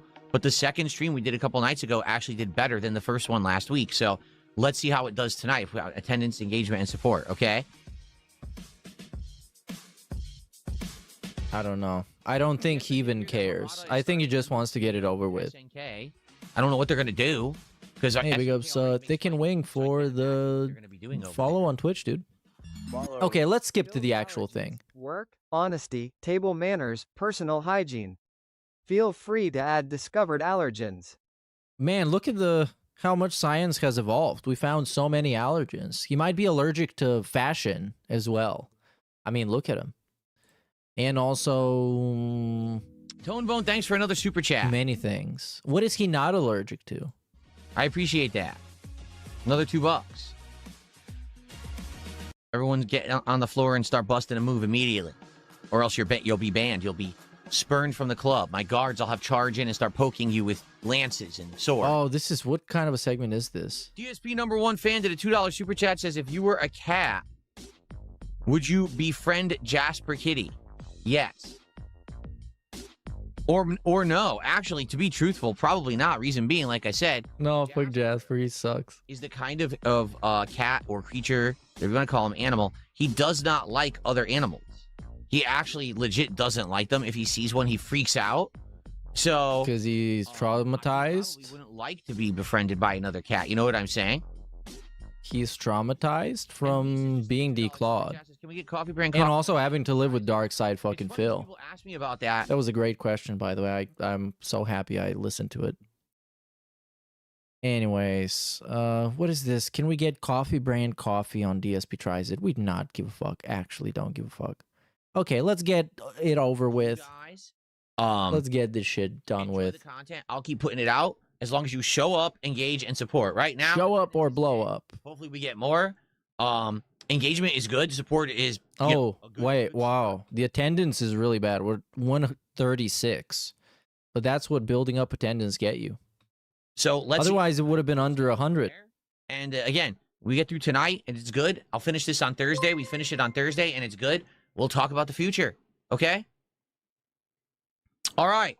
Folks, we're back. Here we are, right where we left off. If you remember, last time around, we talked about... Yeah, declawing shouldn't be legal. The quartering. How his channel... It's actual traumatic experience to the animal. Wars rage bait channel, where he would purposefully be doing this kind of content to piss people off. He would get into arguments with certain people. He would completely... basically kind of almost stalk and haze people like Brie Larson to get that rage bait going. He would get into arguments on social media. This one guy actually hit him in real life as a result, right? And he also seemed to frequently get on stream either incredibly tired or inebriated and tell stories about things like his infamous piss story and more. That's pretty embarrassing. But ultimately, where we left it last time, the last thing that we noted, right, was he is mentioning that at this point of his life, he's completely burnt out. This is 2022. He's completely burnt out. He's completely overworked. And basically, he's not really enjoying his life anymore. He's even seeing it affect his personal life, like his marriage and stuff. And what I said, the final thoughts we had a couple nights ago is, why is Jeremy in this situation? It's because he's always pushed himself into this overworked situation where it's like, he's not just satisfied doing one thing, he wants to do the next and the next. So here's the next Kickstarter, the next GoFundMe, the next Patreon project, the next is pledge to this, give me money for this, give me money for this. And he would always get all the money, and then he would have to do the projects, and then next thing you know, the guy's massively overworked. Now, the other thing is he's mentioning he's a millionaire. He's got planes. He has planes. Bro, it's one plane that his wife said she has. It's like planes. Come on. This guy understands nothing. And I understood that, and I'm like secondhand watching this. I don't even like watching this. If you have a plane, you would hope that you're doing enough things that, you know, you can support it and that you're not completely killing yourself to have a plane. But apparently he is. Like, he's just constantly on the internet running projects, grifting to make money for them. And now he's basically affluent, but he's killing himself doing it. Basically affluent. Okay? He couldn't even say like wealthy or rich. He would have to say affluent. Such a fucking annoying term to use. All right, ready? Well, he's so affluent. Look at this fella. From where we left off, This feller. but I remember we paused here. So Such an affluent gentleman. Years since Jeremy initially told the Walmart story, yet Okay. it was still in circulation. The Walmart piss story, if you remember correctly. Now evolving to where creators were breaking down his choices in depth with diagrams to prove the inefficiency in his choices. In April, there was yet another Twitter rant on the topic of balding and soiling himself. In the midst of this mockery, Jeremy was making plans to create something that could sustain him outside of YouTube. With a history of failed websites, he was investing into something material. He was investing into the coffee brand Coffee. A Oh, wow. This is funny because people were saying this is what we're going to get into tonight. It's literally where we are. Wow. So this is, I've heard about this so many times. People have come into my chat and said, did you ever try Coffee brand coffee? Would you try Coffee brand coffee? What do you think of Coffee brand coffee? I'm like, what the hell is Coffee brand coffee? What are you talking about? And then people would say, oh, that's the Quarterings coffee that he sells online. I'm like, I don't know if I would get it. Does he even sell K-cups? You know. And the thing is, do I drink coffee? Yes, I do. I do. I usually have 2 cups of coffee a day, sometimes 3. Depends on the day. I love coffee. I drink it black. I don't necessarily drink Coffee lore? for its Why do we flavor, need this? for its effects. So could I review Coffee brand coffee? I mean, yeah, I could buy a box of it, I guess, if he does K-cups. Backs. And I could drink them and tell you what I think. But I would never do like a DSP tries it taste testing episode. I think that would be incredibly boring. Me here sipping coffees and telling you what's better or worse. I mean, you just do fucking burger tasting things, man. It's not like creation. Coffee brand coffee. It's not like DSP tries it as like an elevated brand Is under attack. and an elevated art form. You just eat a fucking chicken burger and tell me it's dry. Okay. The title was clickbait, and a marketing ploy to And tell me the fries are soggy. attention to his newest project. Jeremy would heavily promote this coffee, to the point that there are, at this moment, approximately 1,000 videos on his channel talking about or mentioning Coffee brand coffee by name. So, I mean, fair enough. If it's your brand, you just plug it. Moving forward. I mean, if you were to start your own actual company, right, of something like this, obviously, if you already have another thing that's successful, you would probably want to have that cross over. Right. You know what I think? I think I would. You know, why not? I have the avenue to advertise it. This is probably going to be my customer base. So, makes sense to me. You know what I mean? It makes sense to me. But I guess a lot of people have issue with it, thinking it's another grift, right? June 8th, infamous political commentator Tim Pool was swatted. Jeremy viewed this as an opportunity for promotion. He spent $100 in chat tying the high stress of a swatting. This is a high-stress moment, likely a great moment to brew up a delicious cup of Coffee brand coffee. If the stress is getting you, Lol. perhaps one of our new teas will calm you. But maybe a velvety cup of coffee brand That's pretty coffee. innovative advertising strategy. What a double-edged thing this is, right? You're getting swatted.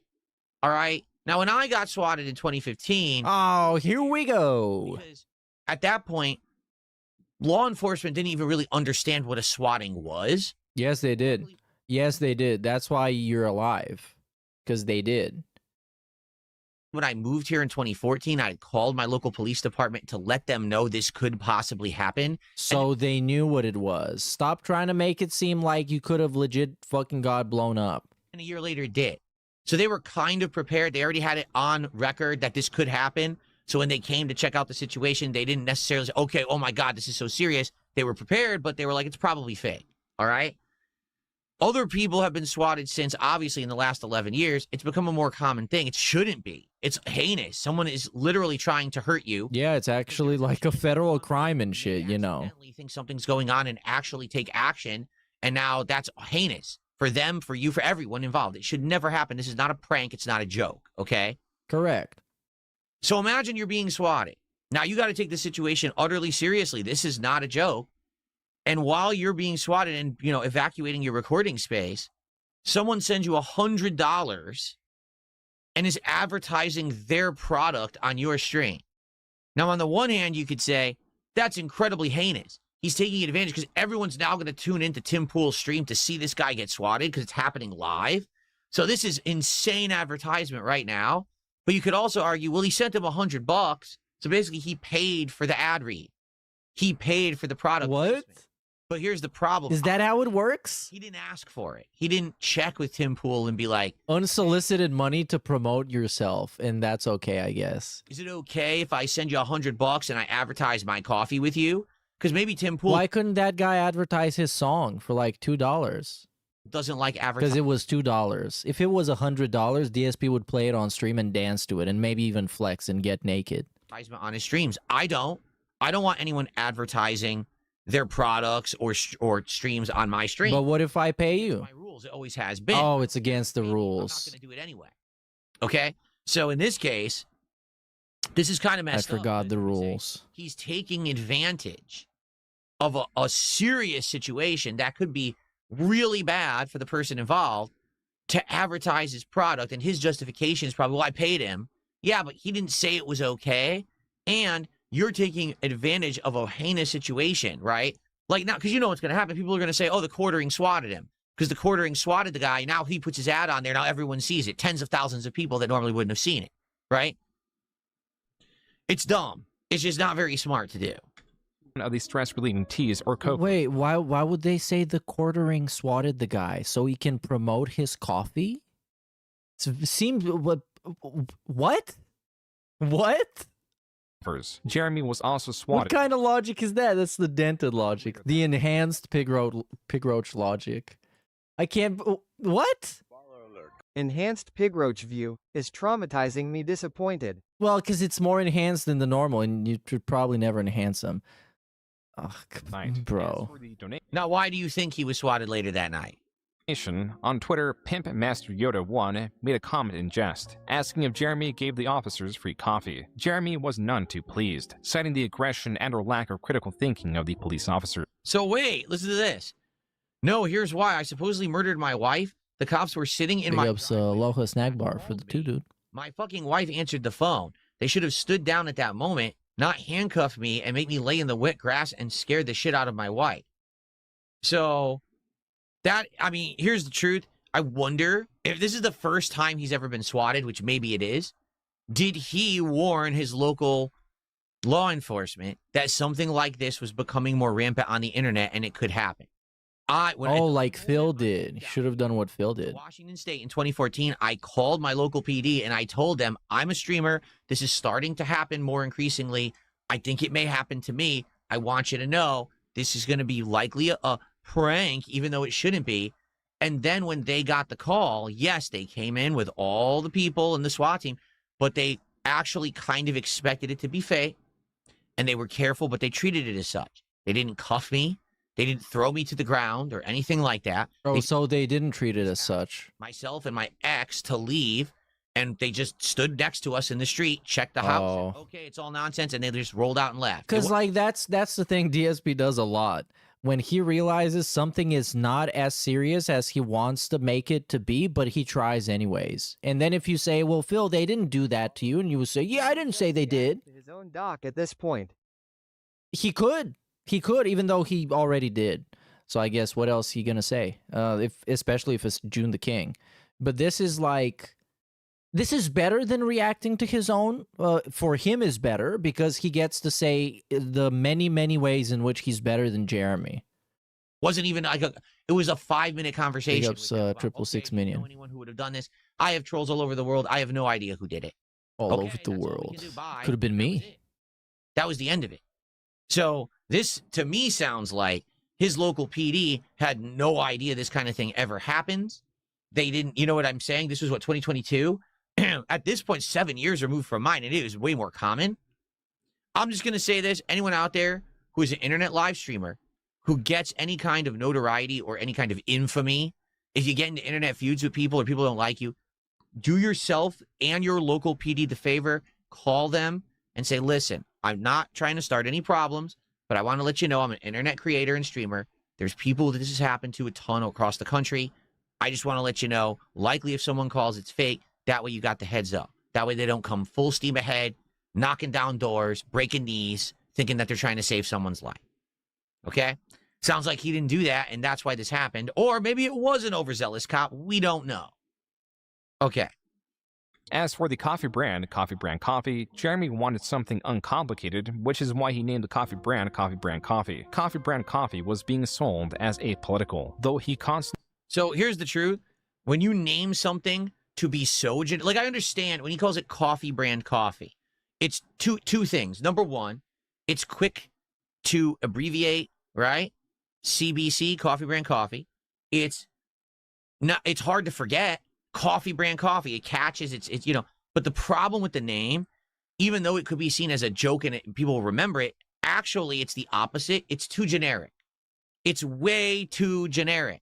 Coffee brand coffee. People are gonna think like, what is that brand? It's a real brand. I don't even know. You know what I mean? The point is that it's supposed to be nonchalant. Toothpaste brand toothpaste. Would you go to the store to look for that? Yeah, it is gimmicky. It exists. It's way too generic to be catchy or catch on. I mean, considering DSP has absolutely zero idea how to make any sort of a gimmick catchy and just calls himself the king of insert thing here, or every single one of his events is DSP does X and DSP does Y, I don't know. I don't really trust any sort of branding or marketing advice from Darkside Phil, the guy who can't even get people to watch his YouTube videos. Bearded Man Coffee, and his logo could have been his beard, and it would have been way more catchy, and it would have been way more popular. But when you say coffee brand... Oh, yeah, Bearded Man Coffee. It's not generic at all. What it is. Can you imagine just someone going online searching for coffee brand coffee? What would come up? What do you think actually does come up if you search for coffee brand coffee? Now I'm curious. Well, his coffee probably comes up. It does come up. It is the first thing that comes up, right? Whoa. You guys are not going to believe what I'm about to show you. Sponsored result. It's a paid ad for it to show up here.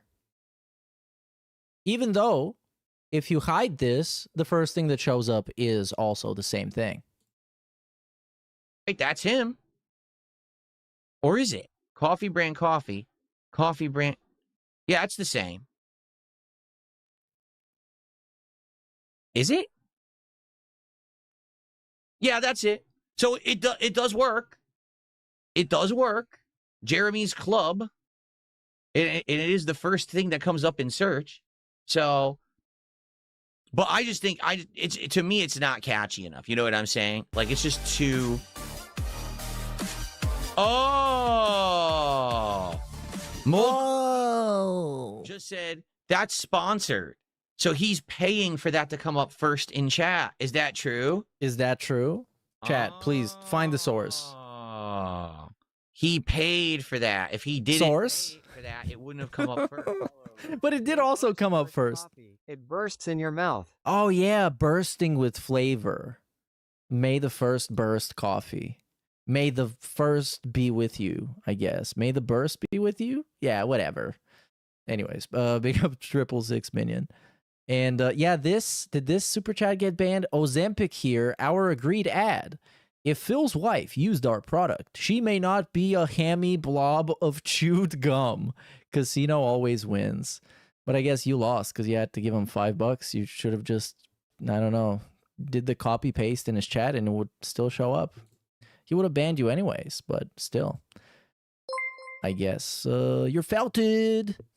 So guys, if you're a streamer, You need to self-report at the local police station as if you're a sex offender. Happened in the past, people might say certain things about me or call you. Please ignore it. I've changed now. I mean, it's not bad advice. If you think somebody's gonna fuck with you and A-log you, just call the cops and tell them, hey, just so you know. Not call the cops, I guess, go there. But that's very few people have to do that, I guess.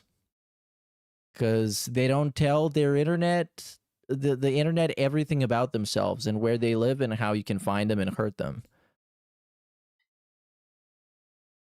Okay. Should self-report.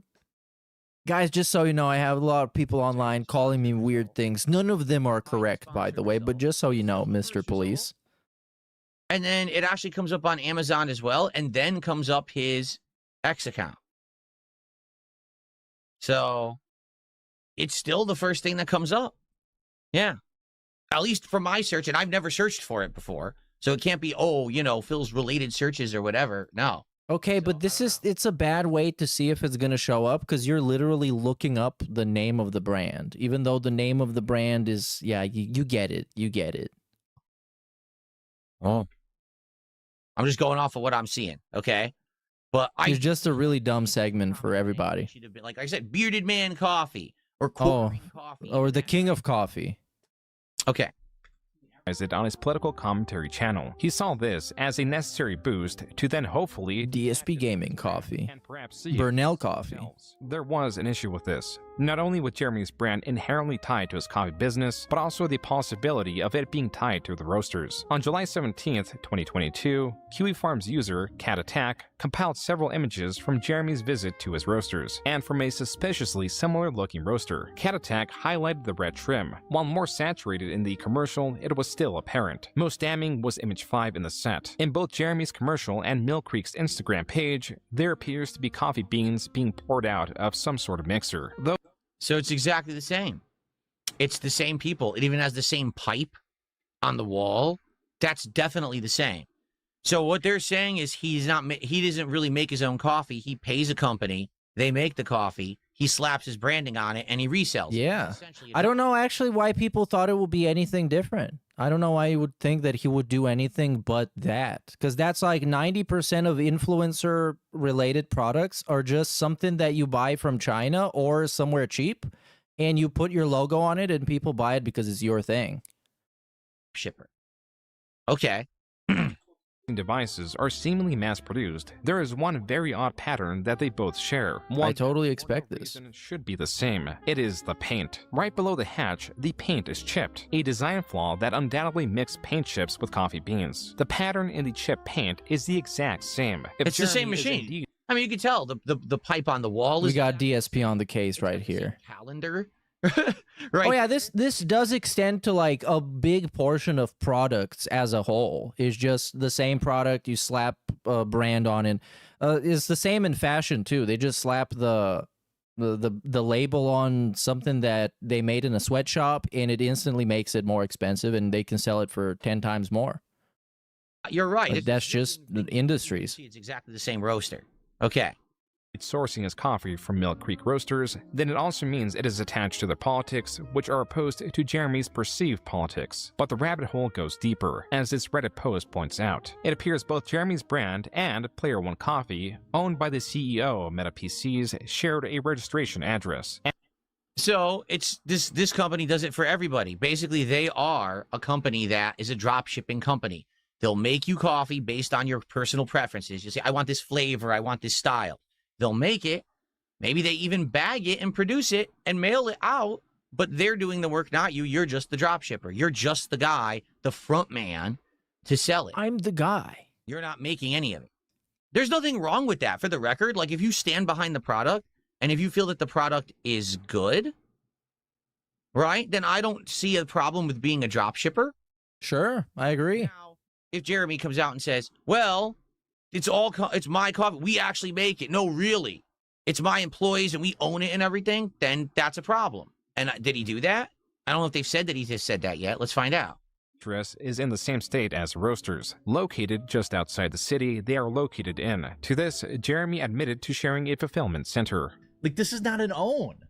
It's like the same mentality of like you peed in your basement. Like you have a coffee operation that has shipped 30,000 units in the last 3 months. Gotcha. You used a fulfillment center to ship. Name a single business that doesn't. I don't even understand. I don't understand these people. As for Mill Creek, oh, it's just rebranded. It's just rebranded this or rebranded that. It's absolutely not. If anyone understands anything about business, yeah, you have distributors. It's not like I went out and bought like $1 million in machinery to roast my own beans. That's not how any of this works. But like any idiot knows that. And like these clowns, there's like 15 clowns, and then now Rick, who are like, ooh, exposed. But hold on, how is it not rebranded though? Forum, occasionally on a certain roast is associated with him, and ooh, we got him. It's like they handle one tiny part of the business, but because they hate me, they've been harassing them, calling them. Oh, and again, but my trolls. Come on, dude. How is it not rebranded, though? I want to know that, because he just started off by explaining that, yeah, that's just the roasting company that distributes coffees to a bunch of people. They distribute it for me, which is fine. Then it's like, whoa, people saying it's rebranded. It's not. My trolls are so stupid. Really pathetic. And this was hardly the last controversy attached to Jeremy's coffee. In August, whoa, why are people making fun of this guy? By placing money in random orders. So let's get that guy some money. Man, this recession sucks. Isn't this the Mr. Beast tactic? Mr. Beast has been doing this for many years, where he says that you can win the golden ticket if you buy my candy bar. And look, if you buy a signed t-shirt, randomly, I'm going to put money in the bag for that, right? Like, so he actually, did he copy Mr. Beast with this one? Because Mr. Beast, I feel like, has been doing this for years, right? Long time. Let's give you guys some stimulus. We're going to throw some... Ooh, we got some 50s in here, so...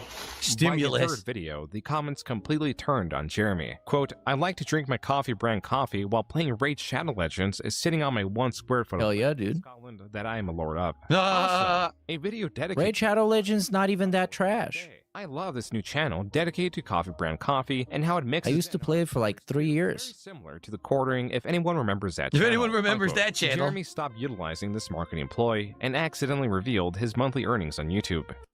What?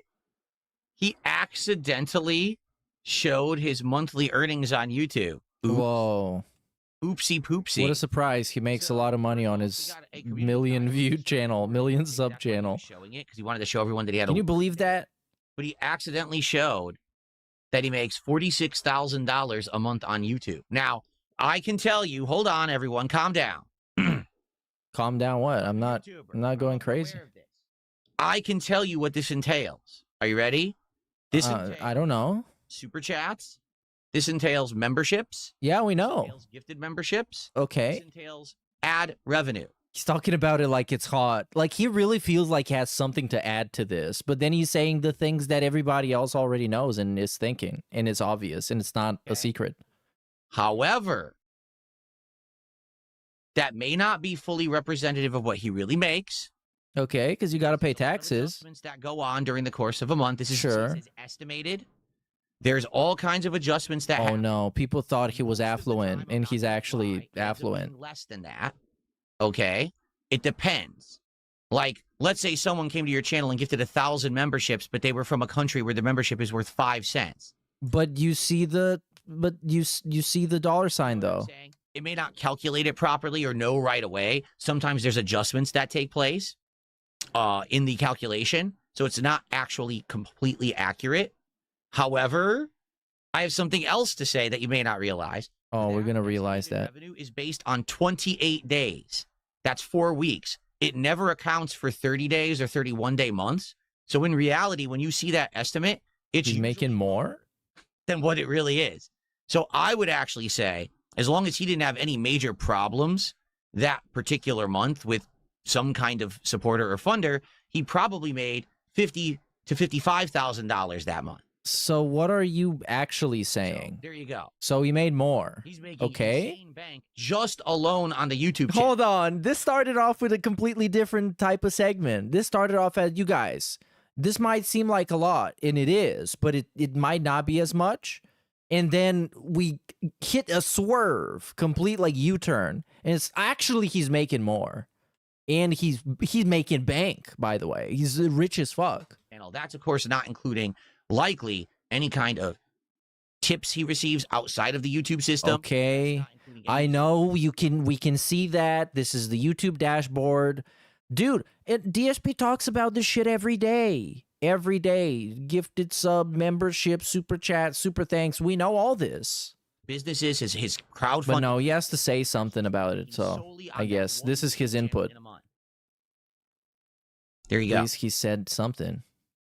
By the way, he does have to pay taxes on that. That is at this point, just sit there and gold laugh. Federal government's going to take a lot of that away.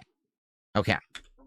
To August 22nd, Jeremy earned $46,000 solely from his YouTube channel. Not included is profit from donations on live streams or revenue from sponsors. Even on the day of this leak, Jeremy was not swayed from promoting his subscribe star or coffee, using fear as a motivator. I promote people into like backing me as a member or using my subscribe star.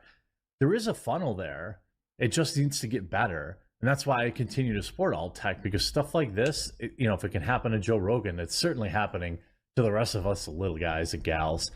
Suku, thank you for 50. Oh yeah, the quartering, little man quartering. Us little guys and gals when he's already stated us little guys and gals when he's already stated he's a millionaire, he owns multiple planes. And but how are you also a little guy when you've already stated that you live in a gated community in a big house and you say you're making bank? Just to flex on people, and everybody that doesn't like you say that you live in a better house than them and they live on the street, and that you're making crazy money and you're doing well for yourself. How are you a little guy?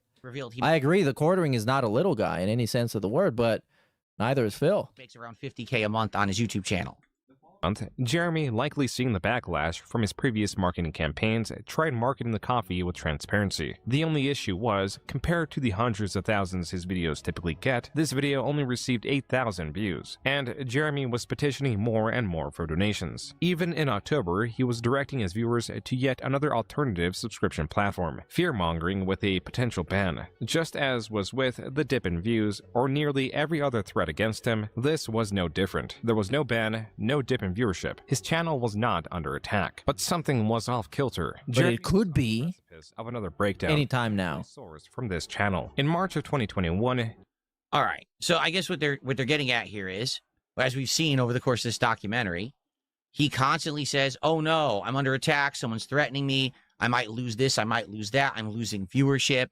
This reminds me of the DSP GTA playthroughs with the copyrighted music. You guys, just so you know, I'm going to turn on the music, but it might get claimed. And he never does. He actually hasn't lost views. He hasn't lost any subs. He hasn't been kicked off of any platform. None of that ever happened. He would just continuously warn people that it would happen. And they would go and support him again and again and again in other new ventures and things just so he could get even more money. But it wouldn't. The original thing that he claimed was going to happen never happened. Okay. Let's continue then. Trillium was doxxed and deleted her small channel, but made a new one. She contacted Jeremy, and Jeremy, as a target of doxing, supported her. She made a video thanking him, and so on. However, Jeremy specifically notes a channel that she admits she uses to overcome a bit of her social anxiety issues. She admits that she, lives basically in kind of her own personal bubble.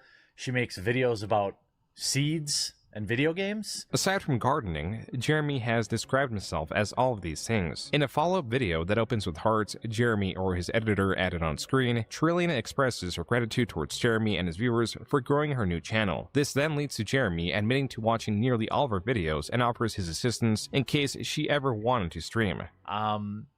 And, Trillium, I'll be keeping an eye on you. You can always email me. Keep things, private if you have questions or whatever. This next video is from Jeremy's own stream after. I'm trying to... Why would you even say that stuff publicly? Like, if you're going to say that, say it to her behind the scenes. Why are you saying that publicly on a video? Like, that's bizarre. He's having, like, a direct conversation with someone who obviously he's already talked to behind the scenes. Phil, the same way that you make a public statement wanting to talk to people in the DMs, except the people you want to talk to are fat greasy idiots to get a public support and look like a nice guy. What the hell? Look at the left side of the screen. Fuck Jeremy from the quartering. Fuck Jeremy from the quartering. Fuck Jeremy from the quartering. Is that his actual stream? What the hell's going on there? What on earth? Oh my goodness. Okay. And more fulfillment. Because like YouTube won't last forever, right? Oh, here we go again. And I realized that the Trillium thing made me feel really good. For me, I thought maybe the closest I've come to feeling that way was helping Trillium. Trillium? For $5, I'll make a video. Well, look, I don't want to put any pressure on you. Yeah, you want to be the savior guy. He's going to save her, you guys. He's going to save her. When I didn't have a new video from you today. I'm just kidding. I'm just kidding. In August, Jeremy received custom leashes for his dogs and a card from Trillium. Jeremy would send support to another similarly small channel known as Melanie Mac. You know, just hey, Trillium, just who's like that? Melanie, just like with MXR Plays, or you know, whatever the case may be, Ursha Gaming, Ishra Gaming. You know, oh, dude, he's been carrying her since 1.6K subs. Because I told No you. wonder they're such good friends. This guy gave her a whole career. Look at how happy this guy is. He loves reacting. He loves reacting. Look at him react. It looks like a PlayStation 1 character. To watch a video or two and see if you want to support her. Melanie Mac is someone Jeremy would take interest in, but that would have to wait. In March of 2022, rather than mention Trillium offhandedly, he made an entire video dedicated to her. Something's been weighing on my mind over the past 3 or so weeks, really the last month or so, and that's really the disappearance of Trillium, a YouTuber that I have a strong I don't know, like I feel protective. Like, why? If you go to Trill's channel, like I watch all of her videos, all of them. You want to get some pussy? I mean, if what is he doing? Want some pussy? What is he doing?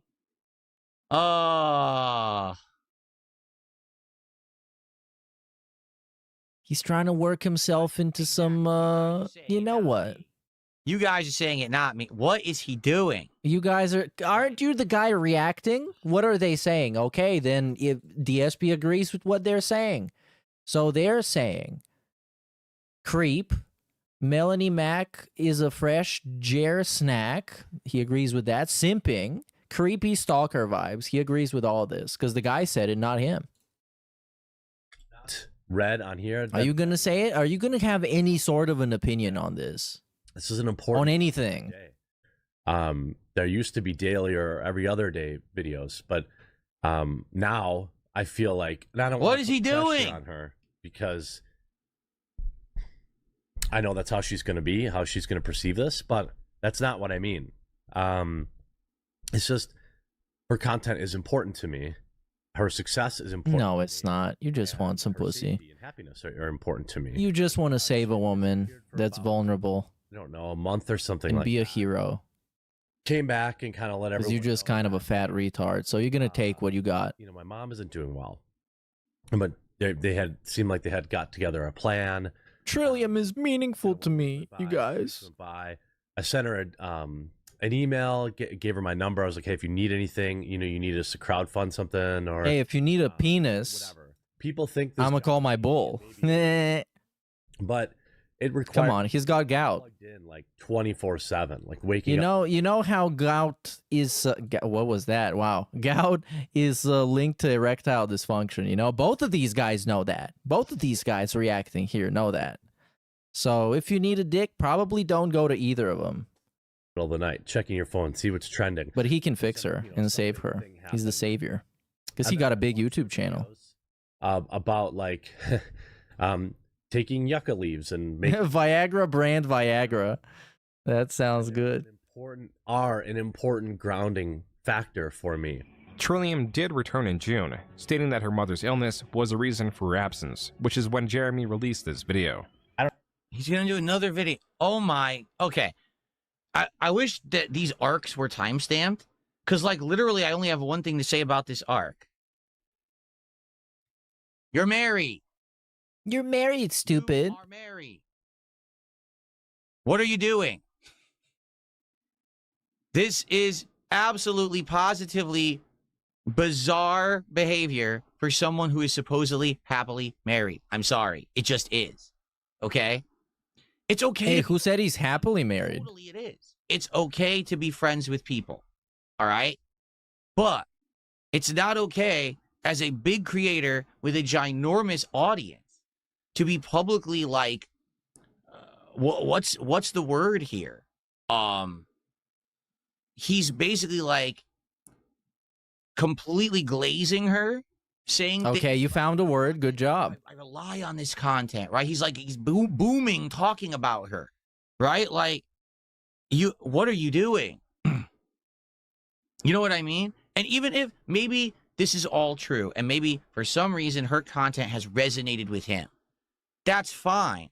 That's something for your private information, right? That is not something to be talking about publicly to your audience. What is the purpose of this video? Does his audience care about this? Why do they? I thought that he's a drama, internet, culture wars creator. What is this video? Seriously. It's so bizarre. But it's very odd, and here's why I say it. But also, wouldn't it be creepy if he wasn't married? Because then it's a guy on the internet that constantly talks about you, and you kind of gave him a hint, but he keeps talking about you and keeps talking about how he loves your content and he's willing to help you out. And he's telling literal, like, hundreds of thousands of people online that he gave you his number and you didn't call him. Feels to me like this is, this is the kind of stuff you talk about with your significant other, right? It is. This is the kind of stuff that you share with your best friend. Why is he sharing with the internet, right? And it's weird because... Flex on him, Phil. Flex on him. React stream. Your marriage is better than his. Like, I feel like I'm kind of alone. I feel like I'm isolated. Why? You're married. I'm very confused, all right? People, for those who don't know, people give me a bunch of criticisms too.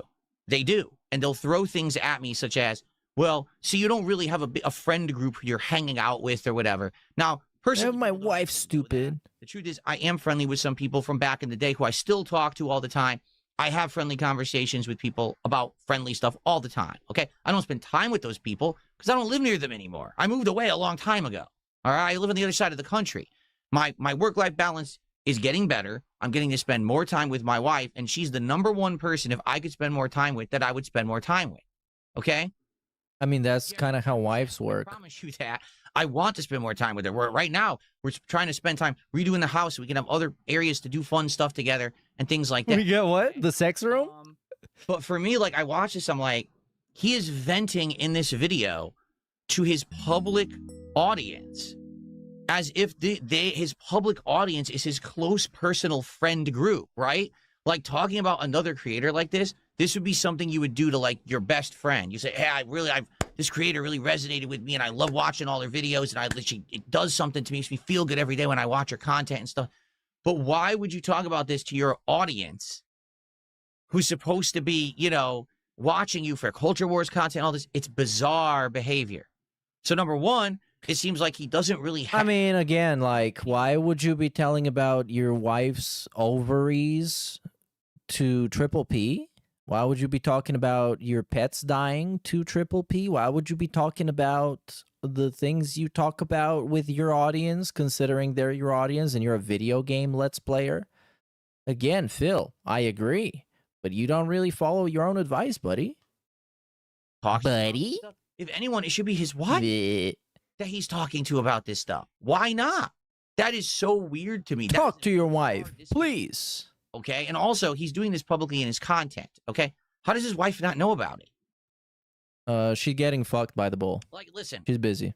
My wife doesn't my wife know every day what I'm doing on stream. She'll ask me, hey, what game are you playing today or whatever. Sometimes she'll watch my stream. Sometimes if the dumb bitch doesn't read the schedule. she'll watch my streams. She can hear me.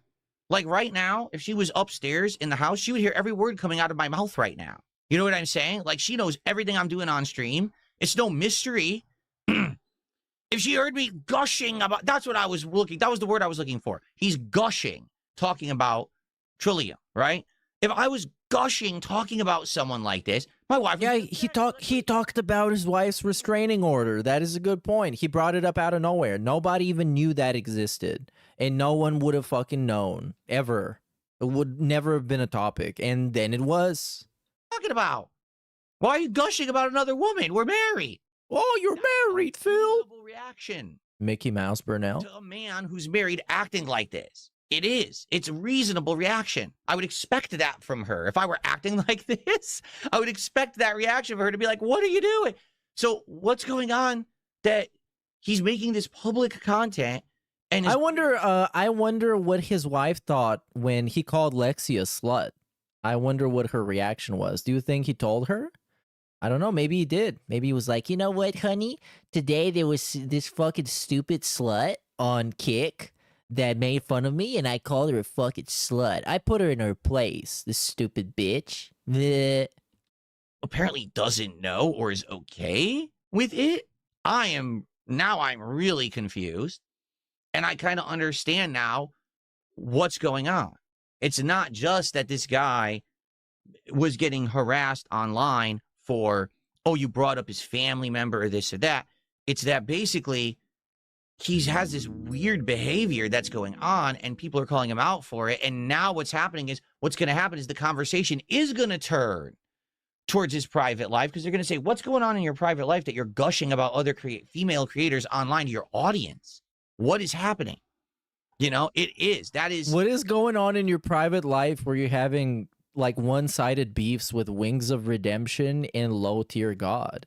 This is the same thing with him. It's not, of course, about other women and simping for other women, but it's the same type of behavior. It's like, what's going on in your life where you get triggered by everything and yell at people and swear at them and curse at them? Like, what's going on? Isn't your wife there to keep you grounded and tell you that that's internet shit and people trolling you and trying to bait a reaction? I don't know. Maybe not. Maybe not. Again, I told you guys I wasn't going to sweep. Maybe she's just a bad wife. Watching this thing. And stupid. I don't like Kino Casino. That's weird. All right? We got a lot of... funny, I start talking about this and we get a lot of shout-outs all at once, right? Oh, funny that we're going to skip this. And not Jeremy Hamblation, right? The guy is supposed to be happily married. Content. That's what he's famous for on the internet. That's what... I did message you. Obviously, not that I would expect that. But so... Hold on. SJW. That's what they want. All of a sudden... SJW. The perfect pronunciation. Is odd. It does strike me as odd content. Okay, Phil, we got it. At least like have some like, I don't know, entertaining to it. Oh yes, this strikes me as odd content. This is not like you're not doing a psychological evaluation. You're supposed to be an entertaining guy. Make this seem entertaining. Call him a weird freak and a simp and a spurg and a retard. You can call random people retards for saying that your gameplay sucks. You can't call Jeremy the Quartering a retard when he's acting like one. But no, this has to be like factual reacting. This is the best type of reacting. Keeping an eye out for you. Keep an eye on you. What? I did message you a few times. Checking in on you. Because we missed you and we were worried. Trillium would post sporadically, then disappear entirely in the upcoming months. This takes us back to Jeremy aggressively petitioning for more donations in late 2022. The absence of Trillium, or the multiple uploads a day with the addition of a new company, was stressing Jeremy. He was nearing... Yeah, because I mean, here's the thing, like, why do you think that happened? And again, as a creator, especially a creator who's polarizing, and a creator who has a hater base, like he does and I do, you got to be careful about what you say and do on the internet. So, for example, if there were a particular YouTube channel right now that I actually loved, I would never tell you. Because I know the moment that I say, man, I've been watching these videos from this person who makes, So this makes so little sense. Something to me, or I've caught this really well thought out, well executed video on YouTube. The moment that I said it, people are going to go harass them. What? But why would anybody do that? Why would anybody do that? I'm gonna go, like, if I told you I like PewDiePie, you hated me, you're gonna go shit on PewDiePie because I watch his videos? I'm one of the millions of people who watch his videos? What kind of sense did that make? Outside of trying to make himself be a fucking victim again for no reason. Non-stop. Yeah, I'm gonna go shit on the Rad Brad because Cat watches his playthroughs. Now, does that person deserve it? That just because you like their content, do they deserve harassment? Of course they don't. So if you're wise, you don't ever bring... Did Mad TV get eradicated because DSP forwards people to him every day? Every day! He tells people, go watch Mad TV. And Mad TV still exists every day in reality. That kind of stuff up. You just keep it to yourself. And I know that. When people say, oh, what's that YouTuber that you and your wife watch together? I would never tell you. Yeah, because you're lying. Ignorant. I'm not... Because you're bringing it up just to shit on them and make yourself look good. Because think about it, all the times he did that. I remember specifically the God of War story. The God of War story is that he fought, I think it was a bear or whatever, some boss. And he died a bunch of times. People made fun of him, as they would. And then he talked about it the next day.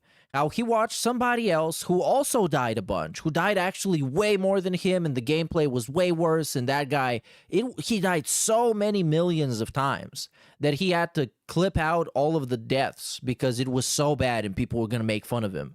And then he was like, then why do people not make fun of him? They just make fun of me. And it's all for those reasons. That's why he doesn't tell you. So you can't go and fact check. So he can give you a bunch of curated and cherry-picked examples that he specifically wants to give you. That's the whole point. That's actually what it's all about. Fish, I'm not stupid. I don't need to make content out of that. So I'm not going to bring it up because I don't want them to get harassed. So I guarantee you what happened was, so at first, this woman saw a surge of support from the internet for her little small-time video channel, right? But then the haters latched on, and now they're going to stalk her endlessly as the result of him making this content talking about her, right? They are. So, yeah, that's what happened. She probably said, I can't take this anymore. I just got to stop completely making any content or responding so I can be left alone. That's my guess anyway. Thank you, Vasil1313 super chat. And he says, the Techening? The Skippening. So thank you for that. And then we've SD Charlie. This guy actually does really like this creator. Completely platonic, just really loves the content, and the content resonates with him. All right? You still have to have the self-awareness to know that doing what he just did to his audience, especially with the fact that he has haters, that person is now going to get harassed as a result. I know that. I've learned that the hard way. I've learned my lesson. That's why you don't see me do that kind of stuff, right? Yeah, we can't give a shout out to PewDiePie. Just did 2,000. But what does he think people are gonna harass them for? Like, am I gonna try and bully PewDiePie off the internet because one of the people he made a video for was Darkside Phil and he enjoyed it? What am I gonna say in my hate comments? Like, you're stupid because you make a video that Darkside Phil enjoys and you make good gameplay. Fuck you. I guess. This makes so little sense. You probably shouldn't even try and make it make sense. Generous of you. Just watch him count money. Now, the thing is, you know, we're going through this documentary, all right? And I am trying to be fair, and I'm trying to be reasonable in my reactions. Oh, no, this is another disclaimer. It's another disclaimer. It's like, hey, guys, just by the way, just so you know, I'm like a scientific reactor. I'm not like, I don't have opinions. I'm just thinking stuff and saying them, and most of them, they've even true, not true, I don't care. Maybe he'll learn. Will he learn? That's the question. Will he learn from this mistake? Will Phil learn? Breaking point on November 29th, 2022. This day, Elon Today, on the day stream, he had the exact same crybaby segment he's had a billion times, and he never learned not to do those. He never learned that those get him nothing. He never learned that those don't get him any more people liking him. They just get more people shitting on him. So no, Jeremy not going to learn anything either. made a post about free speech, which Jeremy replied to, requesting clarity, and asking for a 10-minute Zoom interview, mentioning his 1.4 million subscribers and his fight for free speech. Elon Musk declined by stating that he had been very specific. No, that's the... He made a mistake. He absolutely made a mistake. If he actually wanted to talk to Elon Musk, he never should have mentioned anything about his size or anything on the internet. Should have called him a bitch. Because the moment, oh, I have 1.4 million subscribers that would love to know. Elon Musk has way more than 1.4 million people talking about him at any given time. He doesn't care about your million subscribers. If you had said nothing, maybe he actually would have bit. But when you say you have 1.5 million subscribers, you're like, fuck this guy, right? He's just doing it for clout. He responded one more time, but it does not appear that Elon replied to him. On December 18th, I don't see how that made sense, but sure. I remember that. To Elon Musk, unable to find a suitable CEO for Twitter, stated, I think he just said no because everybody's constantly inviting him to do stuff. Grow it far beyond what it is now. I have a complex understanding of all tech, what Twitter needs, and what creators need. I also have a dozen years running a marketing agency that represented Fortune 500 companies. He campaigned to try to take over Twitter for Elon Musk?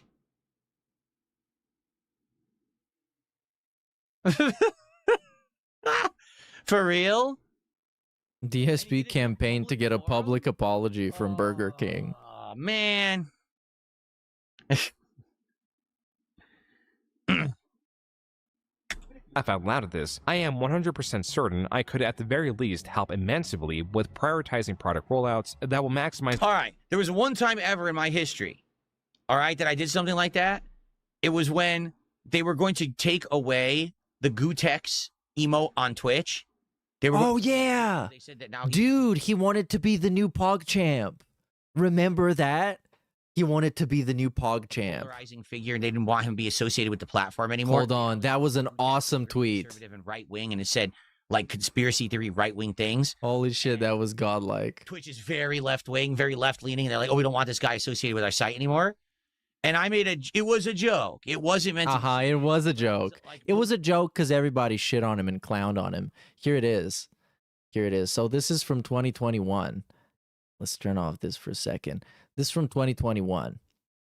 And Twitch here said, we've made the decision to remove the PogChamp emote following statements from the face of the emote encouraging further violence after what took place in the Capitol today.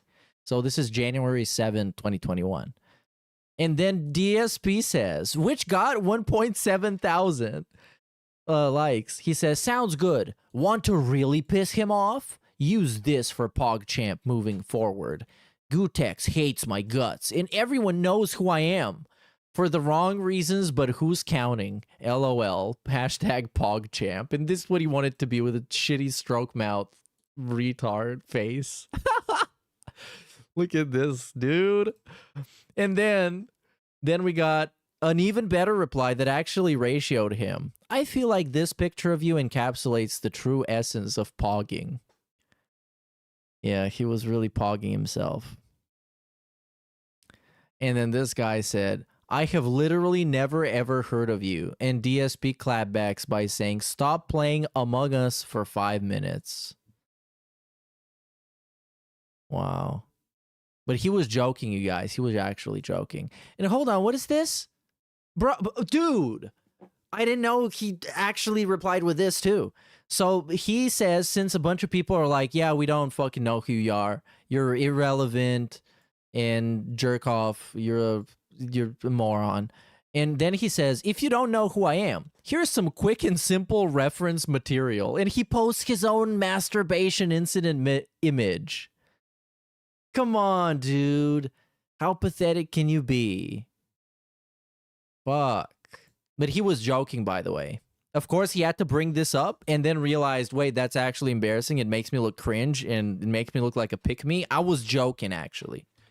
They were going to remove it because they said that now he's become a polarizing figure and they didn't want him to be associated with the platform anymore. In reality, it's because Goutening is very conservative and right-wing and it said, like, conspiracy theory, right-wing things.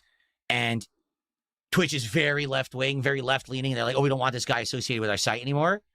And I made it was a joke. So you're trying to say that you're very left-wing? Like posting up on social media, you should remove his face with mine. You should put my face with like, oh, or even the O face for my incident or something. You should do that because people would, that would really stick it to Goutening to have that removed. And oh, yeah, stick it to Goutening. Now, that was a joke. By the way, he really likes doing that. It was legit. I didn't care about right. He didn't care, and it was a joke. He likes doing that thing when he's like, oh, you know what? That's going to piss him off. That's how he tried to get into Jay of Review Tech USA's fame DMs and do a stream with him. Because he was like, you know what? Let's do a normal stream and not even talk about Rich at all. And that's going to piss him off. Because Rich and Jay had a big breakup and they were both like crying and spurging out, being cringe. And DSP, of course, had to involve himself in there because he's DSP. And it actually is all about him. Because he has a unique perspective. it was a joke. All right. But okay, don't make fun of me. I'm joking. The size of the quartering, and what I mean by that is the size of his YouTube channel, the size of his following, the amount of money he makes in that. Oh, I thought you meant fat.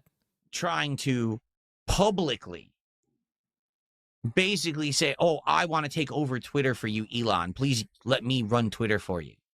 I don't think that's a very good idea. Growth in the shortest time frame, and I would be happy to do it for free, unquote. 4 hours later, Jeremy warned that the culture war is coming down to the next 12 hours. Quote, I am going to sacrifice everything tomorrow and try to implore people to vote no on his poll. What? Jeremy, 3 minutes. Was that the culture war D-Day? I must have missed it. 11 different influential friends. Then again, I didn't get drafted, sadly. Later begged Elon to extend his poll, stating that he is even leaving his bed to make a video. Jeremy continued to tweet. A Twitter user commented. You want to know the best part about all this? Elon Musk didn't fucking care. Elon Musk, everyone thinks that he's like this super intelligent, serious guy. He's not. Spoiler alert. No way. Elon Musk is not super intelligent, and he's also not super serious. How is what? Tweeted no way. The valuation of stock being 420 at a party where he was smoking, and then he got knocked off of the board of directors of said company because you can't do that. But he didn't care. This guy. No way. Breaking news. Affluenza. It means you become so powerful, so rich. Affluent. You don't care about anything because nothing can really negatively affect you. Okay? So to him, he posts up this poll on Twitter. Should I step down? I swear I will. Notice, by the way, very interesting semantics here. People he outright doesn't like are rich. And people that he's on the fence about are affluent. Very important distinction. Because rich has a toxic connotation to it. You don't like rich people. These rich fucks. And abide by but affluent. Everyone voted. Something different. You're not rich. You're just affluent. He never stepped down. He literally said, fuck you. And he just stayed. He didn't care. That was never a serious poll. But Jeremy got fooled into thinking this guy is like, I guess what it is, he must really look up to Elon Musk. He wants to be Elon Musk. And so the fact that this is his idol, right? Oh, no, do not step down. Please do not step down, whatever you do. And he's just all over it. Like, no one else took it this seriously, I don't think. Like, I'm sure people covered it as a story, but he's going crazy on Twitter about it. Like, why? No, a tweet is not legally binding, right? It's not a legal document. It's not a contract that was drawn up. He's bullshitting. Just wondering how the world would respond if he were ever to say something like this. Who knows how he thought the world would respond? Maybe he actually thought the world would be like... And having to see, hold on, because you don't actually get to read the whole tweet. Let me read you this tweet on screen, because this has been on screen the whole time, and it's so distracting. So the quartering says, yes, Twitter is the public square. Losing freedom of speech in that square is more important than 9/11. Does that make you feel uncomfortable? It makes me feel like shit to say it, but it's also true. He's so fucking dramatic, dude. Oh, no, so dramatic. In charge of Twitter. We love you so much, but in reality, it was the opposite. Everyone said, no, step down. We don't like you. But he's freaking out like it's serious. It's not serious. Not Jeremy Hambley did 500 kicks and says he would have been it's like 1,000 9/11s. It's like 10 million 9/11s. And he's very smart and he's very rich. Well, there you go. You mean affluent?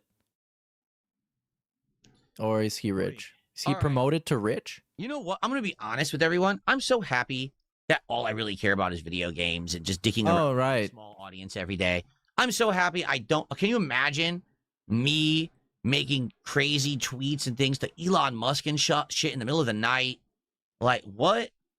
Yeah, good thing DSP never makes crazy tweets in the middle of the night.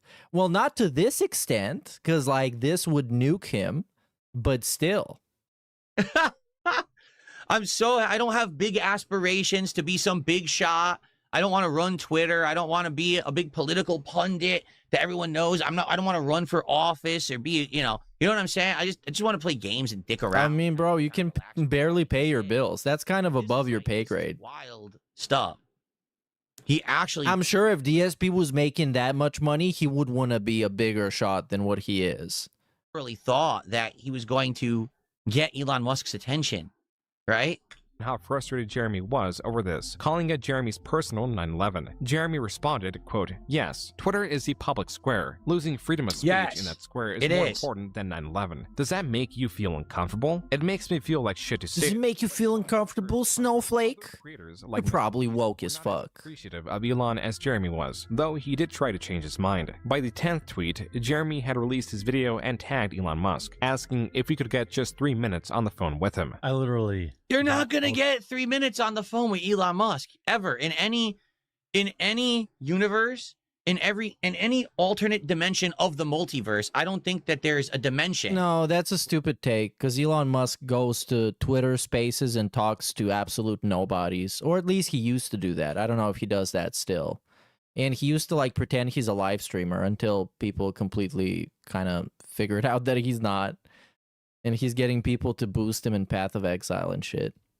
Where Jeremy Hambley gets a conversation with Elon Musk. No, it was completely viable and possible. Not talk to the plebeians. He's been... Yeah, it does. Like, oh my goodness. Especially back then, he probably had a pretty good chance. My most important video.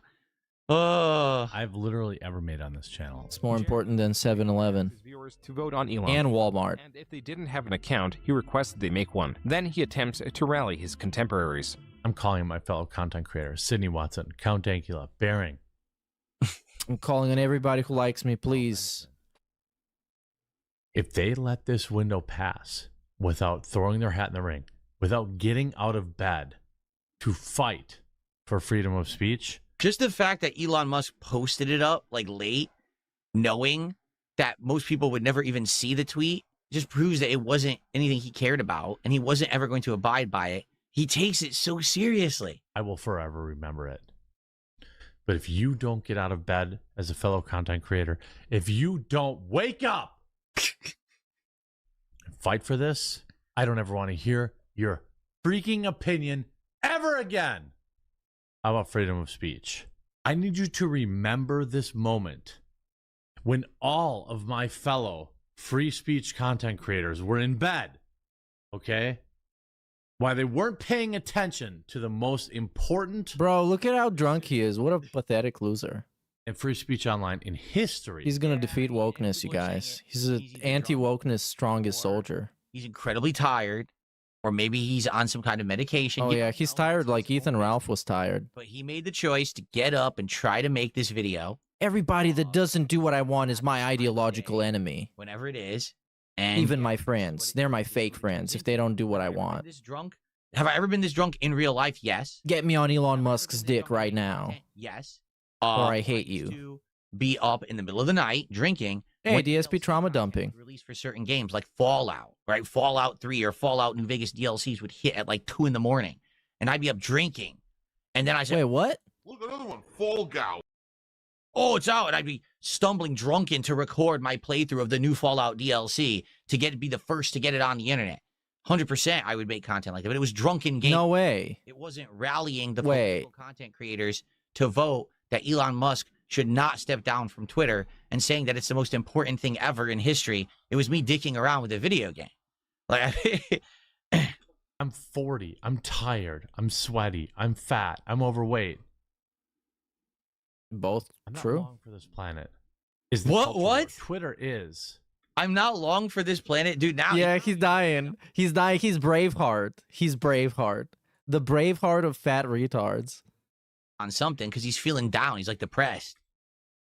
the public square, and we must. He's gonna say freedom of speech. This man will be our champion. Was not being well received, nor were his comments. And yeah, no one cared. They just laughed at him and called him a quarter pounder. Antagonizing Jeremy, enough so that Jeremy challenged him No. to a match, to where Dario referenced Jeremy's Gen Con assault as evidence that he was already on a losing streak. After a long night of tweeting, Jeremy was going to bed. So I had a mental breakdown. Oh no! Oh no! Come on!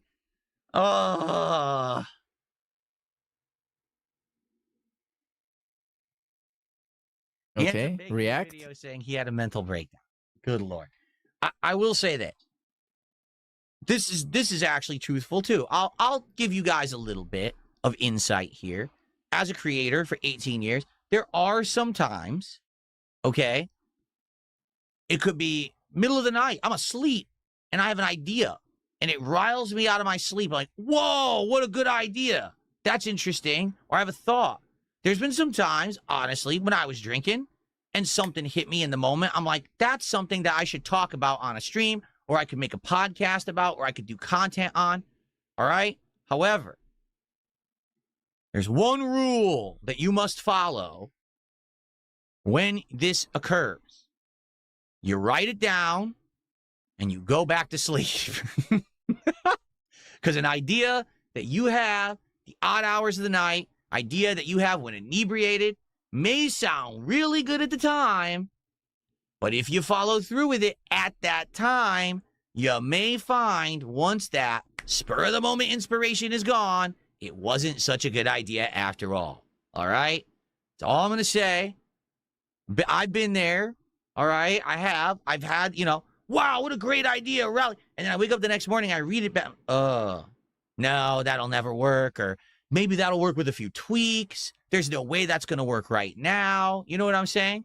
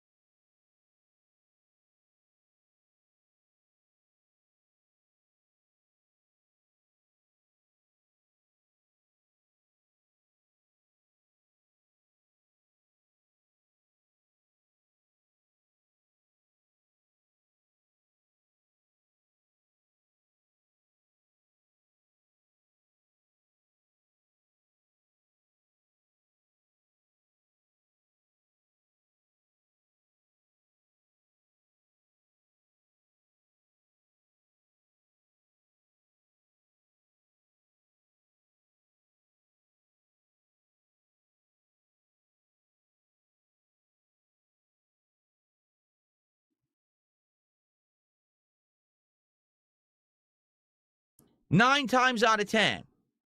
Hey, was I muted this whole time? Never mind. Bad idea. There are some times, I'll be honest, there's been a couple things that kind of hit me out of nowhere. I'm in bed, I'm asleep, I'm drinking, I'm relaxing. Oh, I got an idea. And as long as I write it down, I check it out later. Sometimes it works out. Sometimes this is your fault, actually, somehow. But usually not. So in this case, that was a big bad choice that he made right there. Posted December 21st. Jeremy explains the tweets were the results of stress from his coffee company, from startling dishes not working, from helping other creators, and coping with alcohol. Jeremy again expresses his desire. Anyways, forget this happened. It's crazy. Forget it happened. Things are going good on YouTube, and oh god damn it, videos, and everyone's a banger, and everything's going good, and you're earning good money, and the channel is adding all these new subscribers, which I'm very thankful for. But it's addicting. And I have clearly an addictive personality, so... Jeremy will not be clearly 23 strong because he was banned on Twitter for sharing a photo of Eliza Blue, a photo that could be found in a music video. This ban was reversed, but not before he alluded to her connections with Tim Pool, and how little he was doing to support him. I posted a publicly available screenshot for a video that is still currently live on YouTube of a particular public figure who is currently known as Eliza Blue, but has been known under at least 4 other names that I know of, none of which are her birth name, where her dad is a Republican politician. A lot of Republican content creators, and I don't like bullying people or trying to guilt people into support, But there have been a lot of people very curiously quiet, people that platformed this woman for clicks on their podcasts or their YouTube videos. The dispute between Tim and Jeremy was worse than he was letting on, going as far to tweet that there was no drama between them, but there are disagreements. By February 4th, Tim had blocked Jeremy on Twitter, a decision partly made due to Jeremy messaging him about Eliza Blue. We booked him twice. He canceled on us twice.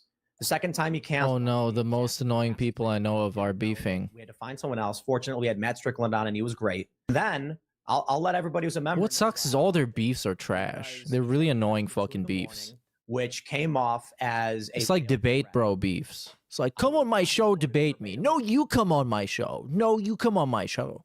And then the one guy doesn't go on the other guy's show, and then it's like, he's afraid of me. He's scared of debating me. What he said. I know our audience most annoying dudes. War, but I don't. Please. Our audiences want a war. It's the warriors, the soldier. Well, I mean, look at this. He is a warrior. He's got a katana behind him. He's got like, what is that? A sawn-off shotgun? Yeah, he's gonna shoot somebody. He's really dangerous. What's underneath this beanie man? What are you hiding there? It's probably another weapon. Or maybe like a little mouse, like in Ratatouille, that is actually operating his thoughts. And it's telling him all the scoops, all the latest content. Tell me your guy is taking her to task. And he also has a guitar behind him. That's how you know he has a good taste in music. Drunk live many times. Oh, you have done it drunk live many times. Oh, of course. I've done plenty of drunk live streams, just not right now. This episode did involve alcohol, but it was different from the rest because it was in the window of a 4-hour live stream where Jeremy would get more and more intoxicated, culminating in guests joining him at peak intoxication. Oh yeah, it's a mouse with a small katana. They both have my cell phone number, so it's extremely dangerous, man. I must have a female. Wait, let me get. It's a pattern of him. He even admits he's drinking and he's doing these streams. I mean, it's obvious he's doing it. It's a public drinking stream, right? So you know this. What was that context for? I must have a female. I've done no research on this guy. I don't know what's about to happen. It sounds like something big is about to happen. All right, without spoiling everyone, is something big about to happen? I don't know. Why don't we find out? Aren't we here to find out? Something big is about to happen. No one really knows. All right, we'll continue. Let's see what happens. Oh boy. For me, I'm drinking. I'm gonna drive my truck off the road and truck sim. Right? That's what's gonna happen. Or I'm gonna fail for the millionth time. Yeah, we get it, bro. We get it. Okay. That's why I like DSP doesn't do that stupid shit. Like, imagine having to cover this specific beef. If you're one of the people covering beefs like this. And this probably going to get a lot of views if you talk about it on YouTube. Is like two dudes with a lot of subscribers are beefing. And most of the people watching it might end up like when your parents are fighting. You're like, oh my God, I like both of them. Who do I support? Done here. The Goutening or Tim Pool? I don't know. Allie Drummond, okay? I'm going to require cam on for her. There's thousands of people in this chat have never seen me without a hat on. I'm not drunk at all, Matt Age. Ready? What?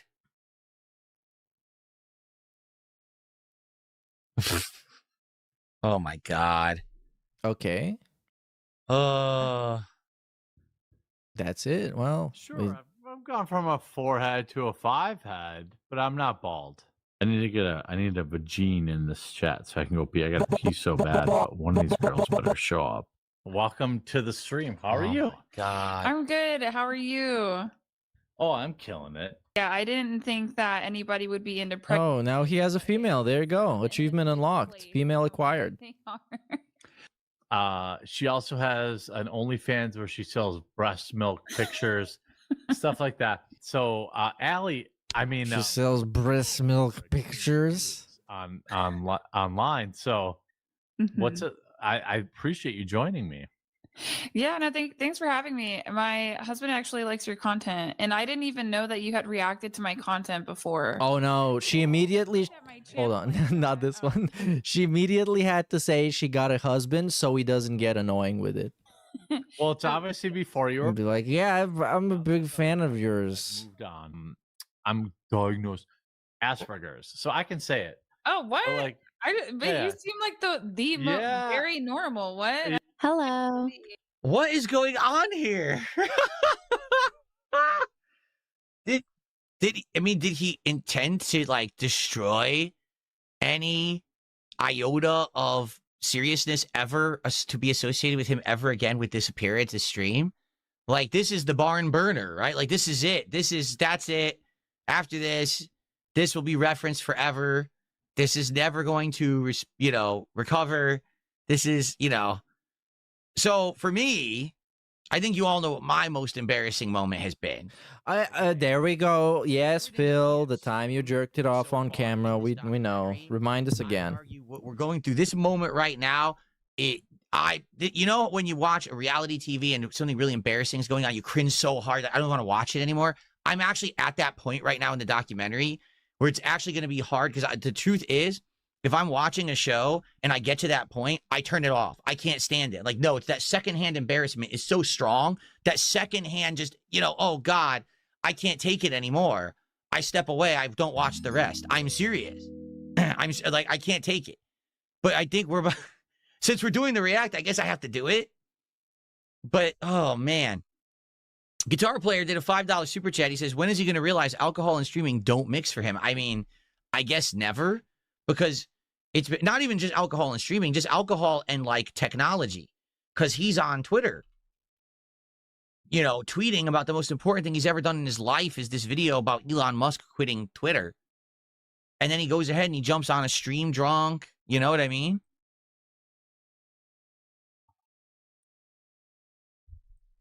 So anyways, at this point, like, I can't. This is it, right? We're about to see the most embarrassing moment. Yeah, we've talked about him having more embarrassing moments than jerking off. That were choices, not accidents. Like on his birthday when he said, "Oh, you guys like me?" When also on a Christmas, he ate what was that, Captain Crunch without milk. That was so depressing, and that was the depressing Christmas. That was the storyline. He used to be depressed at that point in time. So yeah, okay, very, very humiliating, degrading, embarrassing shit. It pains me to see these moments. All right, let's get to it. I love how much women hate her just because she's so beautiful. I was pretty ugly before I learned how to do my hair and my eyebrows. Oh yeah, and you were blessed with gigantic boobs. But the came in later. Are you live right now? Yeah. Are you live right now? Yeah. So Yeah, if you want, I'm not going to be offended. Brittany said she's going to pop a nip later.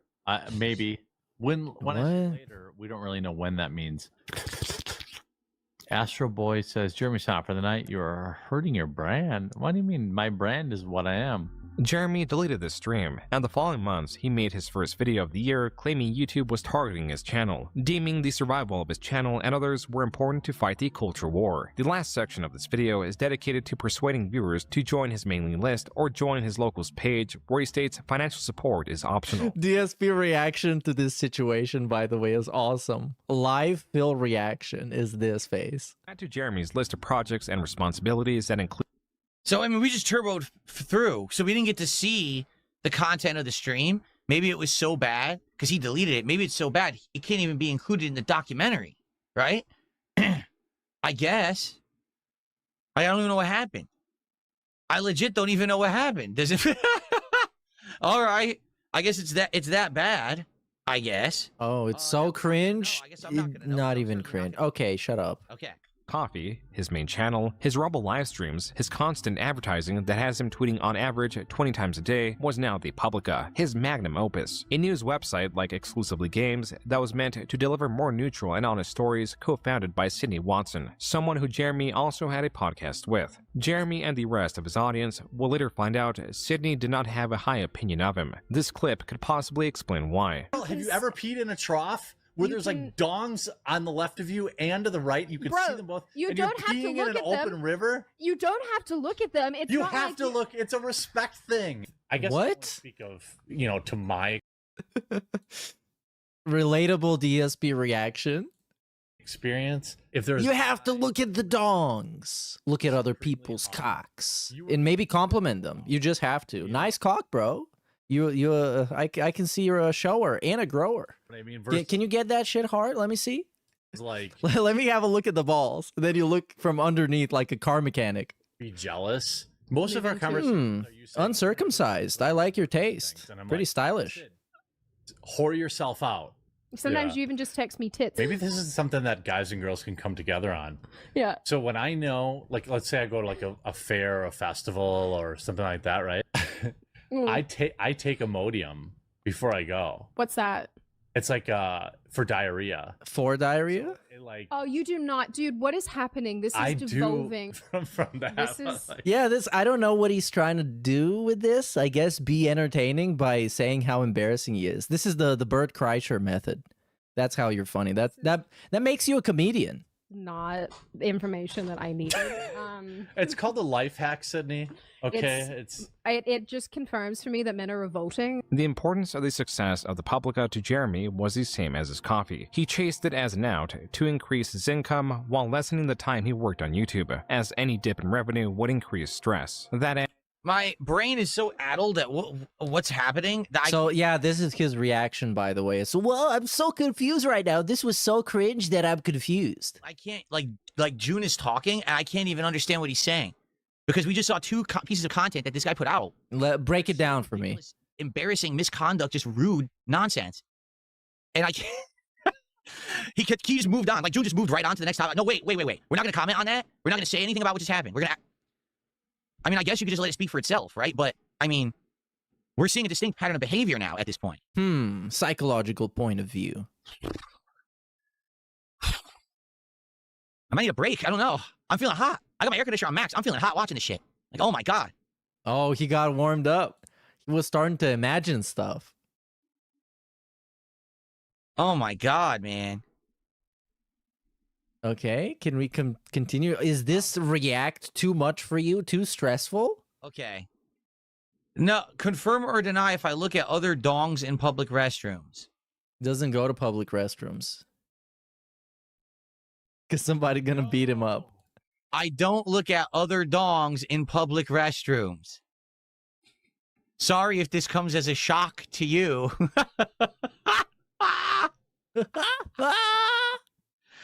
Oh my God. Well, do I need to comment on anything, or I think you guys can understand my reaction? It's probably the same as yours. Like, this is not for someone who's running serious business online, and you're supposed to be a culture wars creator. Okay, rage bait is your formula. This kind of content that he's putting out, like, people are even saying this is hurting your brand. I agree. I 100% agree. This is hurting his brand. This is now going to make people embarrassed to watch. Well, that, I mean, it kind of fits his brand, because he's been doing that for a long time. It's just kind of like how DSP's brand is being really annoying about people supporting him. His content and take it seriously. Is that hurting his brand at this point when people know him as that guy? Because when he's putting out that content, the quarter, even that guy who was just on that stream with all that women, he said all these insanely rude things and just perverse things. You know, the guy who apparently is simping over another smaller creator, even though he's married. The guy that, you know, is with this conversation with the woman he's talking about looking at dudes' dongs and taking Imodium AD, going to the fair. Like, yeah, this will 100% hurt his brand. And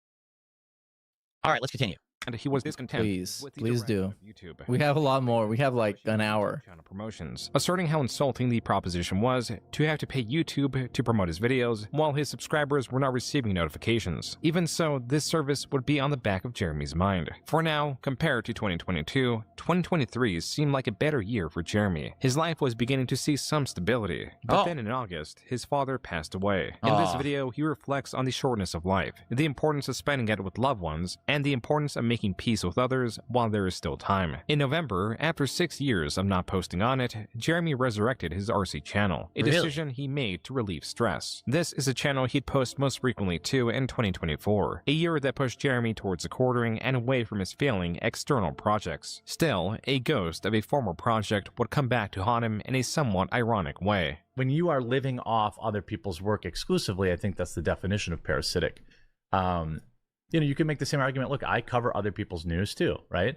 I try to say, hey, this is where it's come from. Try to give, Jeremy was irritated that his former employee, Ian Miles Chung, had posted on Twitter one of the Publica's headlines without giving credit to the website. After Chung got into an argument with Jeremy on Twitter, Chung posted the infamous 2008 video of Jeremy. Here's the creep advising peds on how to clean up their messes. And his response was to take a video from 20 years ago where I am simply describing to people that when they take their computers in to get fixed, oftentimes techs will look at the files. It obviously had nothing to do with advising predators, okay? Jeremy is misremembering or lying. It was not just a video informing viewers that techs look at impertinent information when doing repairs. It was also a video giving the specific advice to rename or delete sensitive folders. Advice given after he told a story about how a predator had insufficiently hid their files. Regardless, Jeremy threatened. And as I said, back then things were different. Do I believe that he had intention to try to tell someone? What do you mean things are different? He just told fucking pedophiles, hey, just so you know, you can avoid getting caught by doing this. What do you mean things were different? With what? Hide your crimes. Probably not. He was probably using that as a general, like, this is actually my real life story of how this happened, and, you know, what we discovered. You as the common person should be doing this. I don't believe that. I don't believe that he's trying to say, hey, I want to protect pedophiles. I don't believe that at all. Okay, but it was a different time back then. 100%. It was 100 time back then. A different time back then. It was 100 time. You know, internet was different. Back in the 1900s. Be careful about what you say and how you say it. The 100th time. You say it. Back then, everyone just said whatever they wanted, and no one really got taken to task for it. Okay? It was a different time. But they said this has nothing to do with saying whatever you want, though. Okay. So, by the way, guys, on YouTube, this is about the halfway point of tonight's stream. So, I want to say thank you if you're and he won a big react here to the Quarterings documentary by June the King. If you are, if you could give the stream a like, I would definitely appreciate that. The likes views pretty bad though, 193. Would help this channel to get into the algorithm and be seen. So, if you're here live, give it a like. But that's because he's not in the algorithm. If you like it, he's gonna be. That would help me as well. Leave comments on the archive stream. That would help. Thanks to everyone who is here and who has already supported the content. You guys are awesome, okay?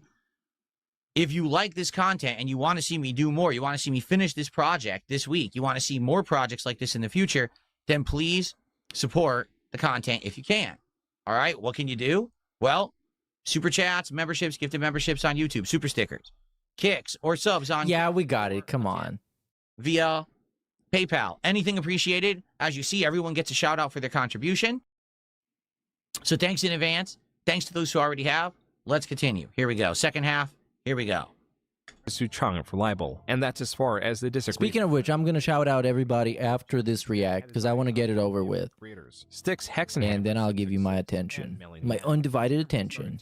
We can even stand next to each other at the urinals. Hexenhammer has a reciprocal energy. I'm gonna give you a review. Judeo-Christian demon that takes a form of an owl and visited him first when he was a child. In simple terms, he worships a demon owl. Melanie Mack is a Christian self-proclaimed libertarian who states she does not hate homosexuals but does hate their actions. And Jeremy Hambley is the owner of The Quartering, a channel that had the goal to push the conversation, not further tensions. He is the owner of two businesses that, while he desperately wants them to remain apolitical, on the same channel that he advertises his businesses is now selling Trump-cut books, Trump tailgate stickers, and Never Kamala stickers. And by late September 2024, Jeremy was down to running one major business outside of his YouTube because the Publica was no more. And I didn't have the time to promote paid memberships there that would have helped. You know, sponsors really aren't out there for a news site that, you know, dunks on, you know, trans weirdos and Indian people and stuff like that. You know, there just wasn't anything out there. So, yeah, I guess I didn't get any mysterious billionaire donors either. Jeremy appeared to have remained cordial with his former employees, but not Sydney Watson, his former business partner. Are the Quartering and Sydney Watson not cool no more? No, 100% not cool with Sydney Watson. She talked massive amounts of shit about me in these feminist DM groups. And one day I'll expose it all. One day I'll share, because all of her woman friends, by the way, turned against her and shared all of her DMs with me. All of her so-called feminist confidants immediately sold her out to me. She said heinous shit about me after I paid for everything. He's so mad.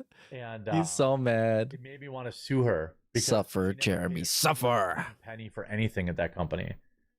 I lost $100,000 or more. $1 billion. Jeremy confirmed doormat. Yeah. Jeremy would have to rely more. Good thing Phil is reacting. So, oh, he's about to react. At this point, we're now late 2024. It sounds like he's fine. Oh no, this is just the calendar segment. But he still has the coffee, right? So I guess it's the Quartering and the coffee. That's what he's got left. He's no longer doing a million offshoot channels, a million side projects. He's just focusing on that. Okay. Not Jeremy Hambley did 500 kicks and says, I'm hammered right now. Can I borrow $5? No. But 500 kicks. I appreciate that very much. Thank you. Okay. Okay, anytime now. Year ever. In June, he broke his record for monthly viewership at 71 million views. What? Oh, June. What year is this? 2024? 71 million views in a month. What did he cover in that month? Anything. Fluke. 2024 was an election year, and Jeremy's channel afterwards could. Oh, well, yeah, that makes sense. A decline that would come at the worst time possible, as he had attracted the attention of two persistent. The quartering has made a career by selling outrage, and uses the same strategy to dismiss. Are we gonna get a full retelling of the casino experience? No. The sticks know you crapped yourself in a store. Oh, again, yeah. I know that that Albin's not doing this, but sometimes like leftoids are like, use that to try to make fun of me. I'm like, I told that story on a podcast. Like, you have to also understand. What does that mean, though? Does it make it less embarrassing? Bring a significant unfollowing. A group of people that hate you, especially if you talk about some divisive stuff. Divisive? But you have to understand who's on the other. Actually, they'll follow you even if you're not talking about divisive stuff. I don't think the stuff that I've talked about over the years has been particularly divisive. I think I'm a gamer. I just play fucking games. That's all I really care about. And still people follow me and hate my guts. So I mean, because you're special. You're great. That person's life sucks.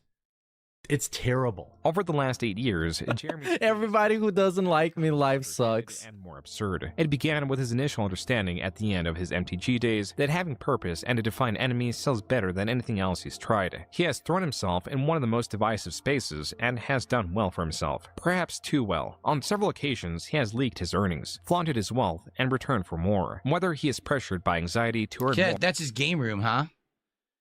Well, let me look. Are any of those real? No. Are they real? Real? Or are they? Most of those... Hold on. Nope. Arcade 1-Up. Anything that's Arcade 1-Up is worth nothing. Because they're all fake replicas that are completely worthless and they're complete rip-off company. They all look like Arcade 1-Up cabinets. Like the whole room. None of those are legit. Even his stools, his bar stools are Arcade 1-Up. If he had walked in there and that room was legit restored cabinets, I would have actually give him some props and be like, wow. But who cares? Who cares about Dark Side Phil like getting props from DSP, bro? Who cares about DSP's acknowledgement and respect? Like your respect is nothing. It's trash. Because he respects people that kiss his ass and people that he can leech off of. So probably it's better if this guy doesn't respect you. Gamer, he was there back in the day in the arcade days. Arcade 1-Up is complete trash that takes advantage of people who... Whoa, I don't give this guy any gamer score. Because his toys are not real, and my toys are real.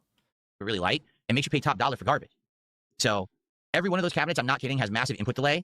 The games cannot be played competitively or any serious manner because it's basically just an emulated version running on a laggy monitor. The controls aren't good. I know because I played on 2 different Arcade 1-Up cabinets. It was NFL Blitz, and what was the other one? It was a fighting game. Both of them were laggy as shit. They were so unfun to play on because I grew up in arcades playing the real games. It's a complete scam.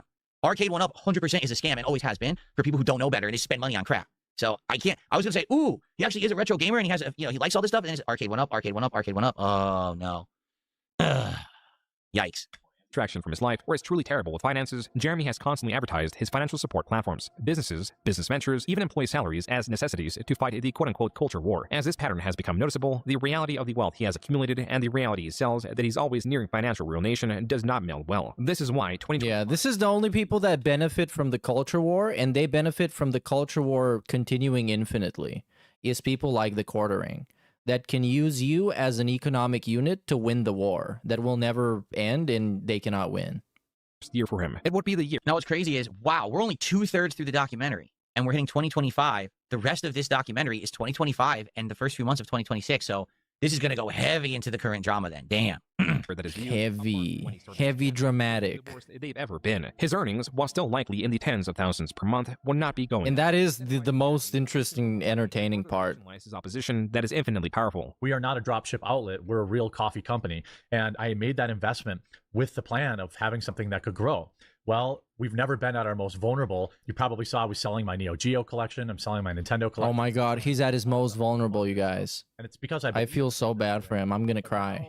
We hit a roadblock that I need to try and reach out and give you an understanding of why I could use some help. Guys, this is serious. Jeremy is vulnerable. The only thing that we were reliant on anyone else for was some of the boxes for our K-Cups and some of the procedures around that. Well, apparently that person, I don't know this for sure, but I suspect it, saw my YouTube channel and didn't like my politics. And while we have a 20,000 K-Cup order, basically decided to tell us, to pound sand, or I don't know what's going on. We haven't heard anything back. The title of this video is Woke Leftist. It just screwed me over and all my staff. Jeremy says he is selling his Neo Geo and Nintendo collection. These are retro gaming consoles and games that Jeremy has a large collection of. As for the core of the video, according to Jeremy, he only assumes the order was canceled because of his politics. Furthermore, he bought an $80,000 machine to make coffee K-Cups and allegedly took out an $80,000 loan through his credit card to pay for it. That is not even the extent of his debt. I've got $300,000 almost floating right now in debt.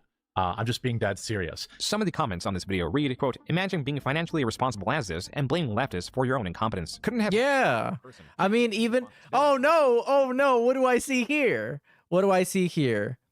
What do I see here? The Rio Jesus says, Dark Side Phil moment. Dark Side Phil moment!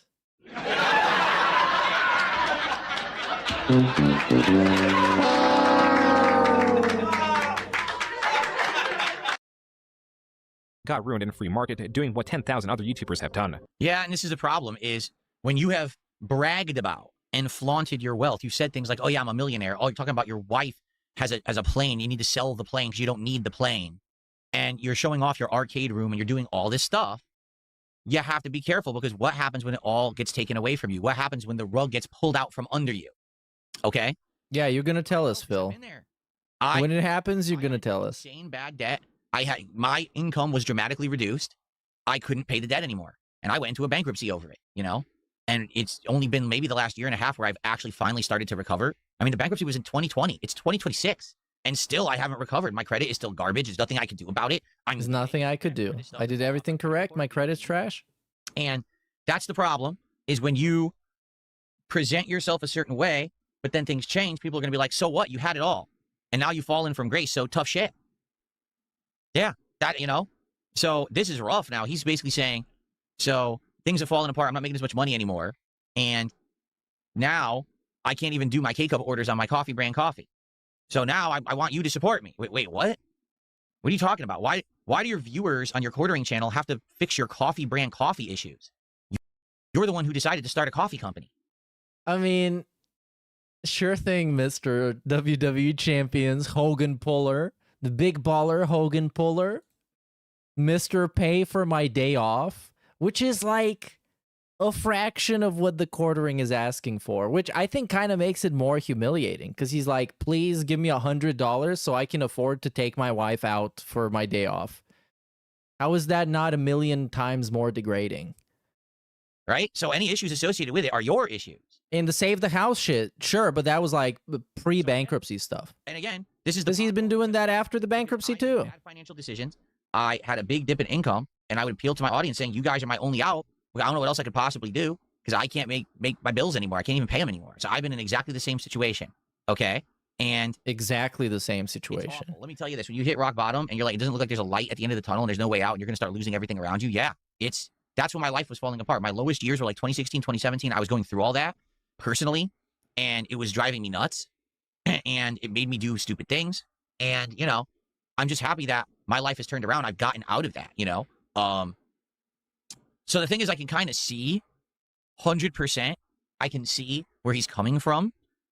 I can see that what I did also was wrong. And I've already, said to my audience, yeah, it was wrong for me to put that onto the audience. I apologize. Yeah, it was wrong or whatever. Anyways, if you like that I admit it, please contribute. No one's going to care, right? Like, who's care? Why would anyone care that now your coffee company is falling apart? Dude, you're a millionaire. You admitted it. People saw you make $50,000 a month on your YouTube channel alone. Why do they care that your coffee company's falling apart? So close it. Who gives a shit?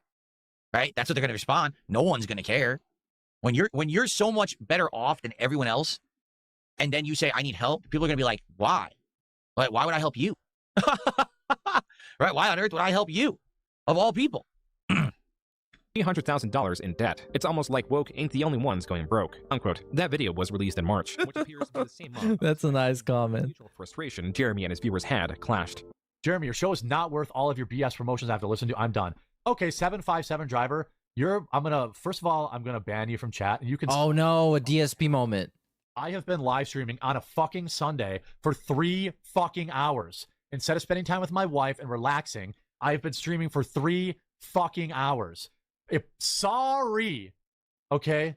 Sorry if I'm trying to make a living. You can go fuck yourself. Okay?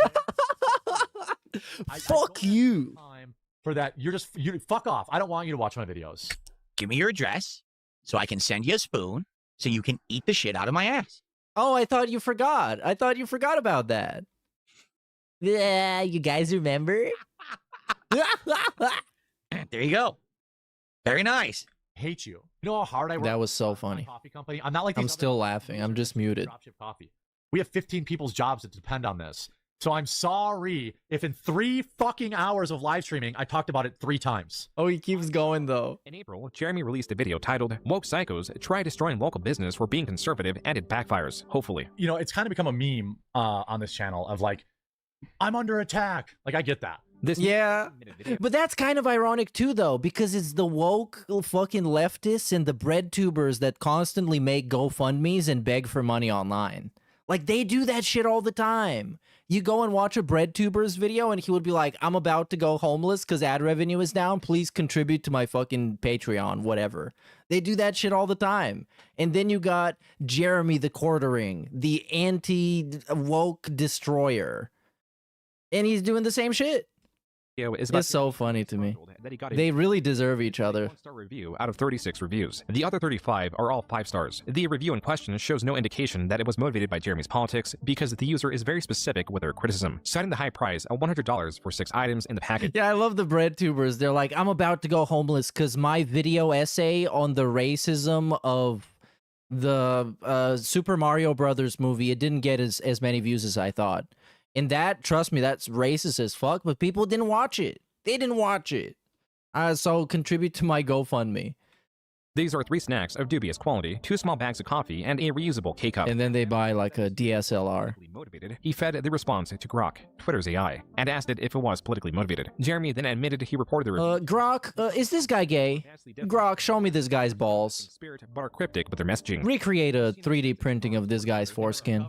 The internet. Never feed the trolls. The house always wins, unquote. You're asking them to do super chats. You're asking them to get channel. All right, so this is it, the final arc, which is basically where we are today. We have about a half an hour left on tonight's stream, everyone, so we'll get about a half an hour further. And as long as the stream goes well, by the end of the stream, we will continue this and finish it on Thursday. So again, if you like the content, you want to see me continue, please support the stream tonight. Let's get some likes. Let's get some contributions for the reacting. Here we go. Memberships. You're asking them to do memberships at thequartering.com, Rumblecast, watch the videos, watch the ads, and then they also have to buy the coffee? Like how much more do you need? Content creators PPP and Andy Worski have been online for a very long time. Shut up, stop criticizing. And together, I'm fighting a war. Unlike Jeremy's prior opposition, their motivation for choosing their targets is not influenced by politics. They don't take themselves or their critiques all too seriously. They do accentuate the absurdity of infamous figures, covering their antics on their live streams spread across months, maybe even years. In Jeremy's case, they are the worst enemy to have because the Kino Casino does what Jeremy does, only infinitely better. Jeremy draws online stalemates by sheer attrition or manipulation. He uploads so many videos against his targets and selectively edits them that accurately responding to them all is unfeasible. Such was the case with Tularian Community College and the H3 podcast. He can maintain his ironically skeptic audience with his deception, knowing that they will only ever watch his video on the matter. The Kino Casino, however, just like Jeremy, weaves narratives about creators they cover, where Jeremy is reliant on a handful of pejoratives that he uses indiscriminately. Yeah, he met his match. Far more crude, specific, and unconcerned with their insults, as Jeremy would later find. At first, their coverage of Jeremy began in 2024. It was mostly through stories he was tangential to. If anything, they were following Styx Hexenhammer more. Interest in Jeremy grew when Styx failed to show up to his live show. This is when Jeremy found out live that his co-host had been arrested for domestic domestic violence. Whoa. Jeremy then spent the rest of the stream attempting to bail him out, even asking if any audience members lived near Styx to walk over the documentation needed for bail. It was not until around April 2025 that the Kino Casino had an invested interest in the quartering. Again, partly because of Styx, who admitted to be working for Jeremy basically for free. Is this whole part gonna be just DSP being quiet? Fell asleep. I could be fine with that. He's staring at Styx, and Styx is just in a blissful dream state on drugs. Wow. What do we do with this guy? This can't. Look at cornering, bro. He's very displeased right now. Jeremy fired Styx because of this blunder. The Kino Casino proceeded to cover Jeremy as one of their main targets. Not Jeremy Hambley gifted a sub. If you're looking for a $5, you should stop throwing them across the internet. But thanks for $5. I'm not going to complain. You want to support the stream? Thank you.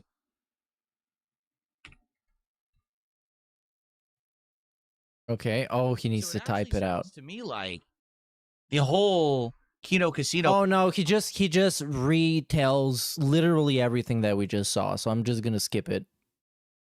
This segment just gets recapped. Related videos, particularly the ones where Jeremy attributes political beliefs to anyone that negatively affected his business. Jeremy was now dealing with a truly— Whoa, no way. Everybody that doesn't like me is my ideological enemy. Who could have seen that coming? This video on May 20th.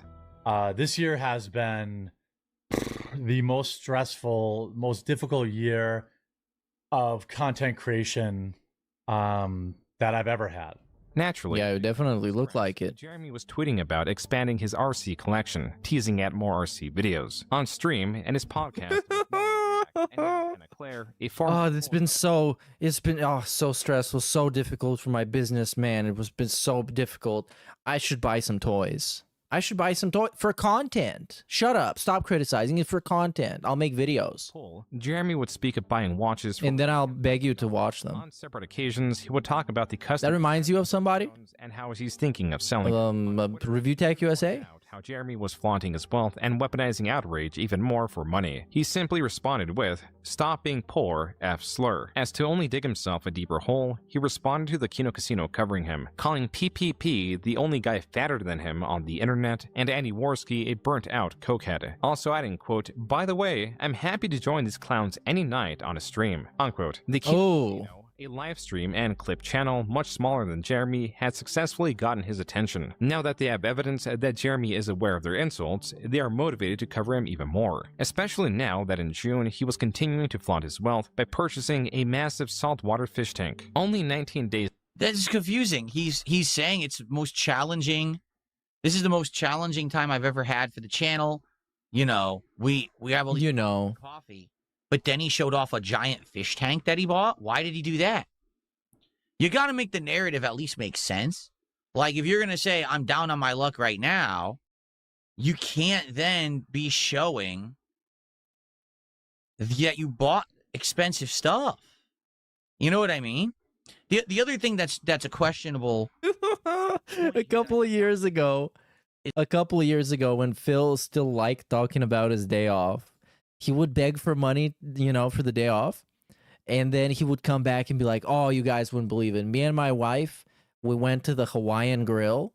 We had the best Hawaiian Grill. It was so robust. It was so tangy and juicy. It wasn't cheap, but it was really worth it. It was so delicious." Is that... And then he would have like 2 slow days and actually melt down and cry. King said 2024, notably, what was it, June 2024, he had 71 million views on his YouTube alone. And that was the biggest year he ever had, was 2024. It was huge because of the election. So in reality, he made a lot of extra bank that year, right? Tons of extra bank. Now, it could be truthful. The next year is his worst year ever. But he just came off of his best year ever, then went to his worst year. You know what I mean? So it's not like, oh, I just had 3 bad years in a row. It was you literally had your best year you've ever had in your history as a creator, followed by your worst. You're not necessarily destitute. I mean, come on. Phil is a bad example to bring that up because he had his best year ever and then moved across the country and went broke. Actually tanked his own life. Nuked himself. Is he the kind of guy that the money is coming in and he's just immediately spending it all on the businesses. Like there's no actual saving. There's no investing. It's just immediate re-spending and reinvesting on more projects and things. And he's not liquid. Like, he's not liquid at all. It just all blows out the door. The moment it comes in, it's out again to spend on something else, which is bad, obviously. You don't want to be like that. So that's what's crazy. Like, so now it's his worst year ever. He probably assumed, oh, 2024 is my best year ever. We'll continue on this streak of great years. And then all of a sudden, 2025 hits and he's way down because the election's over. No one really cares. They don't want to watch Trump anymore. So now he's floundering. And now he has to keep trying to find ways to raise money. It's not working anymore, right? But then why would you show up? Well, I bought a fish tank. That, at least make the narrative make sense, Jeremy uploaded a video titled, "I'm Destroying My Channel." In the video, Jeremy talks about having terrible anxiety, spending nearly every night thinking about how he's going to save his channel, while reminding his audience that his channel needs to succeed for the sake of his employees. But I'll rely on YouTube, which has... Thank you, Guitar Player, for a gifted membership. Oh, shut up, DSP. And obviously, we're getting into the more recent things that you got. Extremely consistent for me over the past 5 years.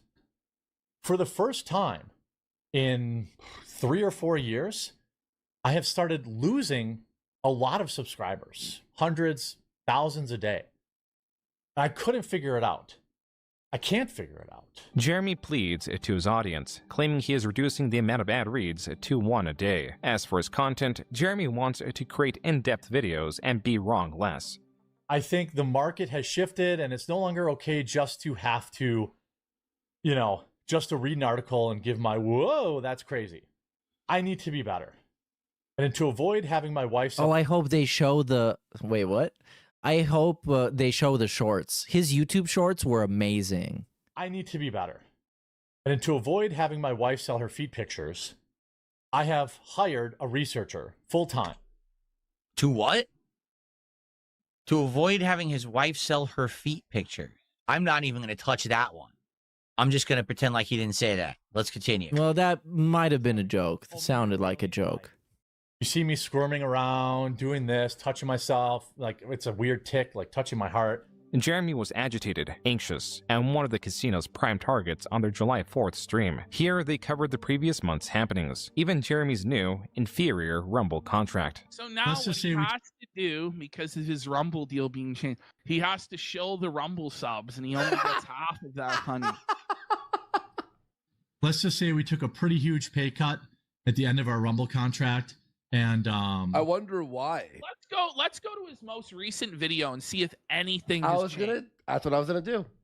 By the way, what's the title of this video? Flight forced to emergency land for insane reasons. So it sounds really clickbait to me. But maybe it's insane. Hear him out.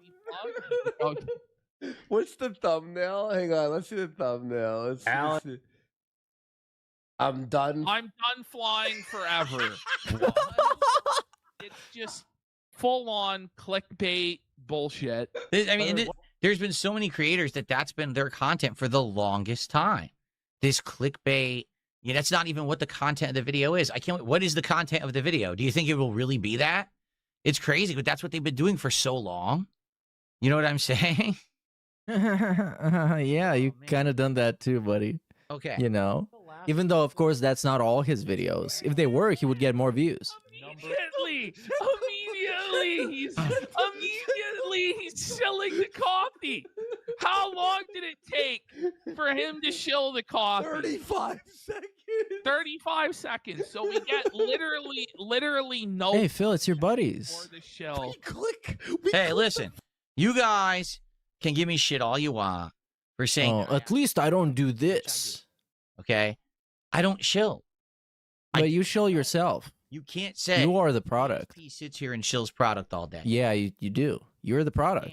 My product is what you're seeing right now. Exactly, and you're shilling it. You want more of it, and you want to see it improve, support it.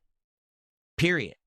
I don't want you to buy a controller over here. I'm not shilling this controller here. I don't want you to buy a bunch of merch and shit. And the few times that I've had the merch, I barely mention it.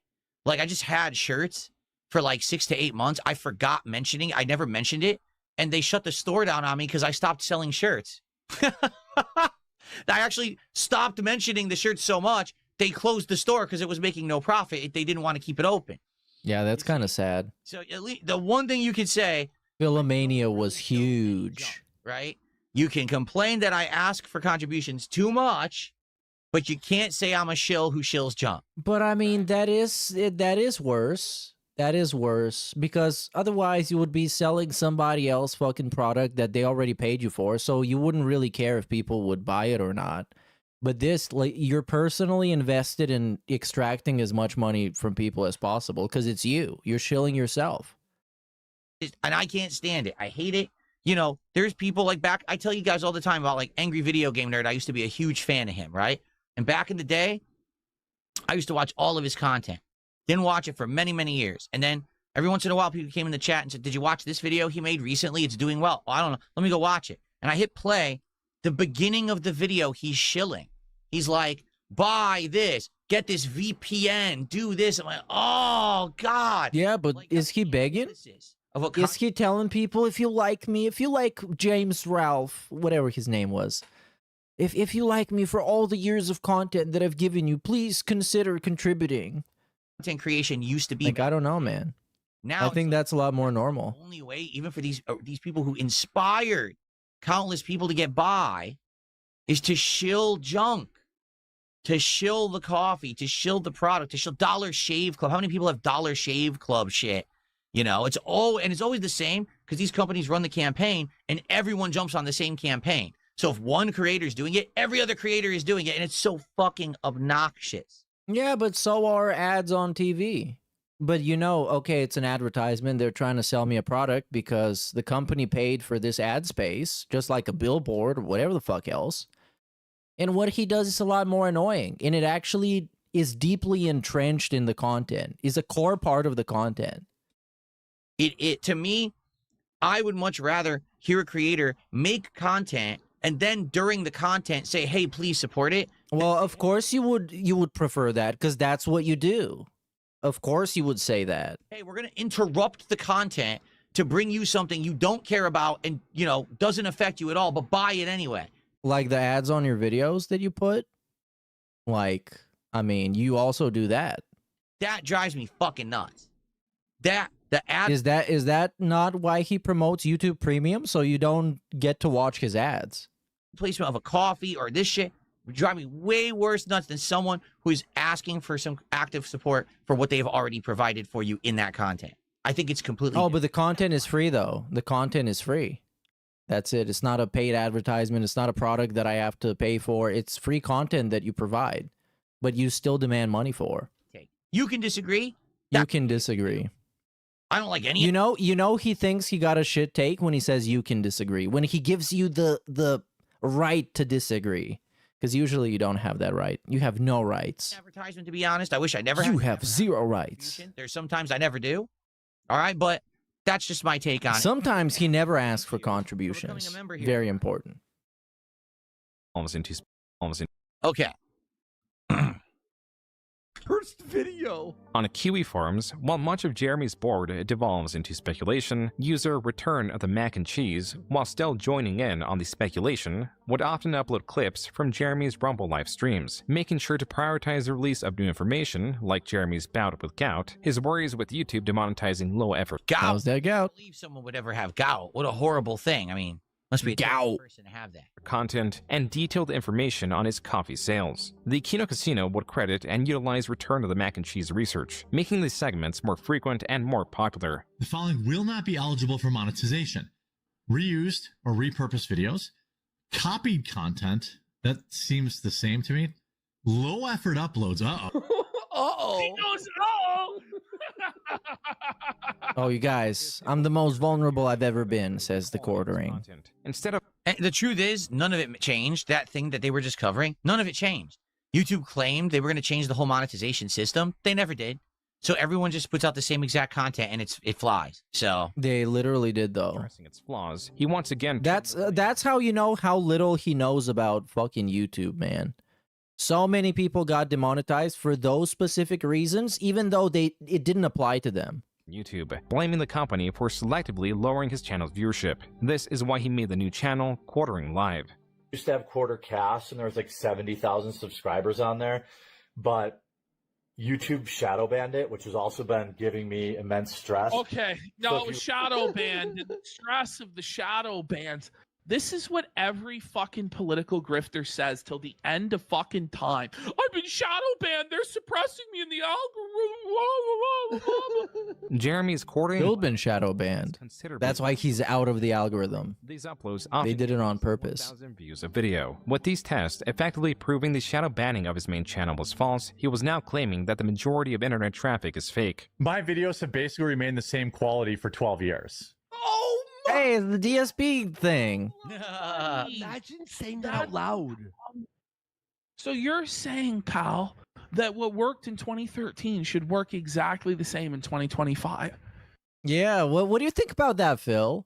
What's your take on this, Phil? Let's get a live DSP reaction to this. That's delusional, buddy. I just think that there's something weird going on. Like, everybody collectively has had enough of the internet. I'm going to be real. No! I love the internet rules. Okay, guys? There's dead internet theory, which I do subscribe to, which basically, if I'm oversimplifying it, is that the majority of internet traffic is fake. Jeremy was using all that he learned in the past 2 decades to attempt to resuscitate his channel, even using his oldest trick. Have you ever thought to yourself, hey, somebody should be paying me to watch these videos? Well, I've heard you loud and clear, and that's exactly what this week's going to be. Hey, Quartering, you dumbass. You're supposed to be a businessman that understands this. You know they're supposed to pay you for the streams? That's how you make money. You're not supposed to be paying them. Yeah, what's he It's talking another about? Vanity project for you. Look at all the viewers we have that I paid for. Yeah. Jeremy was attempting to fall back. Yeah, what kind of sense does that make? Reduced Let's get some more context. Creators. The Kino Casino covered Phil's going to tell us about it. Jeremy's financial decisions. Come late August, they also began covering Jeremy's many stories of involuntary bowel movements. Only keep people. For Oh an my hour. God. I'm totally off my game because I have anxiety diarrhea from you. Yeah, okay. Anxiety diarrhea. He has anxiety diarrhea. I was trying to poop for an hour straight before the show, and then once Was it the started, 15 beers? Why does he talk about this? Why does he talk about this stuff publicly? I'm lost. Why do creators insist upon telling their audiences about all of their personal ailments and the disgusting repercussions of them? I just Again, arguably worse is telling all that shit to this guy right here. This guy right here. Whose literal job it is to thrive on knowing shit like this and making fun of it. And this guy right here told this guy right here everything going on with his life. Everything going on. Why he can't have kids, why his pets died, his parents being about to die, his medical issues that he had to go to the doctor for, his wife's medical issues that she had to go to the doctor for. don't get it. Wonderful. I don't. I told you guys, accidentally, well, not really accidentally, but without knowing the repercussions of what would happen, I told the internet I had a swollen foot. Turned out to be gout. That one thing people have now made fun of me for 11 straight years. Okay? How's that gout? Obligatory. How's that gout? Look, another one. Fall gout. Fair enough. I told everyone I had it. That's on me. You know I have post-nasal drip. Why? Because you could hear it. Post-nasal drip, bad back, eczema. Recently, he talked about damaged lungs, like permanent lung damage from his mom smoking around him. In my older videos. What else we got? Greasy skin, greasy hair. You could press this drop button. Oh my God, he did this thing that I did. You would hear me constantly clearing my throat, snorting. You had to know about that one because it was in my old content, right? I literally just muted right now as I cleared my throat. So you knew I had post-nasal drip, right? Outside of that, you probably don't know about anything else about any personal ailments that I have because I wouldn't share it with you. If I had allergies, by the way. Yeah, he talked about allergies like today. It's kind of embarrassing if you have personal ailments, even if it's not something that's your fault or you can control. Because there's people who have conditions that it's not their fault. It's not self-inflicted. It's just something medical they have and they can't help it, right?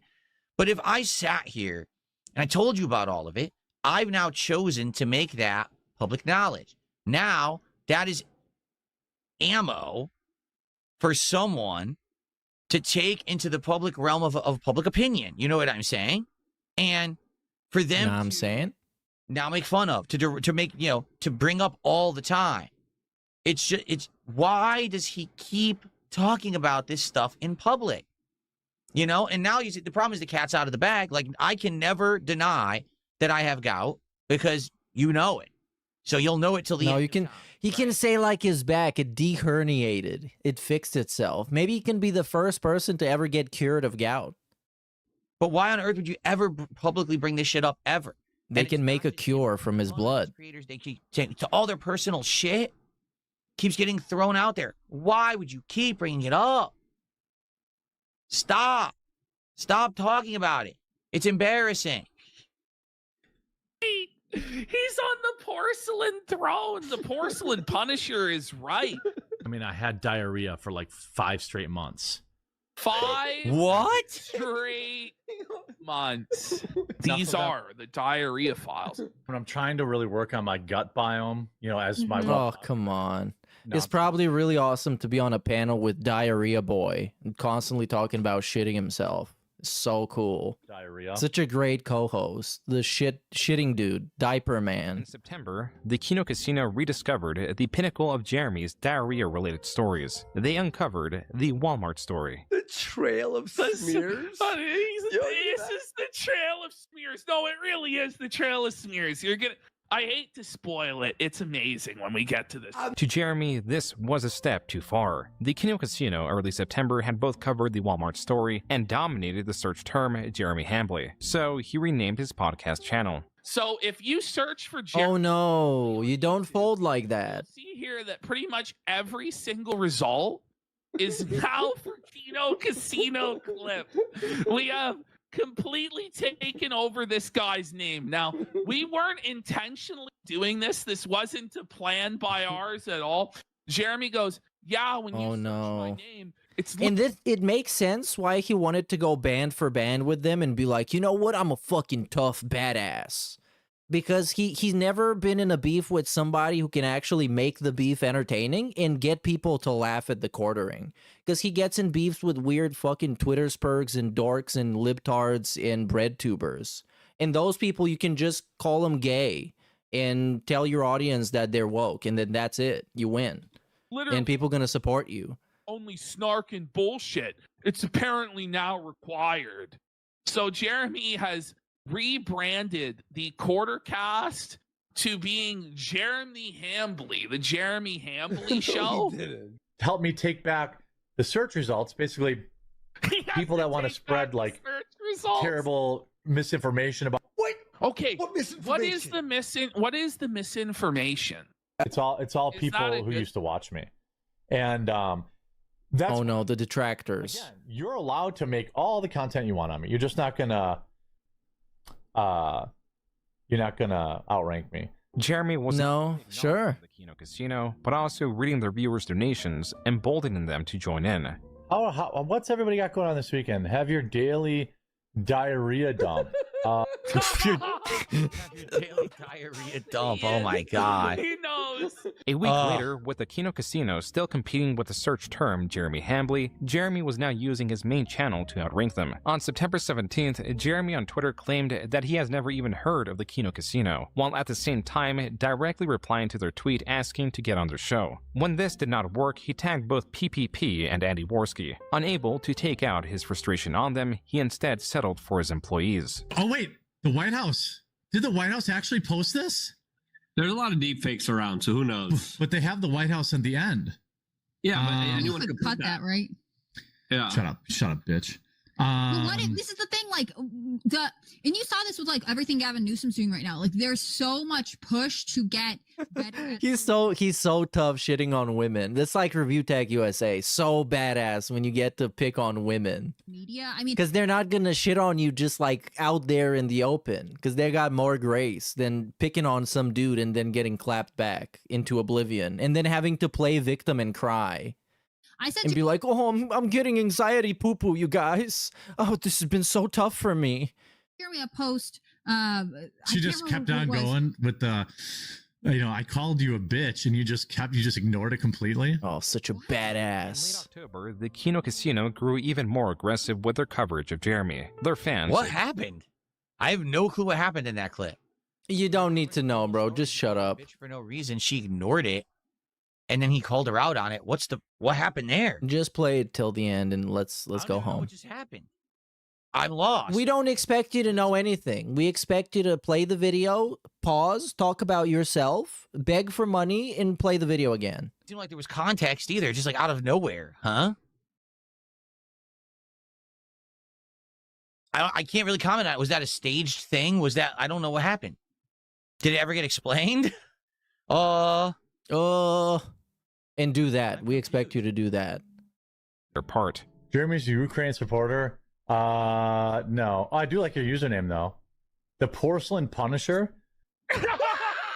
The Porcelain Punisher. All of this attention towards Jeremy was going to pay off, especially as he continued to post information related to his earnings. Why is he doing October, that? When he showed his previous 30 days of earnings on Rumble. Because he's flexing. That's not all. He also got 6 million viewers and 195,000. Because that's exactly what Phil does. When somebody says, Phil, you're a retarded loser, and then he says, no, I make a lot of money. I make bank. When you make fun of me on fucking Kick, I actually get paid from it. And then 2 weeks later, he's like, well, I actually get paid an insignificant amount. Feel bad for me, please. Is viewed by those viewers. Though Jeremy streams 4 hours on end, these stats meant that a viewer, on average, watched only 1 minute and 47 seconds of his content. Something is not quite right about these stats. Noel, the owner of Kiwi Farms, then posted his stats as a direct comparison. Quote, both of us are showing you the last 30 days. Let's do a quick comparison. Jeremy gets approximately 48 times more views, but only 5.6 times as much money. Jeremy gets approximately 48 times more views, but only 2.75 times the watch hours. What is driving me crazy is the last part, 2.75 times the watch hours. Unquote. Regardless of Jeremy's peculiar stats, he has now shown that through one revenue source, he has made $26,000, spending more than half of that in November on an RC track. What kind of dirt? Oh my God. Hey, of course. Flaunting what he's spending money on. So basically, what's happening is he can't stop trying to flaunt success, right? Look what I'm doing on Rumble now. But then people immediately use what he provided. He provided the information to the internet. Phil? Would have known this if he didn't decide. Who else did this, Mr. Burnell, Mr. Enhanced Pig Roach View Man? To do it, he provides the information to the internet. They deep dive it, and then they go, "Oh, well, guess what? You're actually not as successful as you think because why do other people have higher CPM than you? CPM is essentially how much money you make per a certain amount of views. Why is everyone else making more money than you? Well, because no one watches your content for more than a minute. They click it, it's clickbait. They immediately realize it's clickbait. They stop watching you." Hey, Phil, is that going to help you realize why your edited videos are not making money? Is that going to answer your questions? Make a lot of money. But no, that applies to a completely different person. With Phil, everything is special and different, and there's additional context that nobody knows, and it's because YouTube is stupid, allegedly. As opposed to other people, they'll click your content to watch it, and I'll stay for 5-10 minutes, and then you'll make more money that way. But for him, literally, people stay for 1 minute and then they're out the door because they realize it's all clickbait, so he doesn't make money on it. So he's self-embarrassing himself by providing the information. Oh, back in the day, Phil would have said he self-felted. Then be deep dive. Let me try and find one of those on PigPigGo. PigPigGo.net. Do we have this? Self-felt, that particular scientific term. Self-felt. Oh, yeah. You self-felt yourself. You actually self-felt. This is so good. And he's a cowboy here. Holy shit. Vintage. Brag. You self-felt and expose yourself by opening up your YouTube analytics, which really that was the start of the downfall of Duty. Duty? Opened his YouTube analytics. As we know, Duty has downfallen, and he's on the floor right now. All he had to do was keep his fucking mouth shut and never open his YouTube analytics. And no one would have ever known that he was making big money on the stuff, and no one would have given a shit. But the moment he showed... How many felts here? 7 instances of the word felt. Put the troll down at my knee. Let's have a felt compilation. I put the troll down at my knee. That sounds like this. Hold on. Oh, I got it. Fuck's sake. I would have had a perfect thing. Fuck's sake. Do I have it here? Okay, here. Okay, let's get a... I'm gonna replay my joke. I put the troll down at my knee. Drops on down on a table. Being filled. I properly felted and throttled the troll with my royal scepter. Boop, right on the head. Just being boop. You know that sound effect you would hear like fucking drops Muppets? on down Boop. on I a booped table. him on the head, and I held him like a football. It wasn't even a funny joke. Through the throne room, out the Massive fail. down the stairwell, back into town square. Get the fuck off my stream.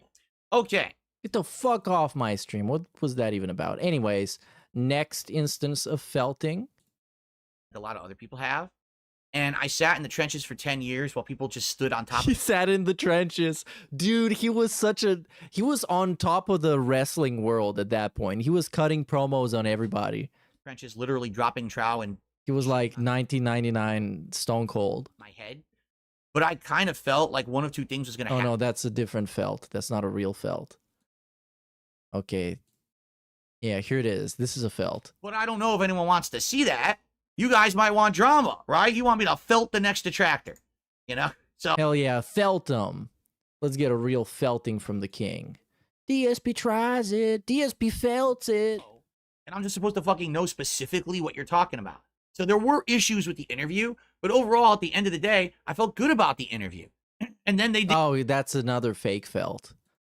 Very felt. Oh, okay, here we got the other felt. You self-felt and expose yourself. You self-felted yourself. It's an auto-feltatio. In your little space, with your mouth shut, you probably would have been all right. But instead, what happens is, you know, you self-felt is what you call it, you know? You That's what you call it. That's what you call it. It's all clickbait. So And now you call it something else. So he's self-embarrassing himself. Self-embarrassing himself. By providing the not just embarrassing himself, you're self-embarrassing yourself. Dug into to find out truly how successful the guy really is. Is he successful? He is. But he acts like he's a giant dude, a big, successful bigwig, when in reality, other people are keep exposing the cracks in the story. Then he goes ahead and says, oh, well, I bought an RC car track. Why? Why did you do that? You keep saying you're not doing well, but then you are doing well. Then you say, help me because I need the help because I'm under attack. And then you say, by the way, I just spent Help, I'm self-felting myself. So it's a bouncing back and forth of two completely separate stories.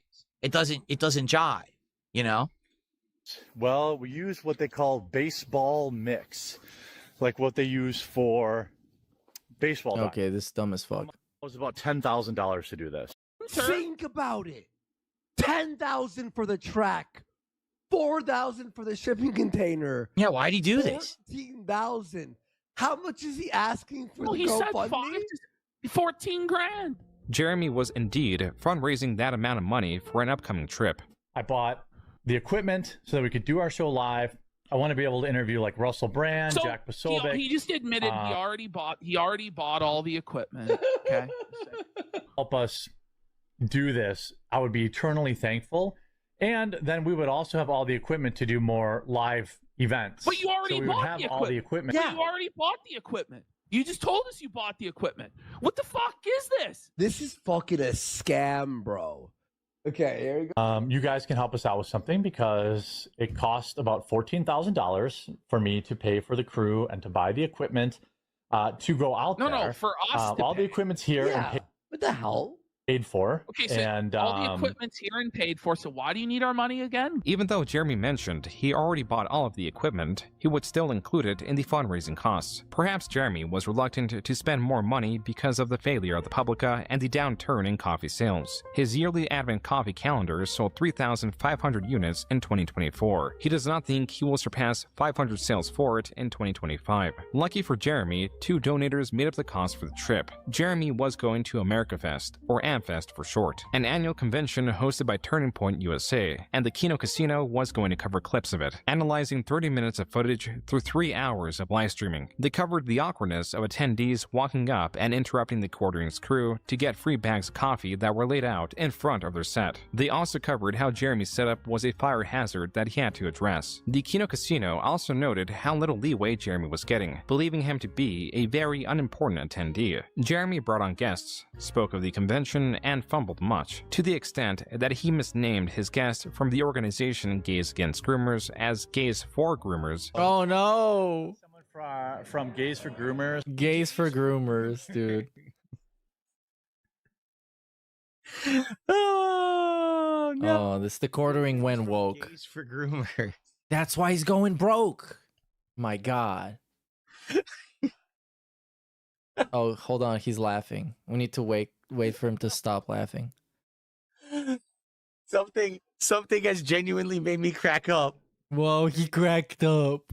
During the I document. can't believe it. He cracked up. He said his guest is from Gays for Groomers. And that's not even like a real laugh. You've heard him laugh for real. Oh no. And this is just like the extended laughing segment. It's like a laugh track, but fake.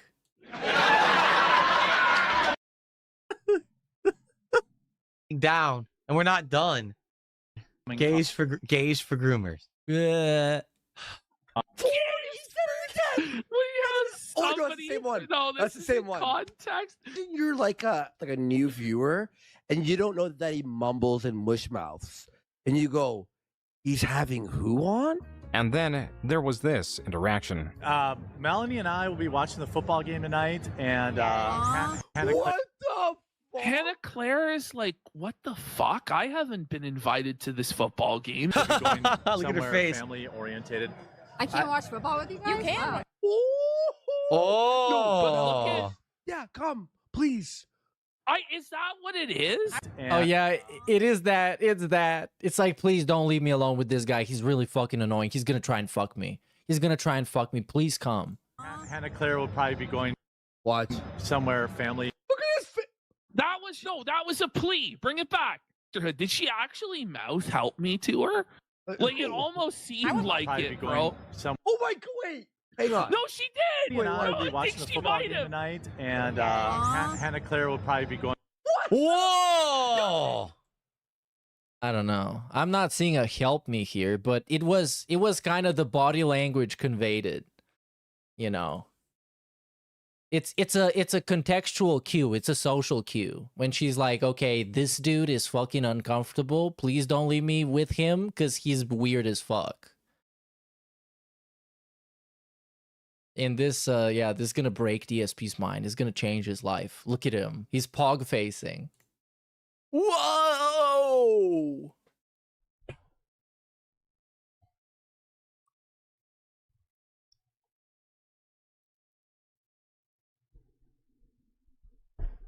Okay, yeah, we need to do all the gimmicks. It takes him 20 minutes to set up a fucking punchline. In a fake laugh.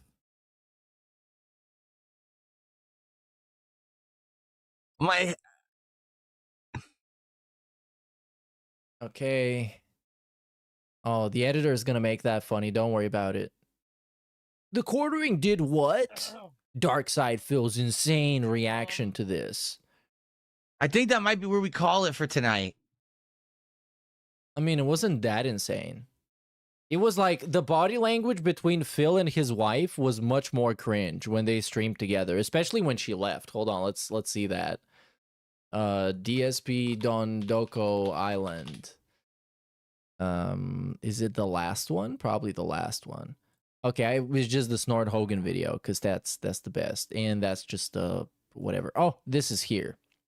That was like the fucking weirdest body language in the world, dude. She was just so done with this. And there's some people that can't really hide. Oh, we're gonna watch the Tevin version. This is it. This is the definitive, the director's cut, upscaled and remastered. So this is when Kat died. This is when she died. In character, like in kayfabe, she's still actually factually alive, supposedly. And then you're just sitting here looking like you're jerking off. Gathered everything. birthday. I'm pretty sure we did. Yep. Did we get these veggies? No. Yeah, this is some great body language. Soulmates, by the way. You're going there now? Yeah. Yes, I'm gathering that stuff. Time of their life. Is it? Oh, maybe. Dying of excitement and meaning. This is meaningful interactions, by the way. Meaningful family time. Use fast travel map. They're sharing their great relationship with the world. I didn't even know there was fast travel. There's fast traveling in this? I didn't know that either. Anyways, you got the point with this. This is when she leaves. 2 minutes later, by the way. It's not like we're skipping ahead too much. If you're really sore and tired, you can go. Yeah, I need to stand up. All right, great. Yeah, I need to stand up. No, baby, don't. No, baby. Baby, stay here, baby. Yeah. Come over here. Let me give you a little kiss. You take off for the night. Just say goodbye to everyone. That's all. Bye. All right, bye. You guys have done. Baby. Kat is not used to doing this. She's not a streamer. She's not used to doing this? Why, what this? What is this? Sitting on a gaming chair? Right? So, it's exhausting. She's not used to... It's exhausting. She's trying, you know. You To got sit and look at the screen is exhausting. You guys can't do anything. What the fuck can you guys even do? It's so useless. Anyways, she needed to stand up, you guys. Come on. But that was some great body language. It's totally awesome. You don't have to stick around. And then she looks all over the place. If you're really sore. It's like, oh, whatever. All right, you don't have to stick around. You don't have to stick around. Anyways, you got the point. Ooh. I'm in pain right now. Like Okay, I said, bye. like watching this stuff, I don't like reality TV. I don't like watching this kind of stuff because of secondhand embarrassment. You know what I'm saying? We just saw it. That So was cringe. fabricated. That was Yeah, that was cringe. that actually just really happened, right? We're not blind. We didn't imagine it. Yes, that actually just really happened. Whoa, that happened. A cringe thing happened. Okay. We're gonna keep reacting, or is there more layouts and gimmicks? Oh, that's it. He's just gonna actually finish it. That's it. That was it. That was your react. And we have like 10 more minutes of just sitting around doing nothing. Okay.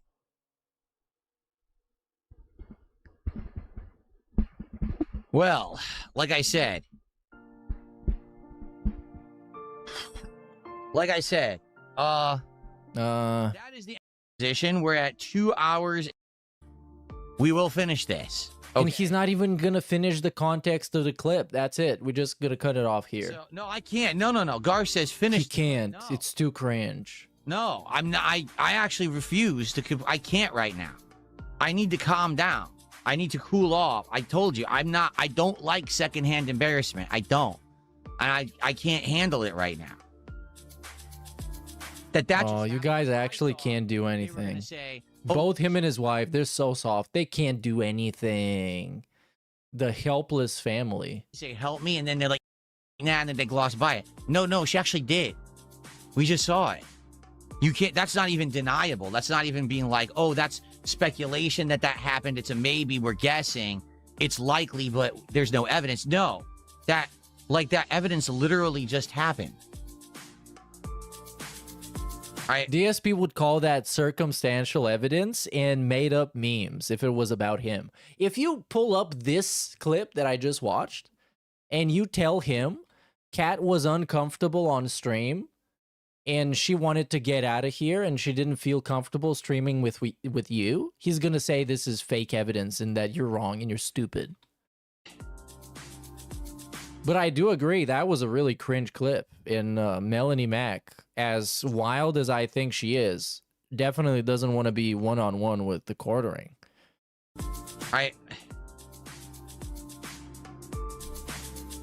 No, exactly. It's not that he's a rapist or anything. He's just really fucking annoying. It's not. So anyway, I'm like speechless about it. And I know here's the thing is that we're heading to the finale. Right? This is the next part, because that was what, November of 2025. So okay, now we're gonna talk about trash. Now. Honest with everyone here, okay? I actually don't think with all the stuff there, what has been the worst stuff has been Griff. The quartering always has a new grip. It doesn't matter what it is. There's always new things he's moving to, he's asking money for, yet he always has money, right? It's not like he's destitute or anything. He's always having, never really having money issues, but always saying he is, or he's under attack so that he can get more money for a new project, for a new thing, but then he flaunts his money. That's the weird part about it all, is that the people kept buying the narrative. Just like DSP when he's always successful, but still begging. And begging is what makes him successful. I'm always under attack. But also, he is not aggressively advertising stuff or shilling. I'm always losing viewers. I'm losing subs. I'm losing on this. You know what I'm saying? So what kills me is the major issue that I think anyone would have with the guy up to that point was his grip. But now, just tonight, like only in tonight's content, we've seen this weird narrative that he's latching on to women on the internet, creators on the internet.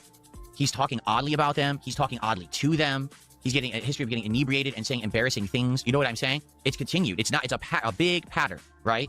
And that, for me, like that is like the culmination. Like what just happened there? And I guess what we'll do when we resume, we will address that. We'll talk about exactly, we'll speculate. What do we think actually just happened there? What, you're gonna speculate? Wouldn't that make you gay? Because you're gossiping about a man? That's what Phil said it does. It would make him a gay man. That's just pretty crazy. Which the detractors are, by the way. All his trolls are gay. And we look at each other's cocks at the urinal. Easy to me. What actually just happened? That's why I don't even want to start addressing it, because we're at the end of tonight's stream. Let's save that for the finale. We'll open with the analyzation of that clip. 2 minutes, 40 seconds is where we are in the documentary. We'll open by analyzing that clip and what happened, or speculating about what happened, and then we'll continue on and we'll finish it up, all right? Because to be honest with you, all right, up to now, I would say, listen, you have every right to dislike Jared. You don't like his grift, you don't like that he's controversial, he attacks people on the internet, he causes problems, all of that. That's, I guess, a subjective thing. You know what I'm saying? Like, if you just don't like the guy for grifting and wanting money, okay, I get it. All right? Obviously, there's enough people out there that do like him and like his content enough. They don't care. So what's the big deal? But now we're jumping into another topic entirely, okay? I received an anonymous $5 tip. Enjoying the content. We'll love to... Okay, yeah, fuck that. We're just going to do shout-outs. And then thanks for the interactions. All right, you see this major event, blah, blah, blah. It's been great. Thank you. Bye-bye. I thank you. Thank you, guys. Thank you. And YouTube viewers, always, I want to say thank you. Yeah, thank you for watching me on a different channel, he says here. And then we have Devour. Devour. Yeah, anyways. So, we kind of wrapped it up in time, man. The Sway streak has continued. Maybe he's gonna do some crazy shit today. Hopefully not. So I can have a day off, dude. But it's not like I'll have much to do tomorrow anyways. Especially if I keep waking up at fucking 6 a.m. Anyways, now I shall give the final shoutouts, and you will like it. Anyways, let us start. Let's unleash the TTS machine. And this, which one was last? This is it. Baller alert. SNORTBUCKS coffee, get that grease. Shout out. Get that grease. Get the grease. I like the other one more, though. I like the, what was that? The May the 1st burst coffee. I like that a lot. That has a great marketing spin to it. You could use that. Big ups PKO for the subscription. Let me just actually give everybody the sub shout out right now. Band of Thieves, thank you for the sub. Lunar Balloonist. Choco Smoke, big ups for the membership, dude. And Anti-Distortion, 23 months. Big ups. Thank you very much. Now we got 666 Minion says, Baller alert. I'm sorry, baby. This is that segment. This is it. It's too late to apologize. She's already gone. She's already mentally checked out. We got big ups Jordan Fadeaway for this. Narcissism armor is at a Homelander level. I mean, I get that in this case, he was talking about somebody who more people, I guess, right now are talking about and hating, and he can make himself look like the lesser lolcow. And in many ways, he has done some less embarrassing stuff. But still, any attempt he tried to do at like deflecting it and being like, well, I actually, unlike him, I admitted this and this and this, has been kind of fake, and it didn't work. But the armor exists, man. It exists for a reason, and it's never going away. He's armored to the core. Full metal jacket. We're relaxing and uric acid maxing. Relaxing, uric acid maxing on the Swaycast. Come, relax, hang out, and let's get gout. That's it. That's the new jingle. Big ups J-Dog Arcade for this one. DSP is a huge No Jumper fan. No Jumper. Wow, I haven't watched No Jumper in like 10 years probably. I don't know.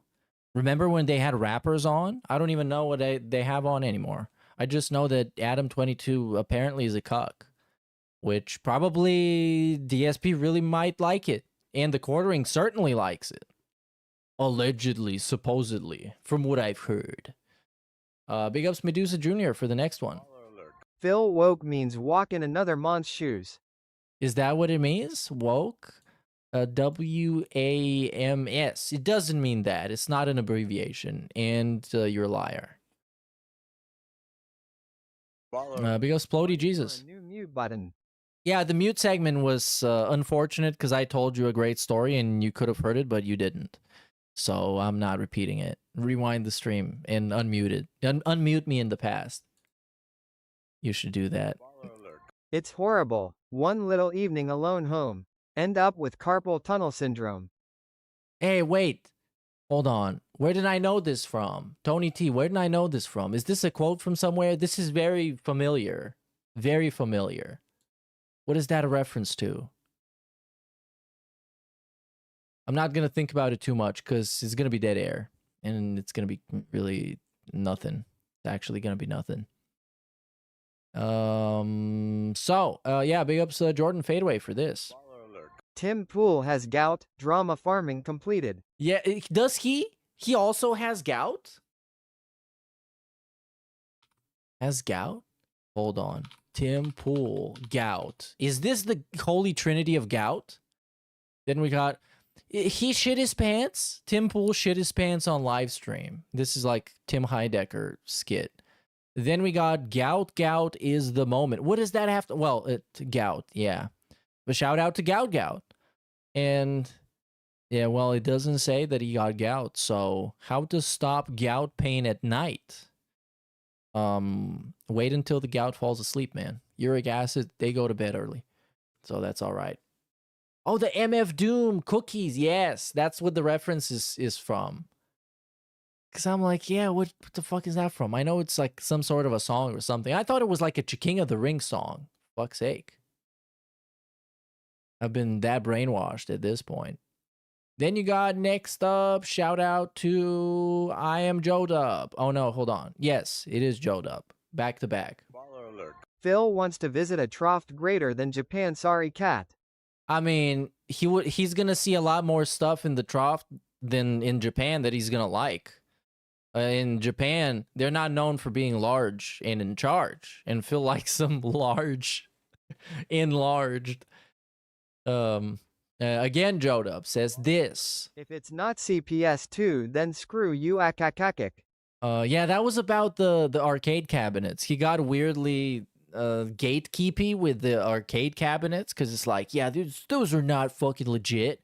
Also, that reminded me of when he got in a fight with somebody on Twitter over them having arcade cabinets. And he was like, yeah, I don't actually need arcade cabinets because so-and-so. And then the guy was like, yeah, but you're trash and you suck. Something along those lines. I don't remember. It was really funny, though.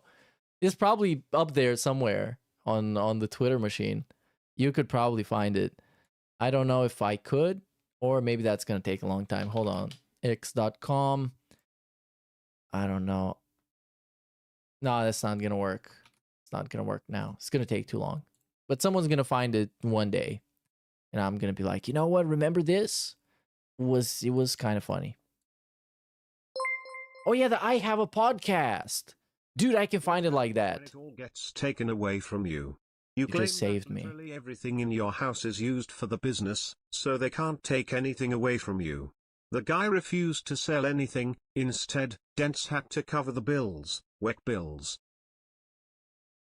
Yeah, by the way, he did claim everything is for the business and everything is for the bankruptcy call. All-time great DSP moment. It was so funny. He was so defeated and crushed.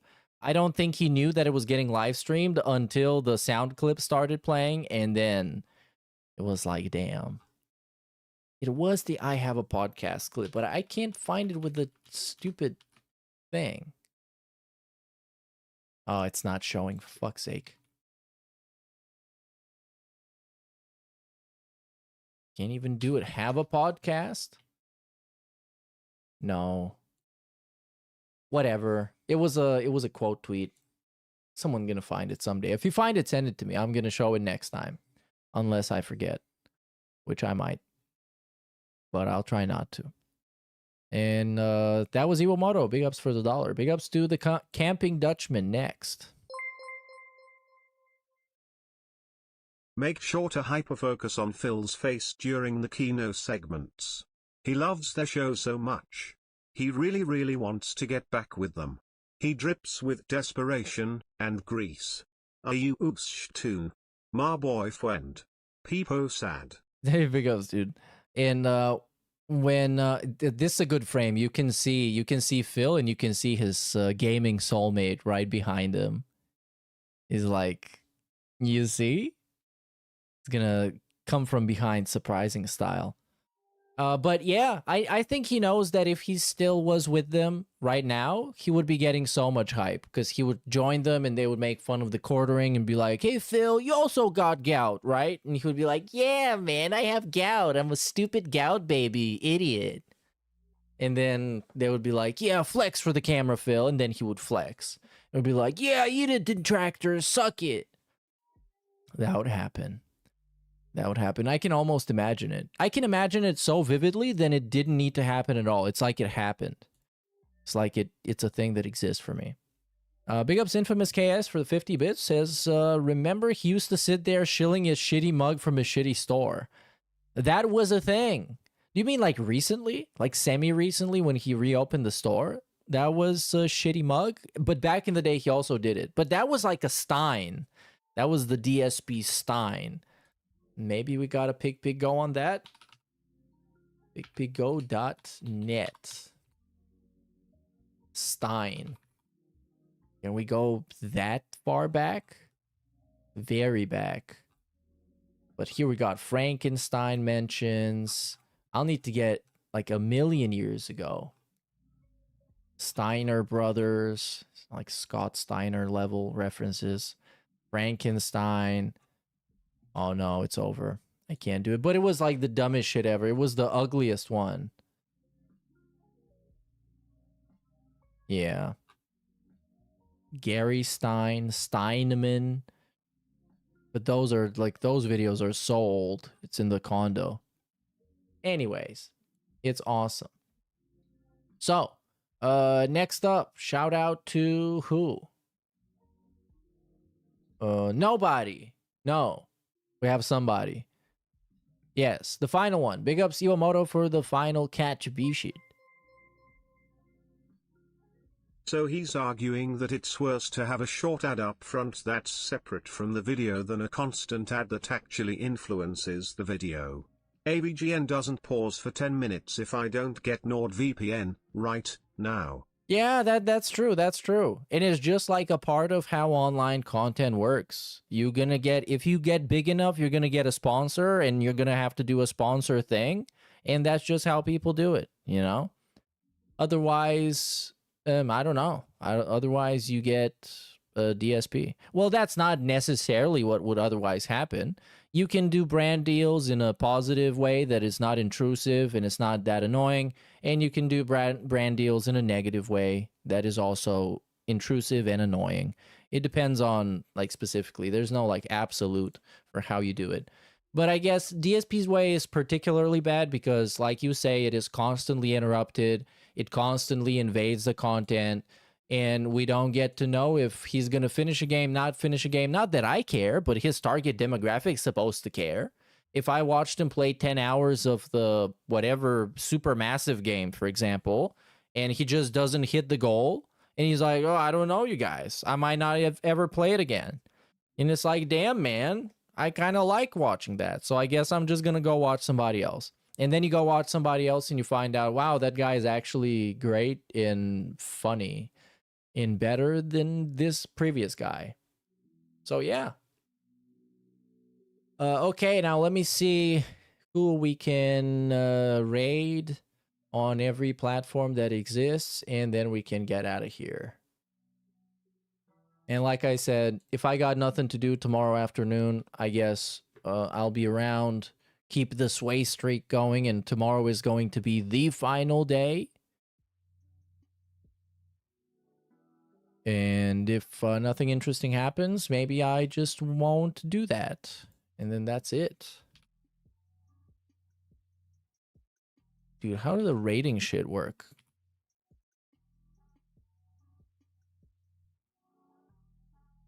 I don't fucking know. I'm so confused. Okay. Well, I gotta go anyway, so I'm just gonna set up the forwarding on YouTube and be on my way. See you guys next time. Like I said, this is like the 15th outro I've done, so you know how it works. Swaycast. Yeah.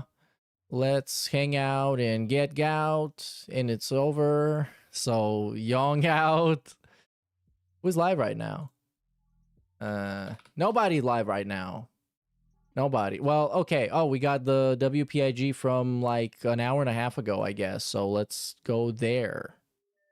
That's it. It's over. Bye.